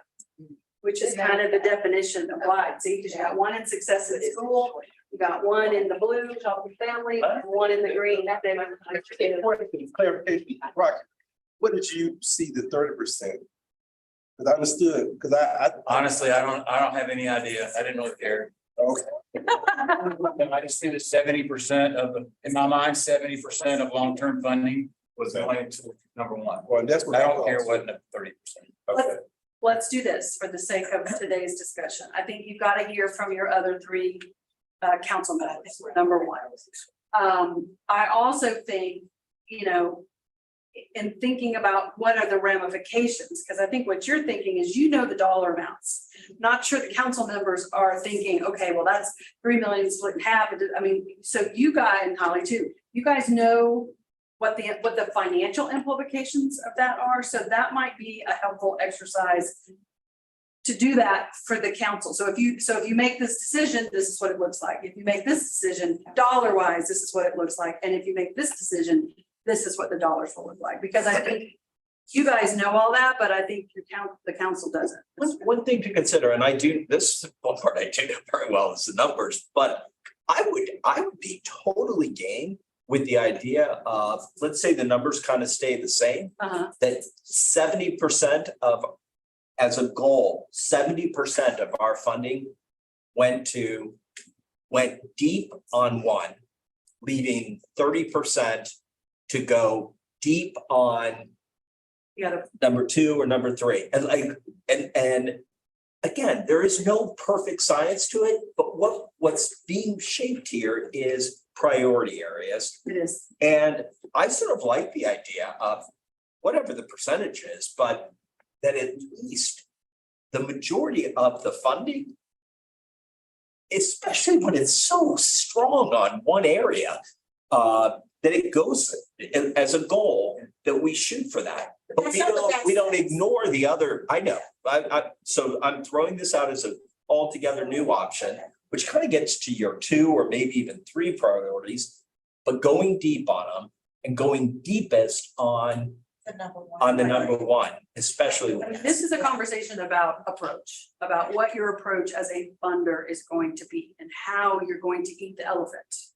Yeah. You know, how you're going to try to move the needle, to use one of your other council members' comments, forward. Yeah. And really see that progress in 2 years. So, I mean, I think you got to start here. And then once there's some more consensus about, and you've heard from everybody, then start making some of those decisions. So, you know, I think we were a little bit optimistic and ambitious about how far we could get, and we thought we were gonna have all 8. So, you know, that derailed it a little bit, but I still think that this was a good conversation for you all to have. And ultimately, this is where the rubber meets the road. Right? Because your staff is going to look to you all for that direction. What are your priorities? What's your approach? What are your funding priorities? What do you want? What do you want done? And then they're going to go out and use your 4 methods for funding and put out the RFPs and the RFAs and do the work that their job is to do. But it's all coming back to your theory of change, your approach, your overall approach about deep versus wide, priorities within that, because it's only 2-year funding. It's only 2 years. So not the next 20 years. And then ultimately how you're going to allocate the dollars. So I think for the sake of today, we're going to have to wrap it up. Okay.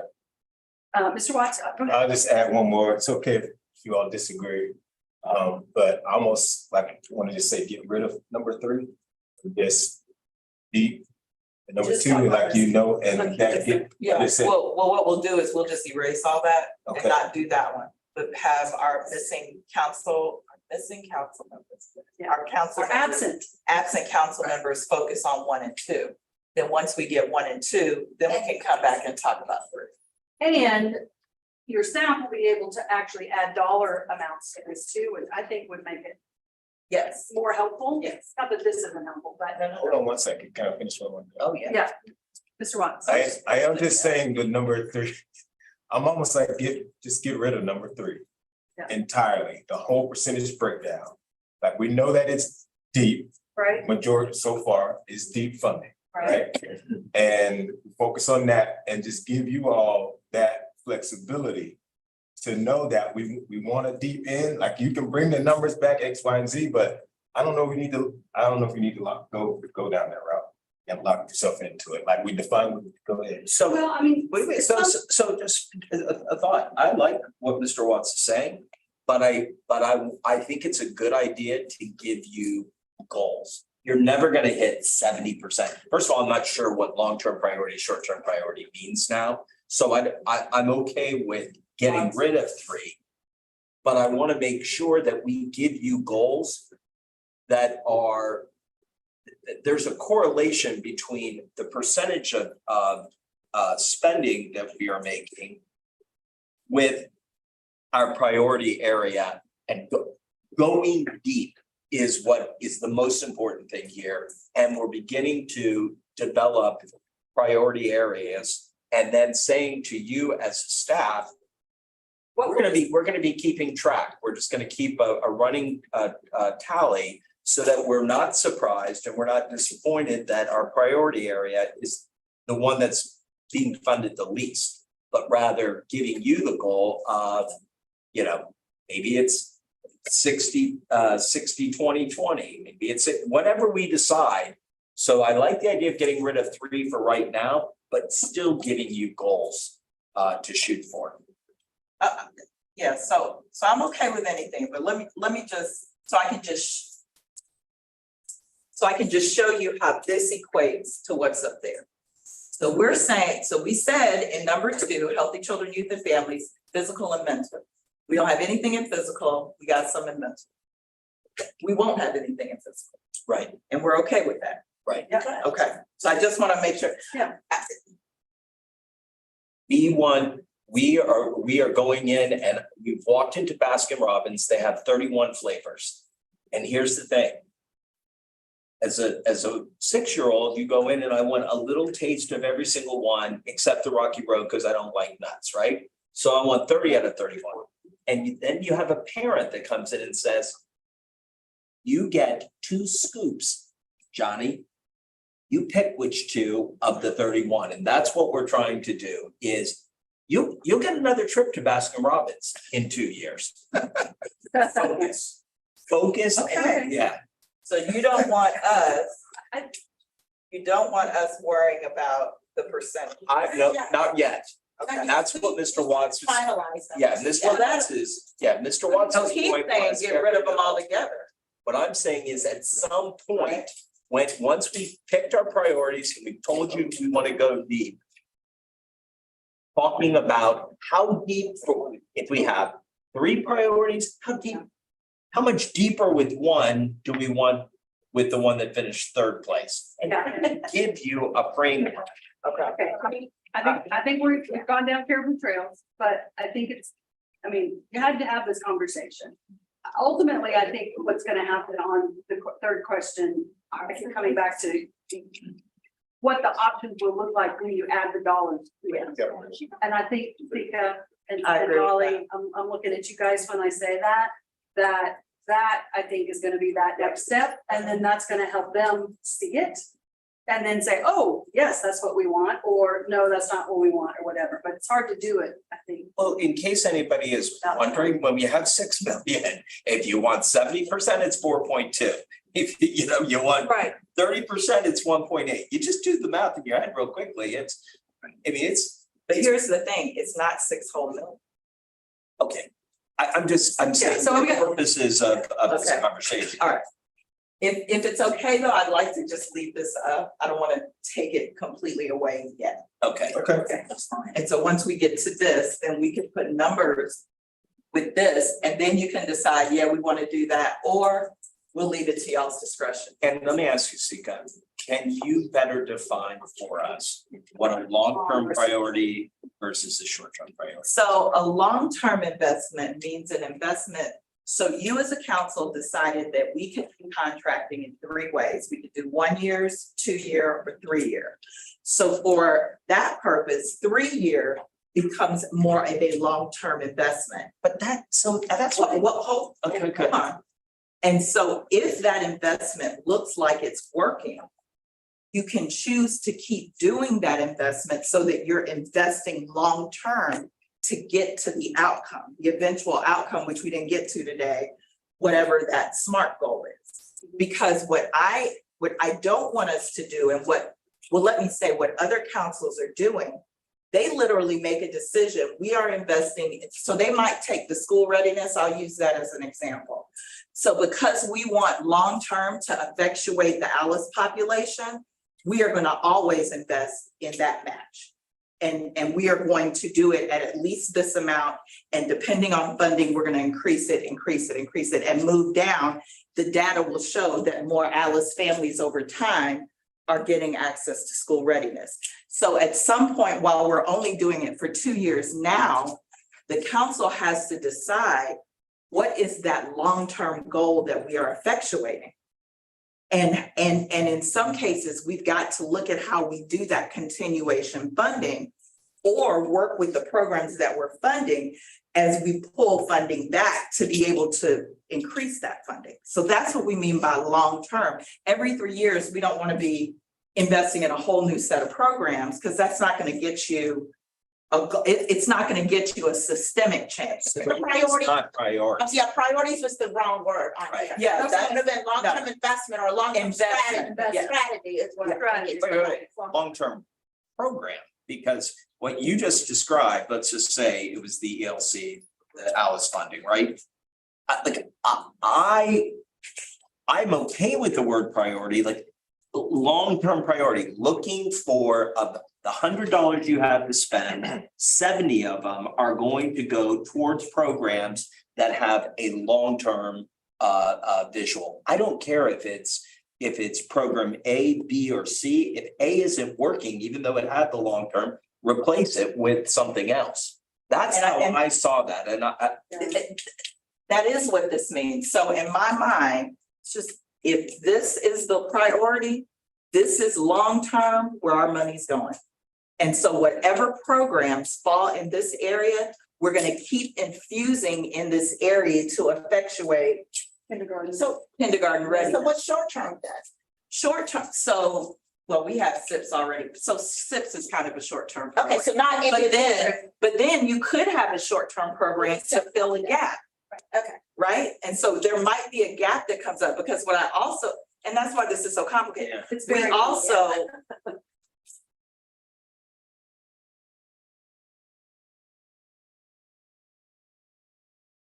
We could very easily, depending on how things go, become the funders for children, youth, and family services in this county. Yeah.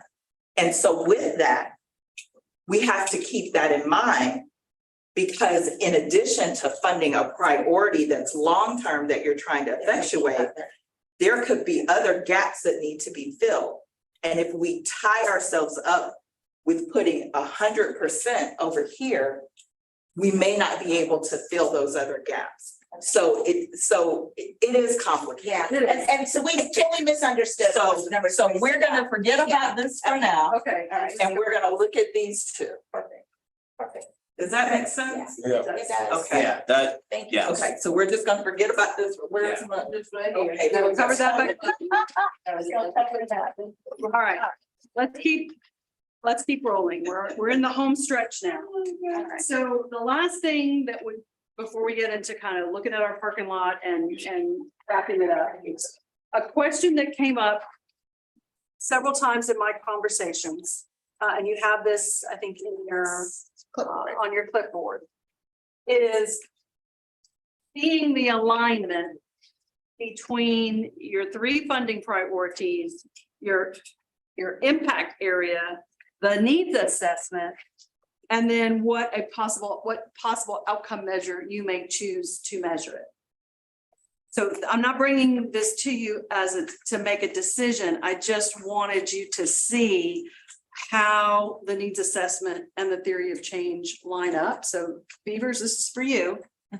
Okay, and then Holly went back and looked, and the baseline has changed. So baseline was 50% plus 1 year. Now it's dropped to 49%. In terms of babies born in Leon County underweight, it's grown to 10.9%. And families with children 0 to 17 living below the federal poverty line is now 16.8%. So just in 1 year, there's been some big changes in that. All the more reason for why we're here and what this is all about, right? So, and then these are what the possible outcomes from that bottom part of the chart that you could choose going forward on how you're going to measure the impact.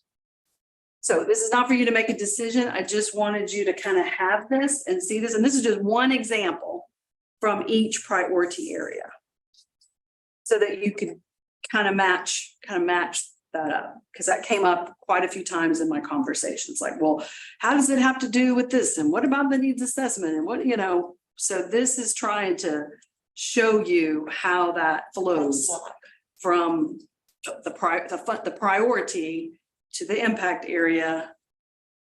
So, and then what's the data available via the needs assessment?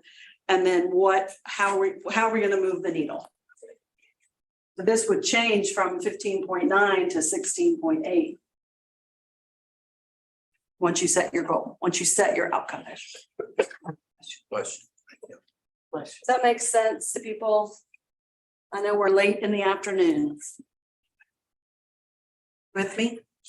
I think that for the future, if we haven't set measurements yet, it's probably like a whole nother other workshop day. So I'm not gonna go down the trail. I'm just gonna stop right there, but you almost might need somebody to, how do you get the short wins, even look from some, just keep going back that one, even how do you capture that one, even though SIPs, like there's formulas out there, but it probably has to be somebody, because I would never want us to even like use this, just to be honest with you. Because there's other things that are happening that, you know what I mean? It'd be hard to be like, we take credit for, but when, I don't know, Early Learning Coalition or Healthy Start is maybe doing one of these, or, it's Yeah, gonna be, okay. And to your point, it's in conjunction with, Oh. so let's use Littles to Leaders as a perfect example. So the whole point of the program is so that you will have a child from birth develops and they become ready for kindergarten. So that's one way to tackle kindergarten readiness. So you look at that, in my mind, we would look at Superintendent Hannah's goal for kindergarten readiness, what the state says we're supposed to do for kindergarten readiness and all of that. And so when we set that goal, we're setting it in conjunction with other people. Absolutely. That are addressing that area, because the only children that will be affected by our programming are the ones that are in programs that are funded by us. Yeah. But hopefully if we're doing it, Little Leaders is doing it, Early Learning, everybody's doing it together, then you start to see them. That's about that, building relationships, building coalitions, not operating in a silo, not funding in a silo, so that as a community, things, you're a big spoke in the wheel, but you're not the only spoke, so to speak. Can we put that on the parking lot? I didn't want to bring it up earlier when he was bringing up the annual report, but What do you want? Before annual report, let's figure out. Ready? Smart goals. Smart goals. Yeah. Smart goals and collective impact. Then while you write that down, can I just ask a quick question, please? For this chart that you gave us, thank you. That shows the relationship between the theory of change and the needs assessment.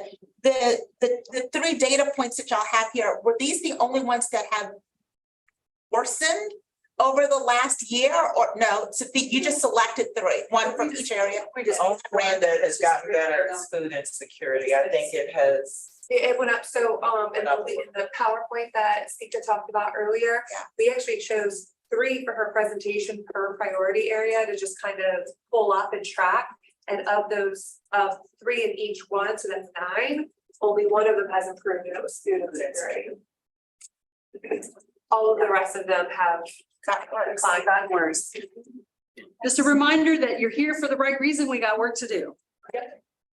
Okay. So let's talk about the parking lot. These are your takeaways for today. Evidence-based programs funding and definitions, just providing that, or clearly define the roles and responsibilities of council and staff, explore bi-monthly council meetings, strengthen more effective way to manage your committee. Methods to measure parental involvement / engagement. I guess that was identify methods, right? Add a reminder of the theory of change at each meeting, the preamble, so to speak. Number of children served by priority area. Somebody asked for that. A list of funded organizations by priority. I think those two might go together. Education for your council members on best practices, and maybe even doing something during Children's Week when other council folks are here. I'm sorry for the handwriting. It'll look lovely when you get it back from me. Continue community listening sessions, or revisit the idea of continuing that. And then the last one was identifying SMART goals with the goal that then you could explore publication of some kind of annual report to the community. Anything else? That's the parking lot, right? That's the parking. Kind of piggybacking on that. When I sat on Whole Child Leon's board and we did an annual report. I don't know how many annual reports you all have seen, but I used to get a lot of them, and they would land on my desk and I would let them sit there for a day, 2 days, 2 weeks. And I kind of flip through it, look at the pretty pictures, and then they hit the circular. If we are going to produce an annual report, what I suggested and we implemented successfully with Whole Child Leon is that it was incumbent upon each board member to pick. In our case, it was city commissioner, county commissioners, and school board members that we would go and visit, and we didn't mail them the annual report. We hand delivered it and sat down for 30 minutes and talked about what we were doing. I think we need to find a list of customers that need to hear our message, and the 8 of us, because that's how many there are right now, need to break that down and take that annual report and deliver it to someone and sit down and walk them through the successes we've had and the amount of investment that we're making. Yeah. So I just added a plan to distribute, including one-on-one methods. I also put up something here. This is something I share with my clients, nonprofits, is to call it an investment report. Because an annual report sounds like it's about you. An investment report sounds like it's about the investment that the community has made. So I would change it to it. So when you're actually, if you can call it internally the annual report, but when you're actually publishing it, it's really an investment report, the taxpayer investment. So that's just a little tip there. Okay, so we're nearing the finish line. So let's go around. I'd love to hear. I really love to hear your number one takeaway from today. I know you probably have lots of comments, and Rocky's hand went up first. So I think today was also really, I had to give up a Saturday. It was worth giving up a Saturday. Good. But I do want to make a comment about just my thoughts around all of this. And I've tried to simplify where I think we can get the biggest bang for our buck or the biggest get, as opposed to the peanut butter across the thing. I'm not gonna get down trails, but I'm gonna be just a minute. Mm-hmm. This to me can be so much more than education. And as an example, if we have 3,000 children, we have 3,000 children, give or take, born in Lehigh County every year, right? Of those, let's say 50% are at risk. So let's say there's 1,500 that are at risk. Imagine if we were to partner, and I'll just use Healthy Start because it's the one I know, with someone like Healthy Start, and there was a person that was assigned each individual at-risk child to help them not only prepare for kindergarten, but with physical health needs, mental health needs, family stability, food stability, and kind of an all-encompassing person. Maybe we have to hire 300 people, okay, that then plays that role along with the Family Resource Center, because people might not want you coming into their home and they feel some kind of way, but they'll meet you at a Family Resource Center that helps guide young parents and more specifically mothers through all aspects of early childhood. I know you had mentioned something about the family and strengthening family, even before their children. I can't wrap my head around what that would look like. You know, how do we identify the fragile families and how does that impact? They don't have children yet, and I just can't get there. In my mind, I really think if we were to invest I would say 100%, $10 million or whatever it is, into someone that's assigned 20 families, 10 families, whatever it is, that works with them in all of these areas, that maybe we could have a long-term impact, not just for kindergarten readiness, but across the board, across our priorities. all of them, right? That's just, and I've thought about this a lot. Or we can keep going down and handing money out to every nonprofit in Tallahassee that does a little of this, a little of that, a little of this, a little of that. But at the end of the day, I think if we get these parents, and I keep saying mothers, but if we get these parents before they're parents, when the baby's in the womb, and we have a caseworker that's assigned to them with a small caseload that's manageable, that can really impact them. And constantly, hey, just checking on you, it's time for that. It's time to get your shots. It's time to enroll in school. How are we doing here? How we, that might be the way to get at a lot of this because to me, it's, holy shit, it's a lot. It's a lot. And we're talking about which area, all those areas are important. You can't tell me they're all important. But maybe if we had one person assigned to this child to help those parents, that mother, get this child to 5 years of age until they handed them off to us, where we then have our eyes on it. We have social workers that are checking. We have this. We have a lot more attention paid to them once they get to us. Does that make any sense? It does. It does. Right. Thank you for that. There you go. That's in a perfect world. That's the approach I would take. Thank you for that. Sandra? So I also think that today was a great success, and thank you very much for facilitating this event for us. I think my biggest takeaway was a recommitment to this. That's my major thing, and I am personally committed to make sure that everything we do goes back to where does that fit in our priorities. How are we addressing that? And just making sure that we have our stories committed to memory, that we can communicate to the community and communicate to ourselves what it is that we're doing, what our priorities, and how we're moving forward with that. So to me, that was a major thing that we accomplished. I learned that I am very much a beaver, and I do want us to be able to wrap our story around data, to be able to say, here is proof that what we're doing is being effective, and we have the data to show it. And then that way our story is tight and right. So that's one thing that I want to make sure that we move forward with. I'll write that down. Tight and right. Right. It's tight and right. Yeah, thank you. I really did enjoy this and look forward to what happens here. Yeah. And so, yeah, that's all I have to say. Okay, thank you. Mr. Mitchell. I'm glad we did this, and because I look at you as leader of this organization, and I tip my hat to you, because this is a brave moment where you allowed yourself and the team of staff members to be vulnerable. By allowing Alice Lee to come in and facilitate something like this. It went remarkably well. And it shows to me that we are on the path to success. We have a long way to go before we sleep, but we are on the path to success.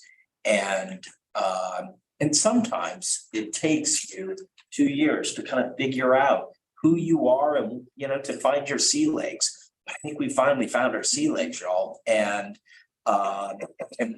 we are getting closer and closer and closer to figuring out that we cannot be everything to all people. As much as you want to, honestly, you made this point about when you make a decision to fund X, you're essentially making a decision to not fund Y and Z.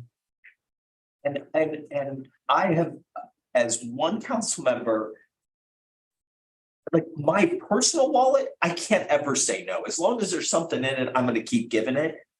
But with my neighbor's money, I am going to be very, very careful. And I'm going to make decisions based on the priorities that we set, whether they're my personal priorities or not, they're the council's priorities. And once this body makes a decision, I think every one of you for 2.5 years that if you sat on this with me, I appreciate an opportunity to voice my opinion, and then I go with the flow. That to me is what makes a great group. So when I think about the beginning of this, we wanted to bond a little more. I have to say, I didn't struggle with a bond with any one member of the council at all. I really do. I feel like you guys are families. I spend more time with you than which is a good thing. If you're watching, Mom, I'm kidding. Anyhow, but I think as good of a bond as we had, it just got better. Yeah. I think we learned to work well as a group, even better than we have in the past. And I think we've all decided that we want to go deep and we really want to make a difference. I know you want to make a difference. I know you all do, without a doubt. But I will see. I appreciate you being here, but I want to go back to starting by tipping my hat to you, Sika, for it really is. It's you exposed yourself. You opened the kimono and you allowed yourself to be vulnerable. And well,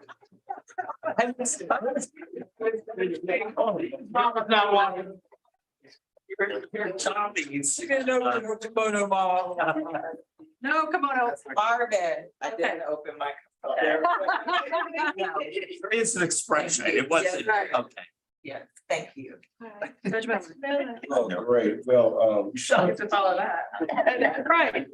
first of all, I'm very grateful for Sika and the staff, just an excellent job of organizing, putting in a lot of hard work. A lot of the staff, you don't get a chance to hear thank yous and attaboys probably as much as you should, but I can tell the thought and effort was put into this whole process. And I was grateful for it. And I kind of feel like a lot of times when you get thrown into for those of you who are football players, let's say, your first game, maybe you played in high school and you go to college, you get in that first game and the game is real fast. That's how it's been for me. I just kind of got thrown in here and, and it's a lot I deal with my personal life, my job, my family. I do enjoy spending more time with my family than you all know. I'll introduce you to my 3 boys. You'll understand. But I felt like today allowed the game to slow down a little bit. I was talking to Paul and I said, it's good just to kind of be able to sit back and just try to, a lot of times I was asking questions. I was like, I'm not sounding very, smart with my question, but I don't care because I don't know what they mean by Y versus D. And it was good just to slow down, listen and understand. And I think it made me appreciate more my fellow council members the strengths and weaknesses that we all have. And that was part of the exercise that we did, I think was very helpful. And I feel like you did a real good job of drawing out the discussions. And so this was very valuable to me. I think this will be effective return on investment that we will see on through our decision-making process, through the focus decisions as it relates to funding. I'm surprised by how big our parking lot is, but we'll focus that a little bit because we can't achieve everything on that parking lot. But this was very good, and I think it helped me to grow personally, and as a member of this group, and I look forward to kind of us continuing the good work that we're trying to do. Thank you. Thank you. Well, thank you all for being here. I'm sorry we didn't have everybody, but we'll do our best to bring them up to speed, and I'll pledge if I can be helpful in that. Sika, you just let me know. And I have a thanks to Sika and Jacinta and Holly and the team and everybody that just everything you see was a collaborative effort and took everybody to make it possible to facilitate the conversation in a way so that you could have the discussions that I think you wanted to have. So I applaud you all for coming and having those conversations. So then I think I'm following your agenda. That's your next council meeting. So no rest for the weary. Your next meeting is October the 19th. And I will finish with my thank you. Anybody Jimmy Fallon fans? Late night TV. I don't know if anybody's late night TV person. Okay. So he does a bit where he pretends to write fake thank you notes. Have you seen it? Yes. Okay. Thank you to the word moist for being the worst word ever. We've decided we don't want you as a word anymore.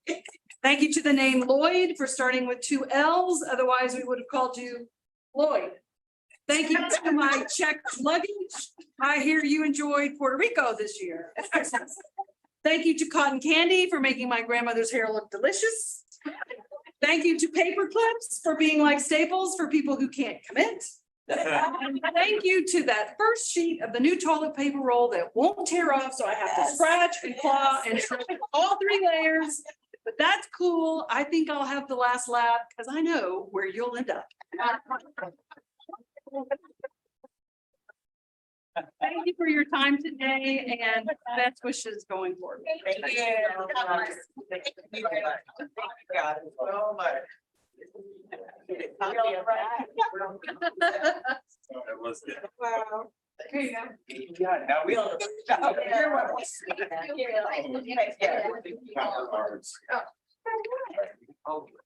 Family. Thank you.